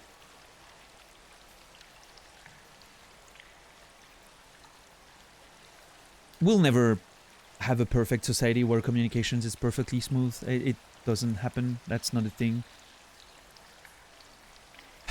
And we'll, you know. Yeah, that's true as well, Shepard. I agree with you there. Social media tends to be put a magnifying glass on some things that in my daily life that I'm not confronted to a lot, which can be because I'm a white man, right? So I don't get to see that very often, and it might be your case too, Shepard. I don't know. But I can definitely understand that. Me feeling, for instance, that you know, it's, for instance, it's a big fault that I used to have is talking about gender equality in workplaces, right? For a long time, I was like, man, I don't know if Switzerland's just has that shit sorted out, but like, I feel like here it's pretty much, you know, it's working pretty well. Like, I don't see many issues. And then I realized I'm a fucking teacher. 90% of my colleagues were women, right? And we're on a state mandated pay scale. Everyone gets paid the same. So, you know, I had a perspective that was completely skewed. And then I talked with friends of mine that were in more liberal professions. And suddenly I realized that, well, okay, that's just a huge blind spot for me. I just never realized. And it goes a bit further than just salary, right? It's promotion, aspirations, the way you're treated in the workplace, and the way, you know, it goes a lot further. And then I started observing stuff happening in my own line of work that I thought was so, you know, equal and perfect. And then I realized, I actually, it's funny because I was having those reflections when I was changing jobs and I was going part-time. And suddenly I was with a woman colleague. She was working 60%, I was working 40%. And suddenly I was doing parent-teacher meetings with her. And would you know it, every time we had, well, every time, that's not true. Very regularly, we had parents coming in and dads arguing and not listening very well to what my colleagues was trying to tell them about their kid, and being very defensive of their kid and pushing against the teacher, like, oh, but you didn't, or you should have, or you what, blah blah blah. And then suddenly, you know, I was lower percentage, so I had less stuff to talk about usually, so I would usually take the back seat for a bit. And I clearly remember many times where I suddenly started expressing the same point with almost the same words, and suddenly the dad would listen. And that was just because I was a man. He wasn't talking back. He wasn't saying it was my fault. He wasn't, you know. And that's when I noticed that, oh, there's more to it than just salary and just, you know. It goes way further than that. Even in a profession that's dominated by women, where everyone is paid the same, you can still feel those unequal treatments and how women have sometimes to work twice as hard for the same result. Because she was trying hard to get her point across and it just didn't go through. And I just went there in 20 seconds. I don't know if you were responding to me, Ninja, but I don't think that's the case, because the dad in question was probably younger than me. He was in his 30s. So, you know. And that was like 2 years ago, right? So, I don't know what it comes down to. Cultural, what do I know, right? I have no idea what it comes from, but it's still something that, you know, I was completely blind to before I actually noticed it myself.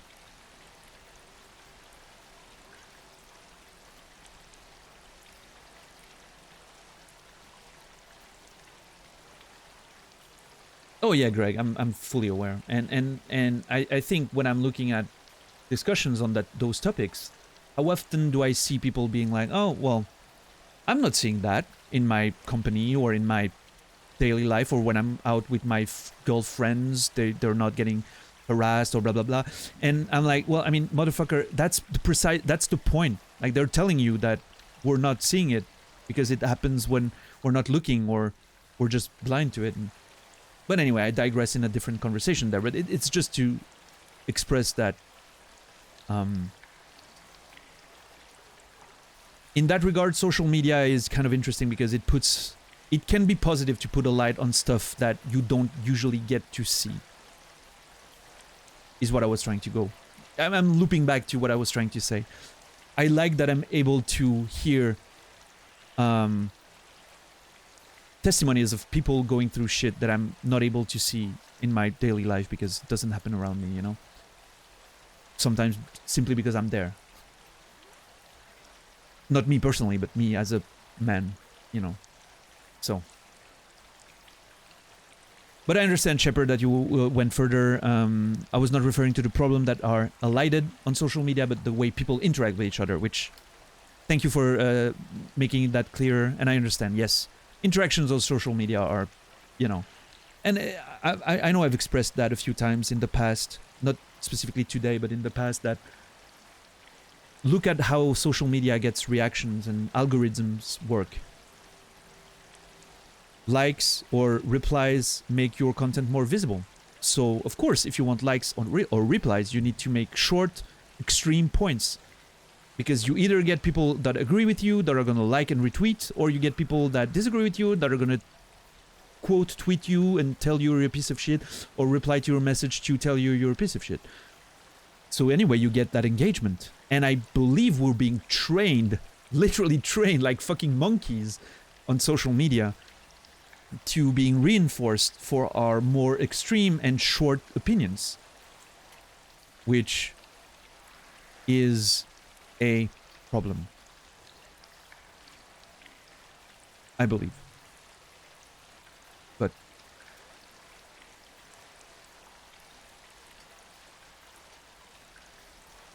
it's the way it goes, I guess. Which is very sad. I hate that I just said that, because saying, oh, it's the way it goes is such an apathic reaction. It's like almost giving up, right? It means that I'm just like, what are you gonna do, right? And that sucks. I think it's terrible. We should never... I wish that I would never say that. But that's how I feel sometimes. Powerless, right? But it's terrible.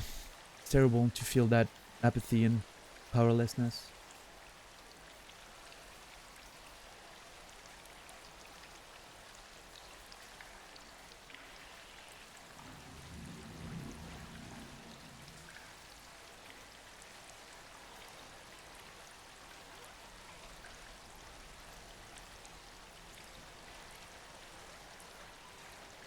He was taught incorrectly. Yeah, that's a good point, Ninja. Yeah, probably. It probably comes down to, you know, education. And it keeps being, you know, it keeps going further every time, right? Every generation learns from the previous one, so...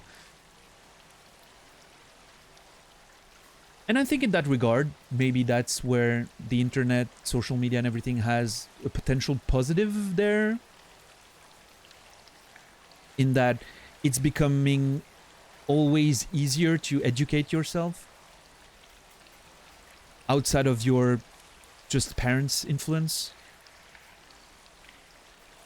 But it goes further. Like, it's such a fucking pervasive problem, right? Because you're not just being educated by your parents, you're also being educated by your friends and the people you hang out with, which are educated by their own parents, and then there's all that influence that comes from public figures that have certain point of views, and you know, it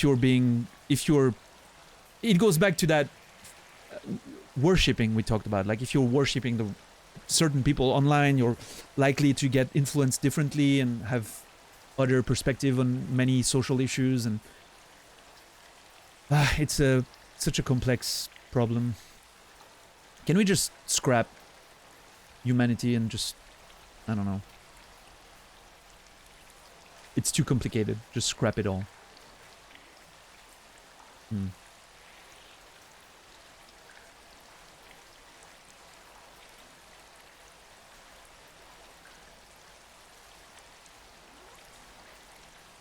It's about confrontation. The dad was less likely to be confrontational with you than he would be with a woman. If even they wouldn't physically harm a woman, it allows them to be more verbal because they know their physical dominance. Yeah, it's ingrained in patriarchy, right? Part of it is definitely comes from that. Yeah, nice. Not sure that's gonna work.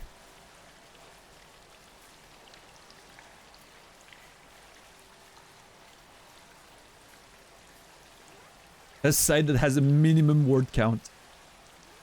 Call it a high school essay. Dot something.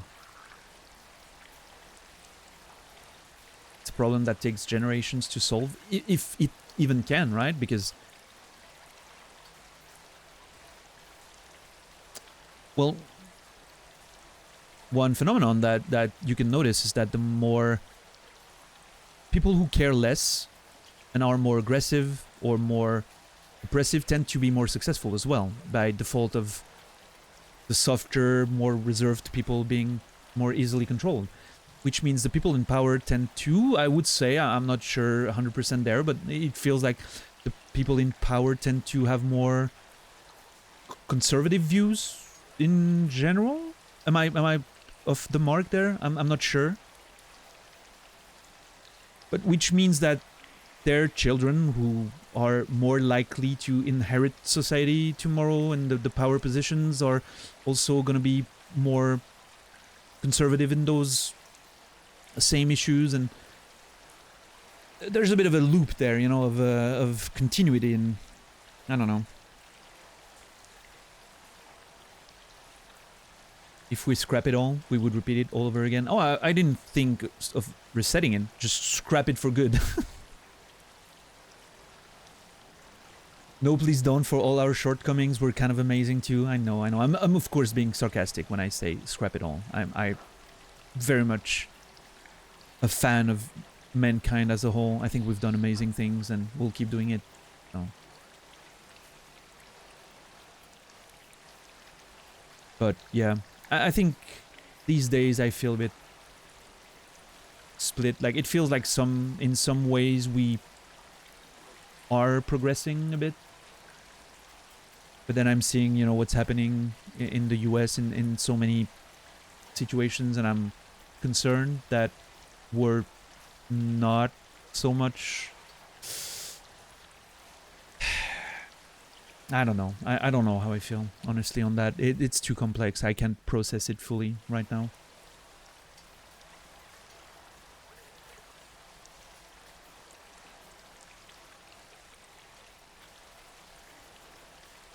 Yeah, that might be true, Ninja, for sure. Imagine this whole conversation was the cat's thoughts, having a moment to think about stuff. Yeah, that's exactly what it was. That's what the cats are doing when they're just... One day, I was out of my house. I looked out the balcony, and my mom's cat was sitting on the table, and 10 feet away from him, on the fence, 2 posts on the fence, like next to a gate, 2 cats were just standing there, looking at each other, looking at my mom's cat. And they were just looking at each other and sitting there. And I was like, oh, that's nice. They're having like a little meeting amongst the neighborhood cats. Came out 3 hours later. Not one of them had moved. They were just sitting there, the same position. Nothing had changed. I'd like to think they were having a conversation just like the one we just did. What about those humans, huh? What if, you know, what if they disappeared?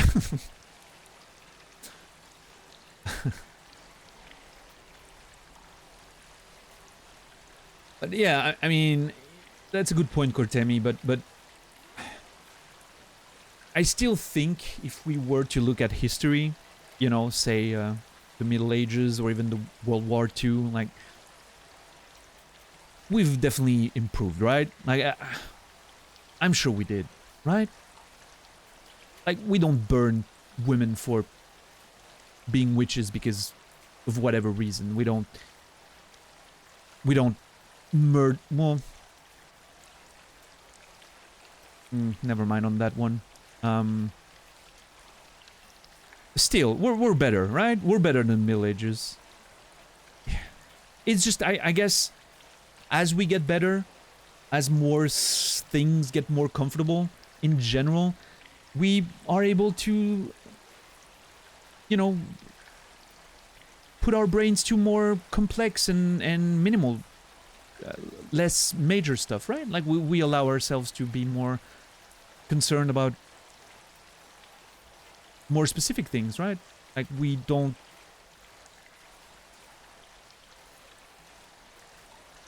starve as much as we used to in general. Like, a lot of people do still, but like in general, right? So we can look at a bit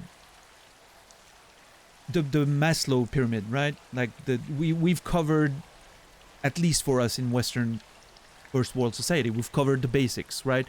We can move up the ranks a bit and focus on more specific stuff, I guess. So I guess it, and with the way communication works now, of course we see a lot more issues, right?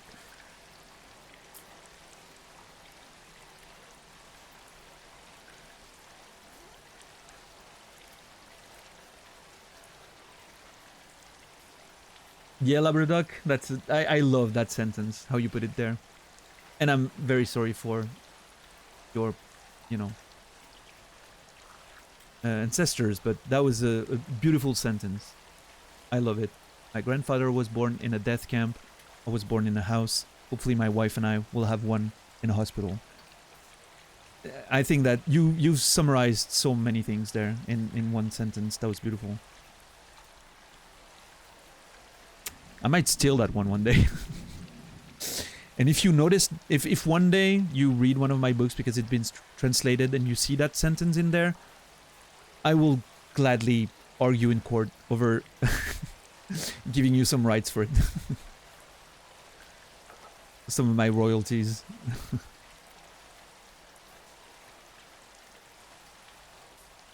Clip it!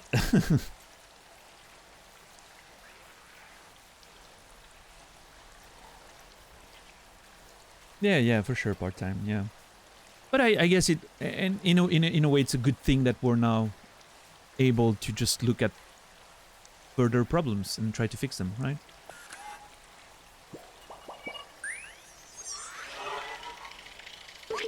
The sewer system. Yes, I remember now. Clean water was scarce. The city was supplied by huge machinery that dug deep into the earth. Just like everything else, it was rationed out to sustain people during times of drought. Drought. The scientists showed me the blueprint of the water tanks. They were huge and could contain a whole building in them. I'm assuming we're near or in one of those huge reservoirs, right? Wait, is the streamer playing the game? Stop it! What are you doing, streamer? Yeah, get some food, part-time. Thanks for the conversation, I appreciate it.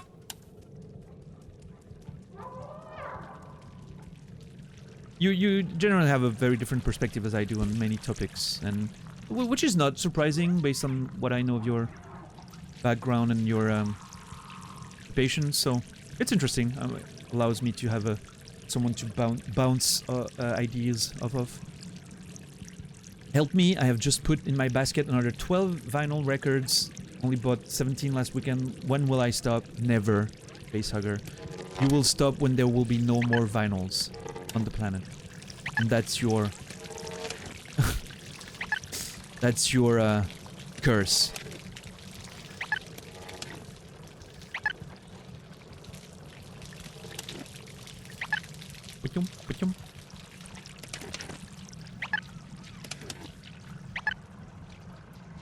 And as always, as we finish one of those conversations, you know, I know I'm louder than everyone else because I have a mic. But never let that make you believe that it means I think I am right, or that I have the final word, or that I know better. I'm just a nerd with a lot of opinions, and I like talking about them, so me being louder does not add value whatsoever to my opinion, as opposed to yours or anyone else's in chat.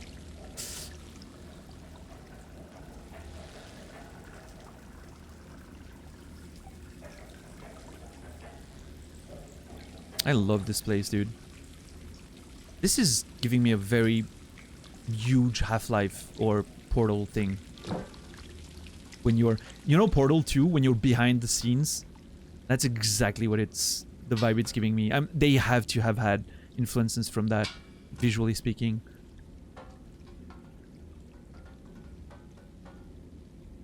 Yeah, Daniel doesn't need a microphone to know... He knows his... Okay, nice. Alright.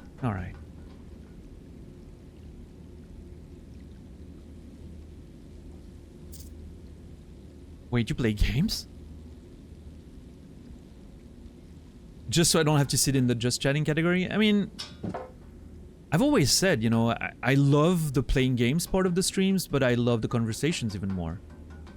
If it was just about playing games, trust me, I'd just do it by myself while watching streamers or my friends or movies or TV shows on the side.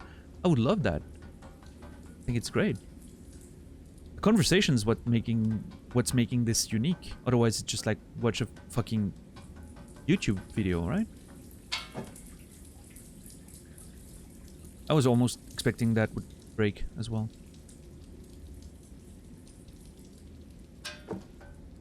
Yeah, Facehugger, I'm really looking forward to playing it. I'm excited for it. Probably gonna happen next year. I'm kind of waiting for it to be on sale or to get into PS Plus Extra. One or the other. I'm not sure yet, but yeah.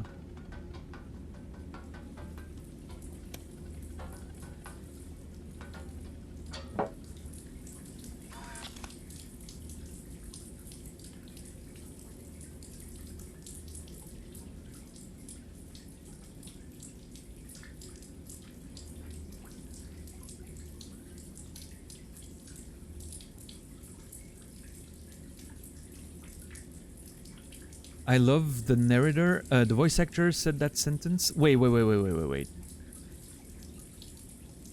is Kurtemi? Oh, make chaos take the world. Okay. Is that from a game, or am I missing the reference? I'm not sure.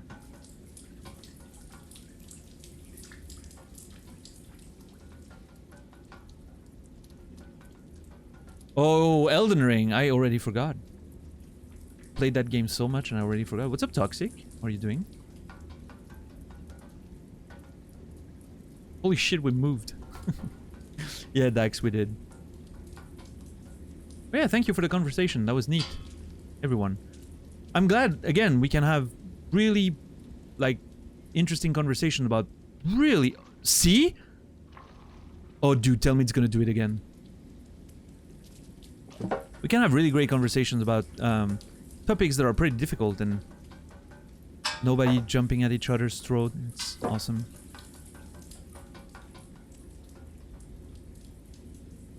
Alright, something happens here when I'm moving forward.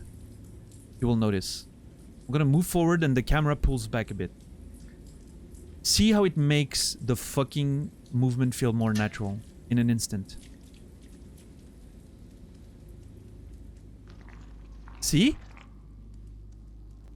Just that little pullback.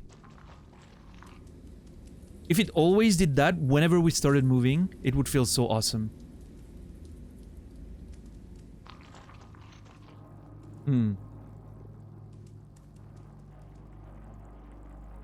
This is so Aliens, by the way.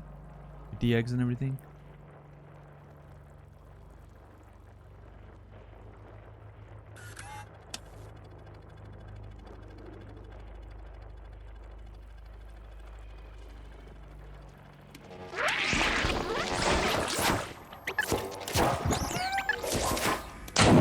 Oh, fuck.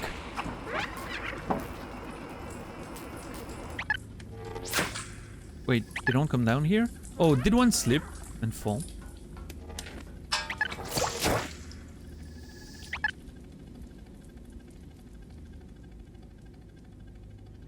Yeah, it's just that little pullback of the camera when we got in here. Just felt so much more natural. Hmm.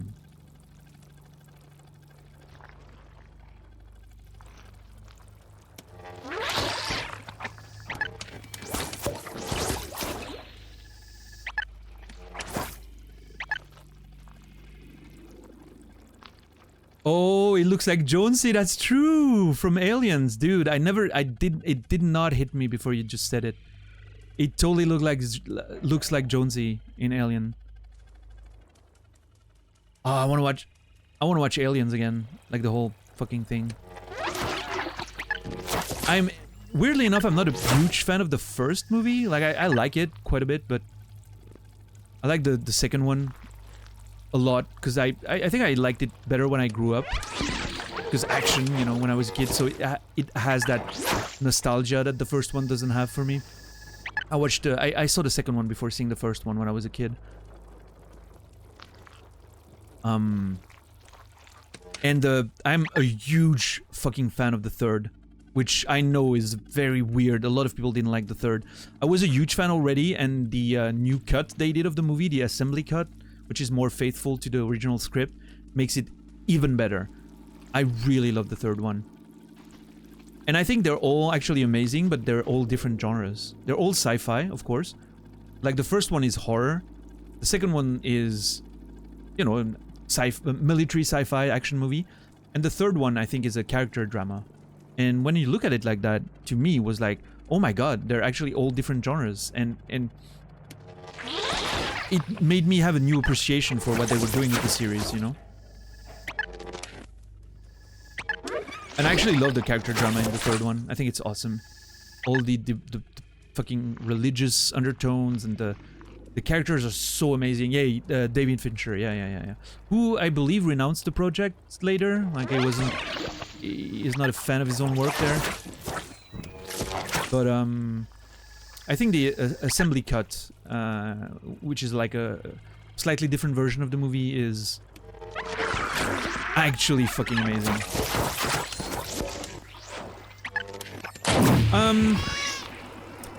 I'm not a huge... Okay, here's the thing. I'm not a huge fan of Resurrection. I like a lot of stuff in that movie, but I think in general, it didn't quite work for me. And which is very weird, because I'm a huge fan of Jean-Pierre Jeunet, French director. I love a lot of the actors he brought in the movie that he usually works with. It just somehow really didn't work for me. I don't know. It's my least favorite Jean-Pierre Jeunet movie, so yeah, I don't know. I still think the performances are amazing, and the, you know, sets are amazing. The cinematography is very good in many respects. It just like the script's a bit weak. I don't know. It's always a problem with script for me most of the time. But yeah. But yeah, I love Jeunet. I really love his movies. Amélie is one of, you know, the Fabuleux Destin d'Amélie Poulain, or Amélie in the English version, is one of my favorites, of course. Beautiful movie. My favorite is City of the Lost Children, La Cité des Enfants Perdus, in original French. That movie literally changed my life, and I don't mean that as a figure of speech. Like, it made me want to write stories even more than I already wanted, and such a huge inspiration for me, and it's a complete vibe. Like, it was very determinant in what kind of sci-fi and vibe I love. Like, it's just such a good movie, man.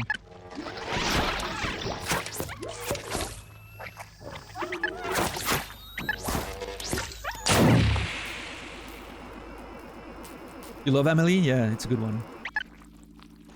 It's a beautiful movie. Love it. But if you haven't seen it, La Cité des Enfants Perdus, City of the Lost Children, highly recommend it. I think it's awesome. Probably one of my... It can hit a bit weird, I guess, for people who are not familiar with Jeunet or only Amélie, maybe. Or for people who are not used to French cinema, like the weird French cinema. Like, you know, it can hit a bit weird. Like, the tone is very off-putting at first. But I think it's just so fucking good. One of my favorite movies of all time, for sure. Oh, fuck.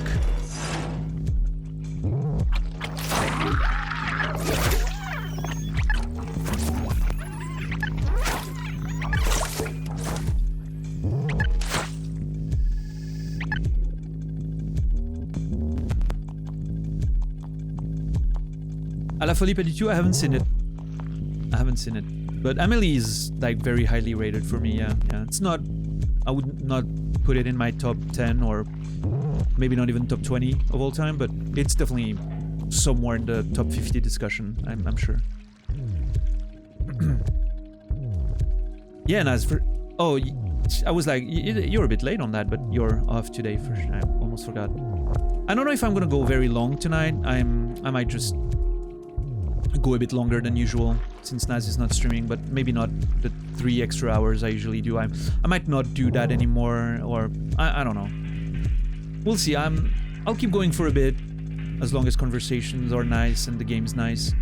And once I feel like a good stopping point, I might give it a, you know, call it for today. I wanna eat and play Gran Turismo, and tomorrow I have stuff to do in the morning. I have to bring a lot of trash to the... We have a... I don't know how you call that. We have a place in the village where you can bring your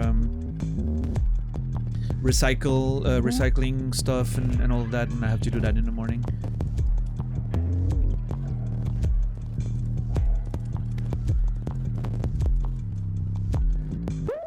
Oh, that scratch.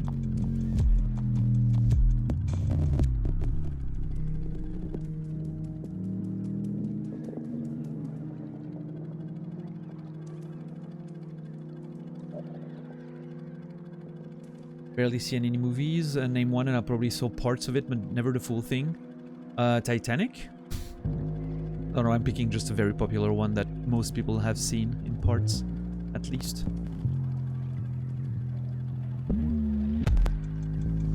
Oh, Toxic, did I miss something you said earlier? Feel free to repost about, like, well, actually, I can... My mouse is independent from the game in here, so... Oh, you got canned today? I'm sorry, dude. Messes up your move plan. Oh, that sucks, dude. I'm sorry.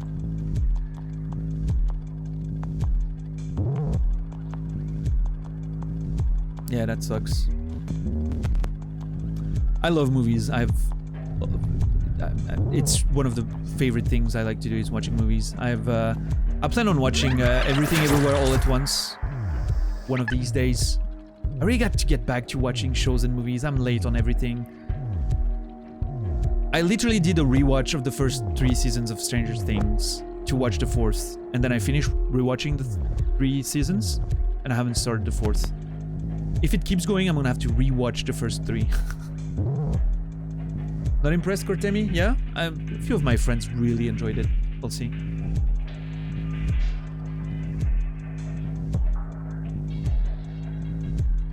I'll let you know. Once I've seen it, I'll let you know. But yeah, I need to keep watching shit so we can have more stuff to talk about in terms of culture and movies and games. One of my favorite shows, Pushing Daisies, feels like it was pulling a Melly Stone hardcore. Yeah? Huh, interested. Don't Bother? What movie are you talking about, Strange Pie? Titanic? I think Titanic is awesome, by the way. Really like it. I think it's a pretty fucking good movie.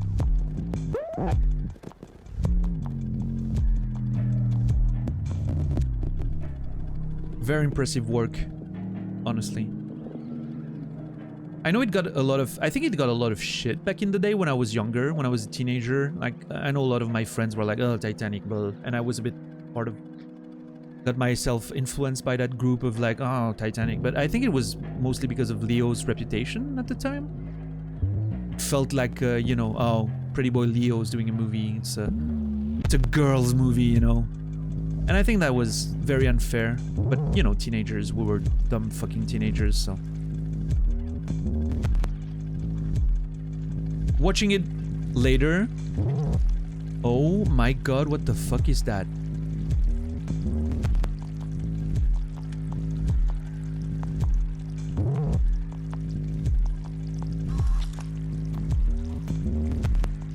Okay.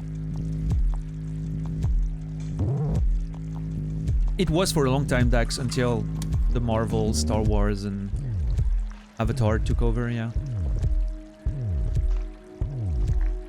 This is the part stars hate? That makes sense, knowing what I know of stars. Actually makes...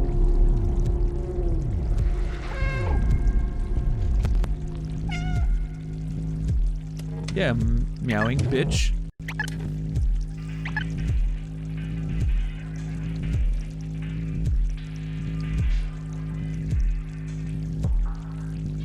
But you know, like for instance, Dax, I don't associate like the success of a movie with necessarily its qualities, and I'm sure that's what you meant. But you know,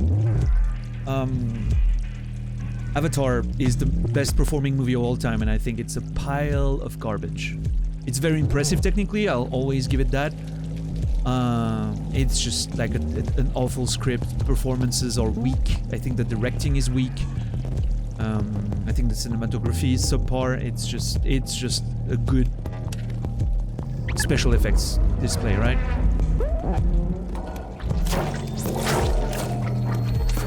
And maybe it's unfair of me, but that's how I felt about the movie. That wall looks good.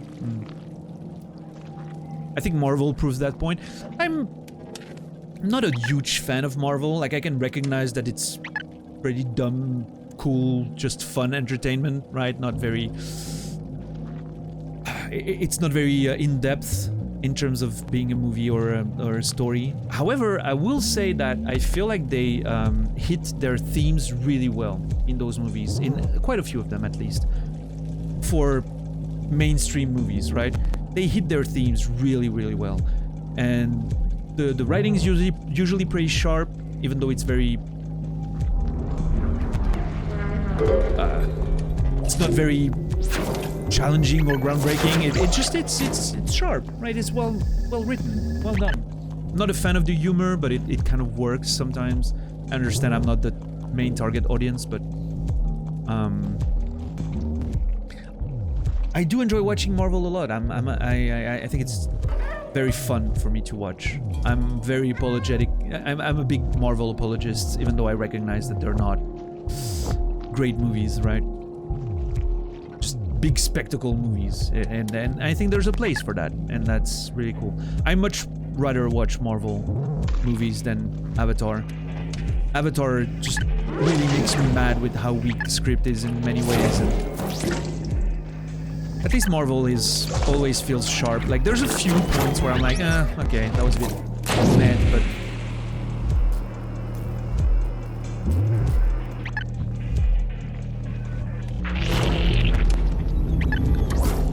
I'm still a bit mad at the time travel part of Endgame. I think that was a bit of a cop-out, but oh well. The time travel stuff didn't feel like it was deserved, the way they executed it. You know, it was a bit... Yeah. The quality has dropped. I haven't seen a single movie after... Well, no, not true. I've seen the second Spider-Man, which was the end of the era, technically speaking. I haven't seen anything after that phase of Marvel. Well, not a movie. I've seen WandaVision, which is technically part of the next phase. And I think WandaVision is actually my favorite content Marvel has done ever. In the cinematic universe or TV shows. You know, not including the comics, which I haven't read. Well, I've read a few, but, you know. WandaVision was just fucking amazing. For me, it was just perfect, as it was.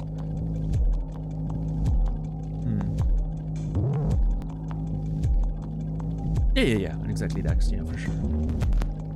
I haven't seen that, Cortemi, no. Also, Royal, welcome in. That was your first message and I didn't say properly hi, so... Legion? Is that also a Marvel thing, or a different show? But yeah, WandaVision was fucking great. I loved it. Yeah, Dax, maybe. I haven't seen it, so maybe it will kind of diminish the impact of WandaVision, the way it was. I thought it was just such a beautiful show about grief, and grief is always a theme that works for me. Like it hits. It's one of my main theme as a writer as well. So it just. I always like watching shows about that. Big reason why Manchester by the Sea is my favorite movie of all time, right? Which, by the way, Emmy, we still have to watch.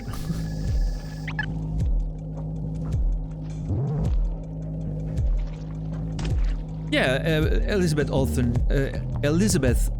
Olsen, sorry, is awesome. I really like her in everything I've seen her so far. She was amazing in Liberal Arts, which is a movie with and by, I believe, Josh Radnor from How I Met Your Mother fame. Playing Ted Mosby, you know? And he's made that movie and played alongside Elizabeth Olsen. It's a story about a student that returns to his alma mater, and is that the word? Yeah, I think it is. He's going there to see one of his old teachers, and he's a 30-something-year-old, and he meets a 17-year-old student. Or is she actually maybe 18 or 19? I'm not sure anymore. Which would change the tone a bit, but I guess. Although it doesn't, you know, it would change the link. I don't remember exactly what age she's supposed to be in the fucking story, but anyway, a student, a much younger woman, and she is fascinated with him. You know, is that old student that comes back and is all about the things she loves, the books and all the things, and he's attracted to her, you know. And so the whole point of the story is that dealing with those emotions and that age gap, and it's really well done. Like it's not made in the way that glorifies an older man and a younger woman, and it's not made in a way that is apologetic for him being not being attracted, because that's something you can't necessarily control, but acting on that attraction by, you know, getting closer to her and everything, and it was really well fucking done. And I thought that was a very interesting movie on the topic, so I really liked it. It was a nice exploration of those themes. So,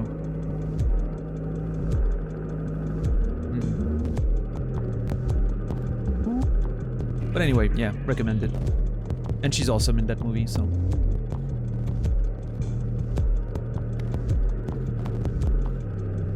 yeah, Dax. All right. Shepard, if you mean WandaVision, I recommend watching it even if you're saturated on Marvel stuff. For most of the show, it never feels like a Marvel thing.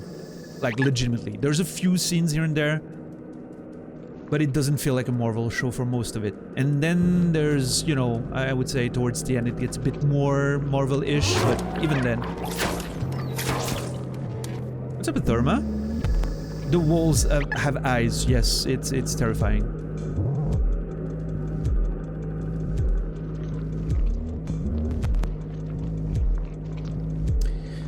But yeah, as far as the Marvel, the big Infinity Saga thing went, my favorite movie of all, that was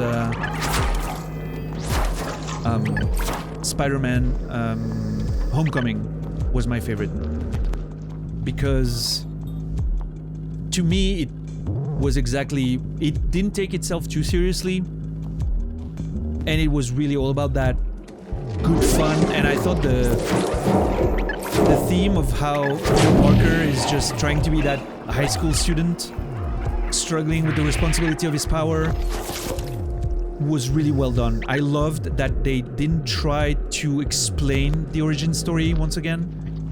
I love that it was just there. And it really felt to me like, dude, that scene, oh my god, that scene with Michael Keaton in the car, that tension in that scene was fucking amazing. Michael Keaton is the best villain they had in the entire saga. I would say. He was fucking brilliant in that role. He really got that intensity, and it was relatable as a character, and I absolutely loved it. It was just fucking great. Kind of reminded me a bit of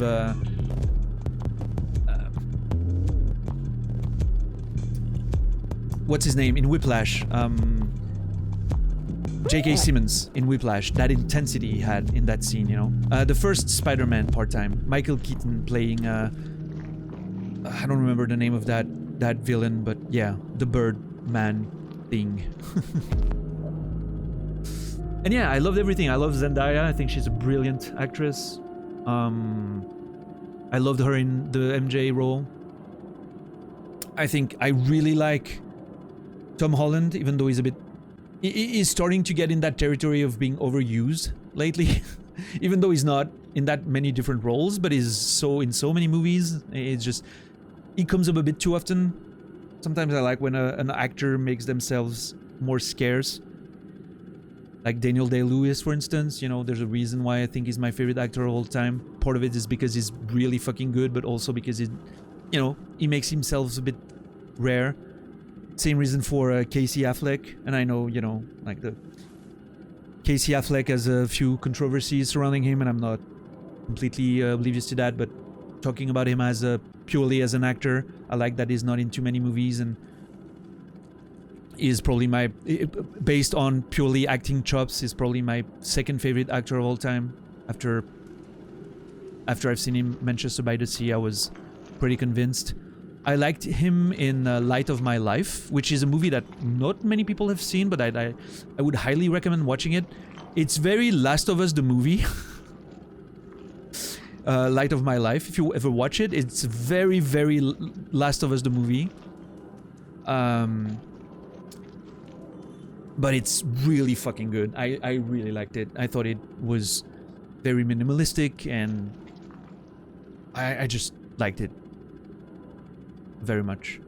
And Casey Affleck was also amazing in The Friend or Our Friend. Both titles are available depending on the territory where you get it because of a copyright conflict. But Our Friend or The Friend. Also a movie about grief, but interestingly a movie about anticipated grief, which is a topic that's not explored quite as often.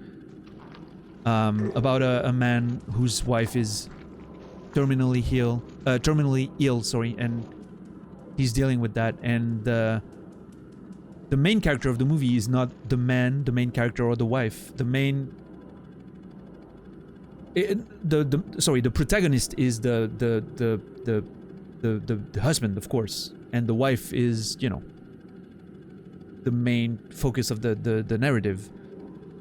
However, the main character is the friend, or the titular, our friend, you know, and it's so fucking good the way it's done.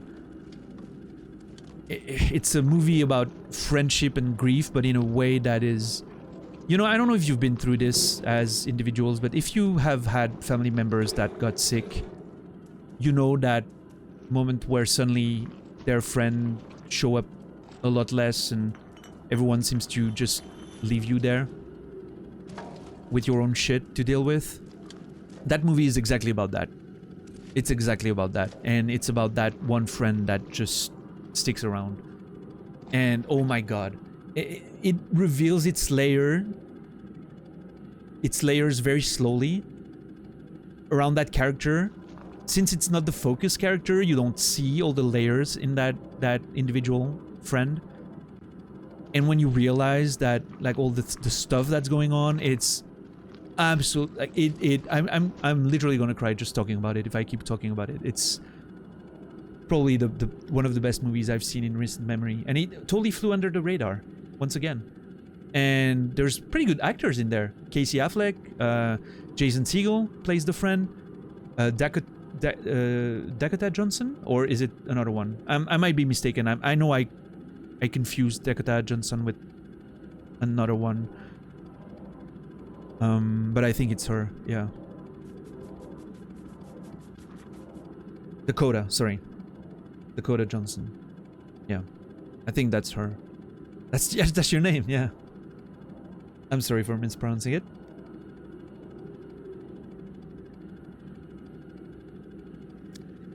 Because his name is also Daniel. You mean for Day-Lewis? No, it's just because, I mean, it's like, watch his movies. Like, do I need to explain why Daniel Day-Lewis is my favorite, who I consider the best actor of all time? I mean, come on.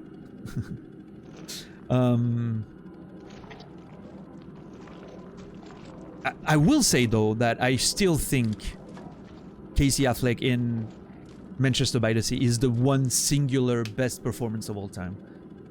I truly believe nobody's ever got to that level of making me believe that the character was actually going through whatever he was going through. That was just... And Michelle Williams in the movie is so fucking great as well. Like, you know how great Michelle Williams is, right? Post Dawson and her younger roles, but how great of an actress she became. If you've seen her in Blue Valentine, for instance, you realize how both her and Ryan Gosling can be, right, as actors. And literally, when watching Manchester by the Sea, there's that scene when they interact for a long time. She's being put to shame by Casey Affleck and the way he acts in that scene, and that's insane because she's one of the best actresses of her generation right now, and she's literally acting her heart out, and it looks... It's almost like she's about to ruin the scene.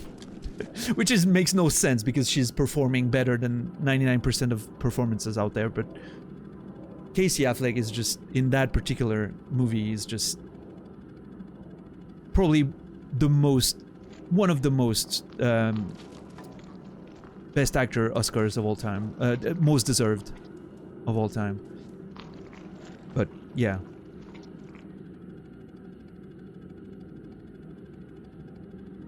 If you haven't seen Manchester by the Sea, please watch it. It's awesome. There's a lot of... yeah. subtlety in that movie, and it's just so fucking good. I do, Dax. Yeah. That's, like I said, that's my favorite theme, usually. That's where I live. Well, I mean, Manchester by the Sea is actually an actual town in Massachusetts, I believe, in the US, but you're in the other Manchester. I was so confused at first also because the movie is by Kenneth Lonergan, so it made sense that it would take place in the UK. So I was sure it was... it took place in the UK, but... which confused me for a long time because I was like, those are all American actors. What the hell? But yeah. I haven't seen Me and Earl and the Dying Girl, sorry. I haven't seen it, no. I'm sure I should put it on the list, right?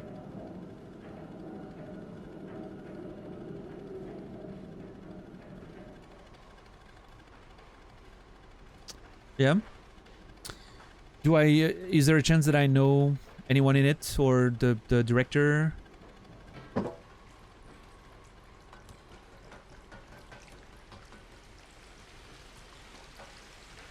Yeah, Shepard. I'm again, my always go-to recommendations if you like feels content, like about grief especially. TV show The Leftovers, my favorite show of all time by a very large margin, and Manchester by the Sea, my favorite movie of all time by less of a margin, but still. Not even a question. Younger actors, only one of whom I recognized. Okay. I haven't seen Marriage Story yet. I've seen one scene out of that movie. The huge one that was shown at the Oscars, and, you know, I've seen that one scene, and it was really good. Yeah, definitely made me... I feel like, in context, it will even be more impactful, but yeah.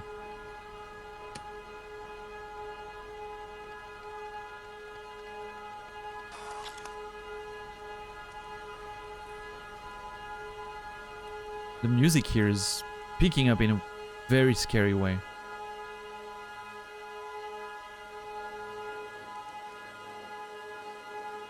Oh my god, I love this. The sound here.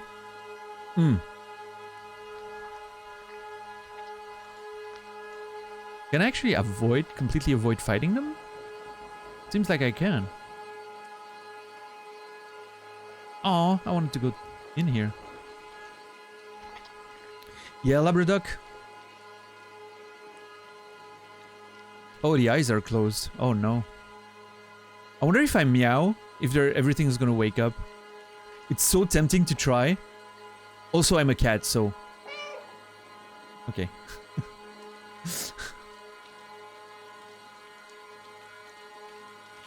Dude, this is gonna be scary, isn't it?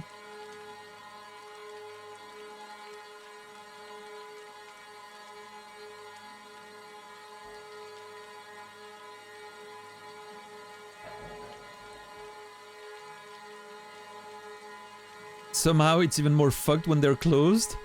I can see what you mean, yeah, for sure.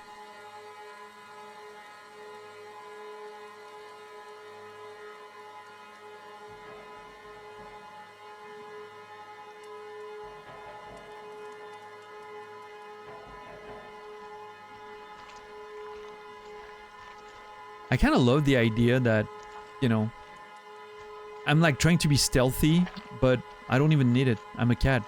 It feels like, you know, cats are stealthy by default, right? Just walking around without even making a single noise. Yeah, Electron Naz is not streaming, of course, you know. He's taking Fridays off now as well, so I'm just basically going until I'm either too starved or I find a good narrative point to stop. Or, you know, we'll see. It's one of those situations where forgotten pizza behind the fridge. I'm gonna eat pizza later, so please don't make me...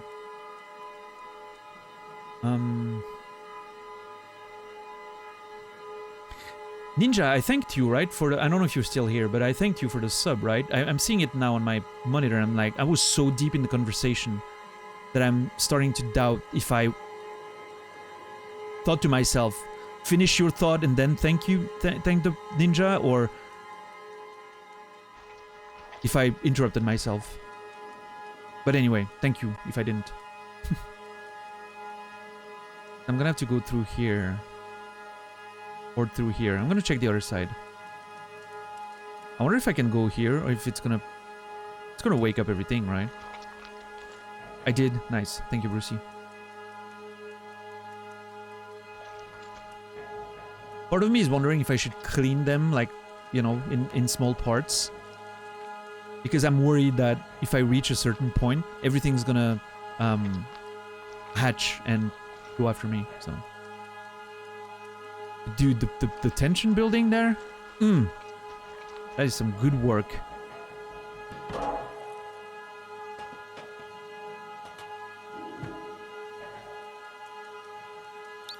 Open door lock.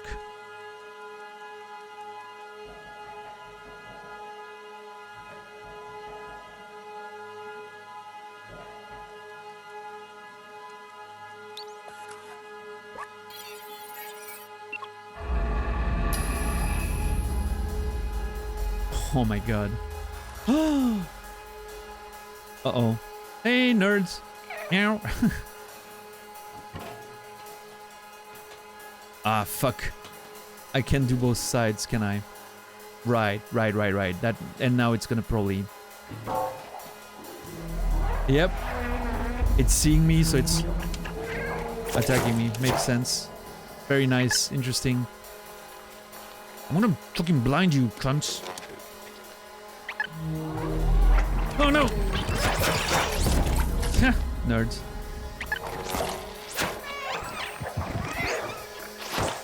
I wonder if I can... Oh no! Oh no!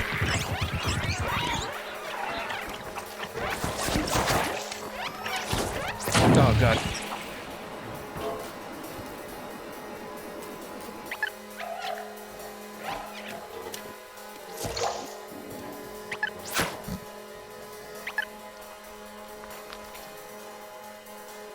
This area is the popping subreddit's wet dream, I think.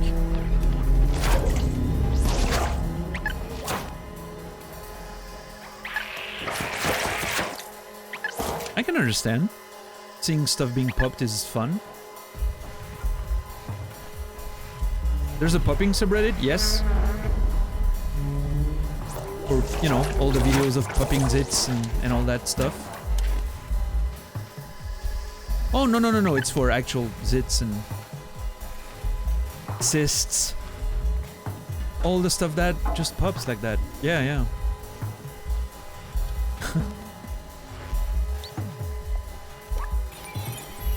Come on, don't hate.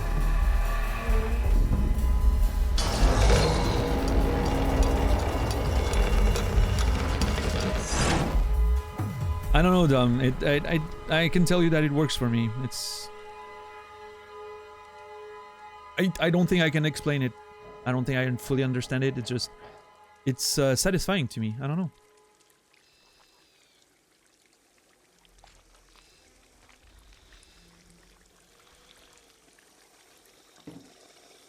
Hey, nerds. Yeah, see that thing? Scratching it. Deal with it. Aw. Dead robots. So...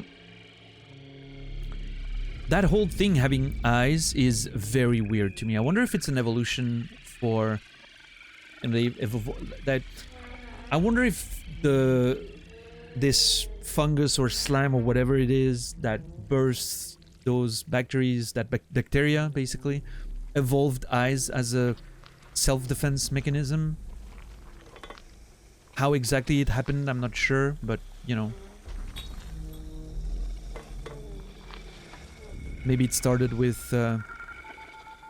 some of the eggs never fully hatching, but like an eye being able to look around.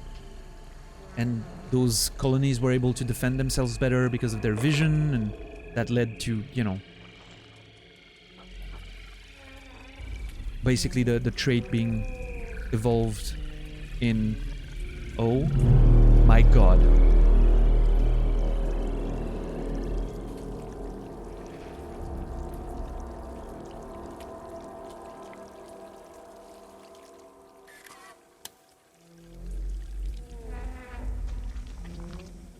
I really hope I didn't miss memories.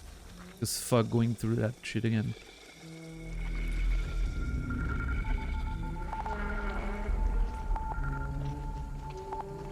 That is a big eye, indeed. Few of them, actually.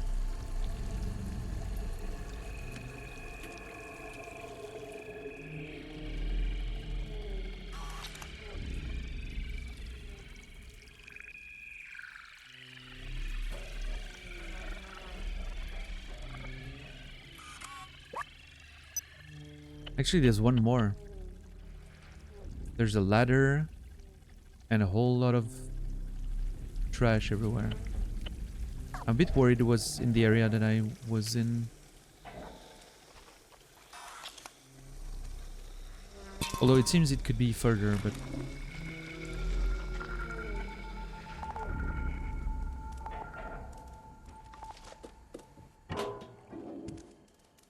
Looks like you found some new viewers. Wow. Wow, Strange Pie. Really? You? Going that low? For shame, sir. For shame. That was actually pretty smart.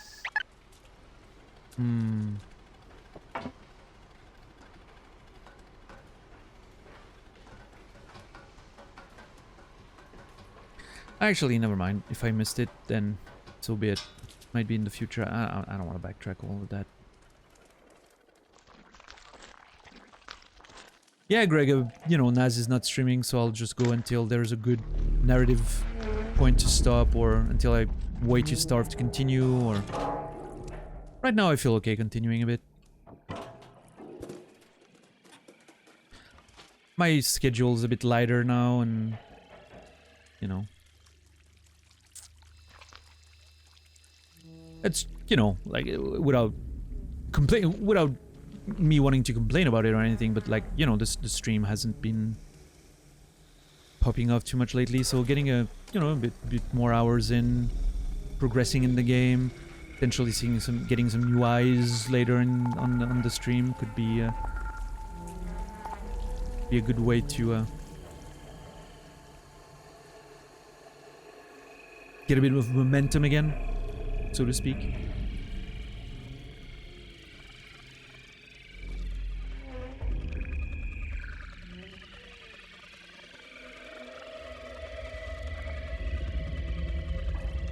Oh.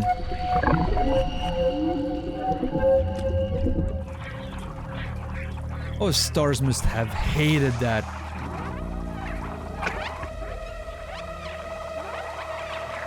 Light, please? That took you long enough.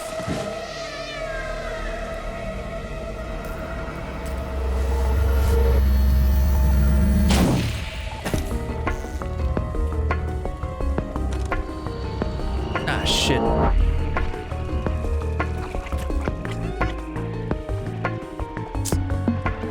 Oh, I guess I probably missed a memory there.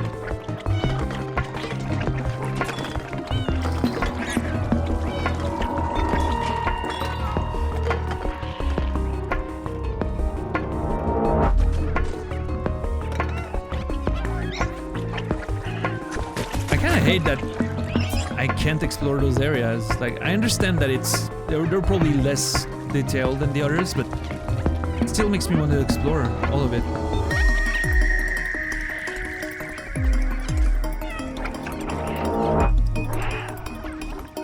Yeah, it's really good. I wonder who the composer is. I'm not sure.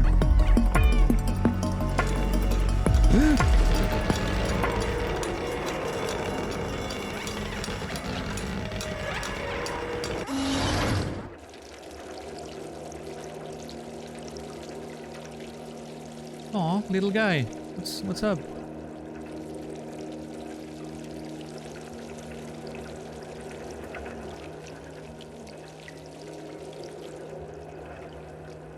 I don't know, the door was closing. I guess they didn't want to go. Maybe they have like a sort of collective consciousness that was like, oh, let's not go too far, you know?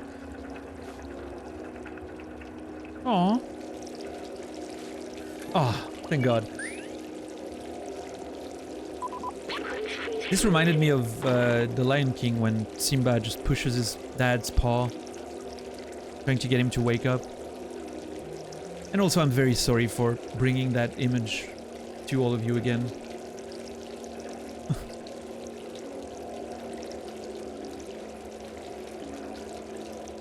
It was dark, I was alone. It felt like I was back in the network. Aw. Are we gonna have a conversation about death again? But you saved me. Thank you, friend. You're welcome. You're welcome, little buddy.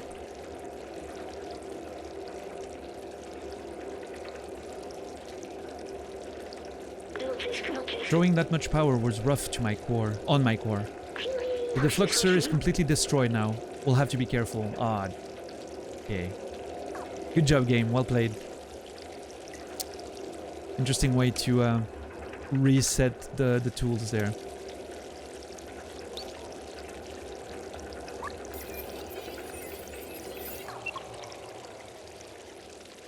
Part of me feels like those fans were still working for a reason, and that it's probably bad that we're turning them off, but who cares?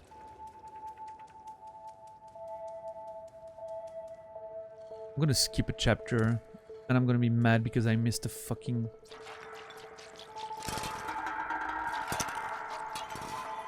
Yeah, fuck that can, exactly.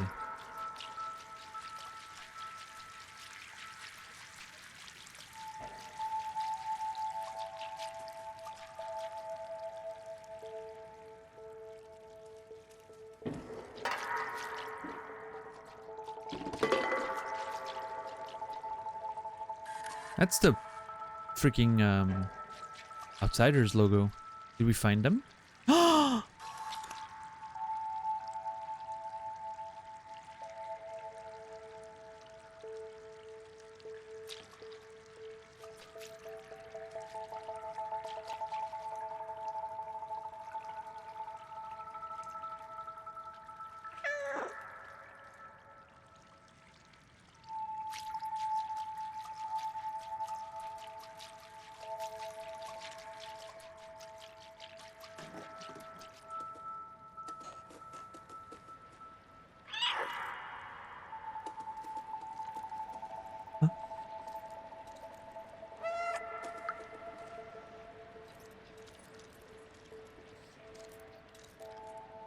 No Zerg zone, safe zone.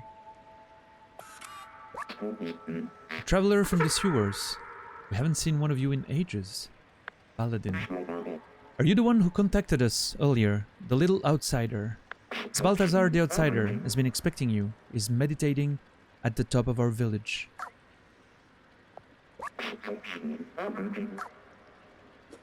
Oh my god. This ant village. Ant village. This immediately had me think of Nier Automata with the robots village for some reason.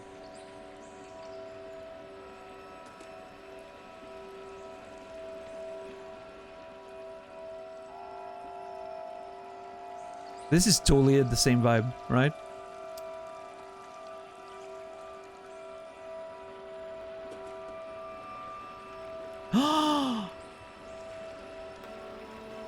Oh my god, this is so awesome.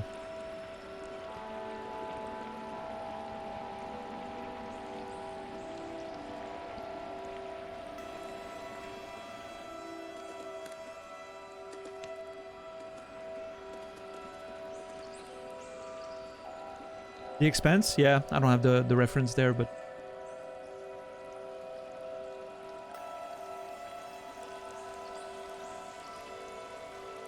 What a cool little town that we found.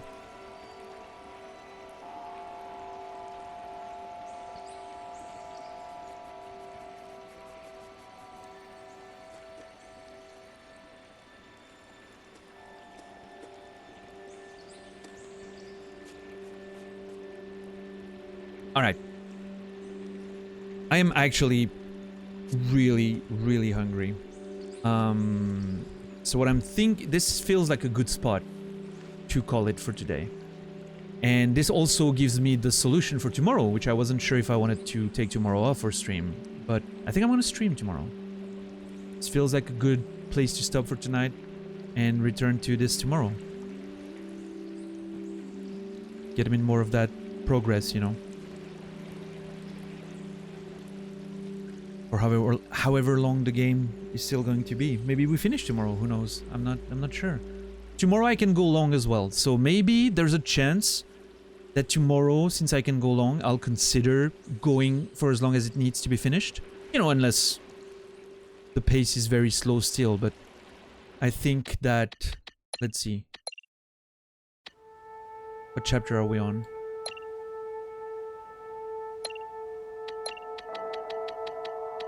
9. Yeah, I mean, it's very possible that I can do the rest tomorrow, depending on how it goes. I'm so mad that I missed the memory in the sewers. Because memories, it's not just about completion, right? There are actual lore and informations about the game, so... I'm a bit annoyed. There's a chance that starting tomorrow I go back to the sewers, try to find that first area immediately. I think I know what it is, like I have an idea of the area that I missed. And then it's with the eyes around based on what I can see from the preview in my menu. And then return to End Village. We'll see. Maybe not, maybe I'll just push and... I was just playing too fast. I don't know, maybe I was reading chat a bit and missed it. That's also a, you know, sometimes it happens, but... But yeah, anyway.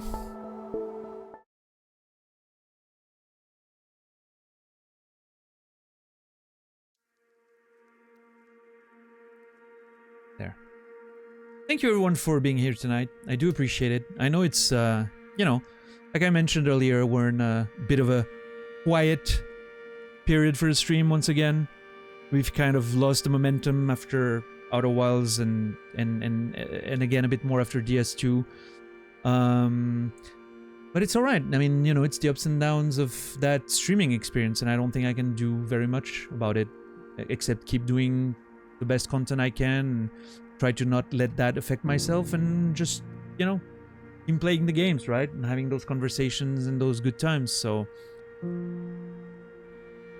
hopefully 2 better days in the future, I'm hoping, in terms of metrics, because the shows are fine. I love the conversations, I love the game, and you know, I'm just purely talking about the metrics, of course. Yeah. Who are we going to see tonight?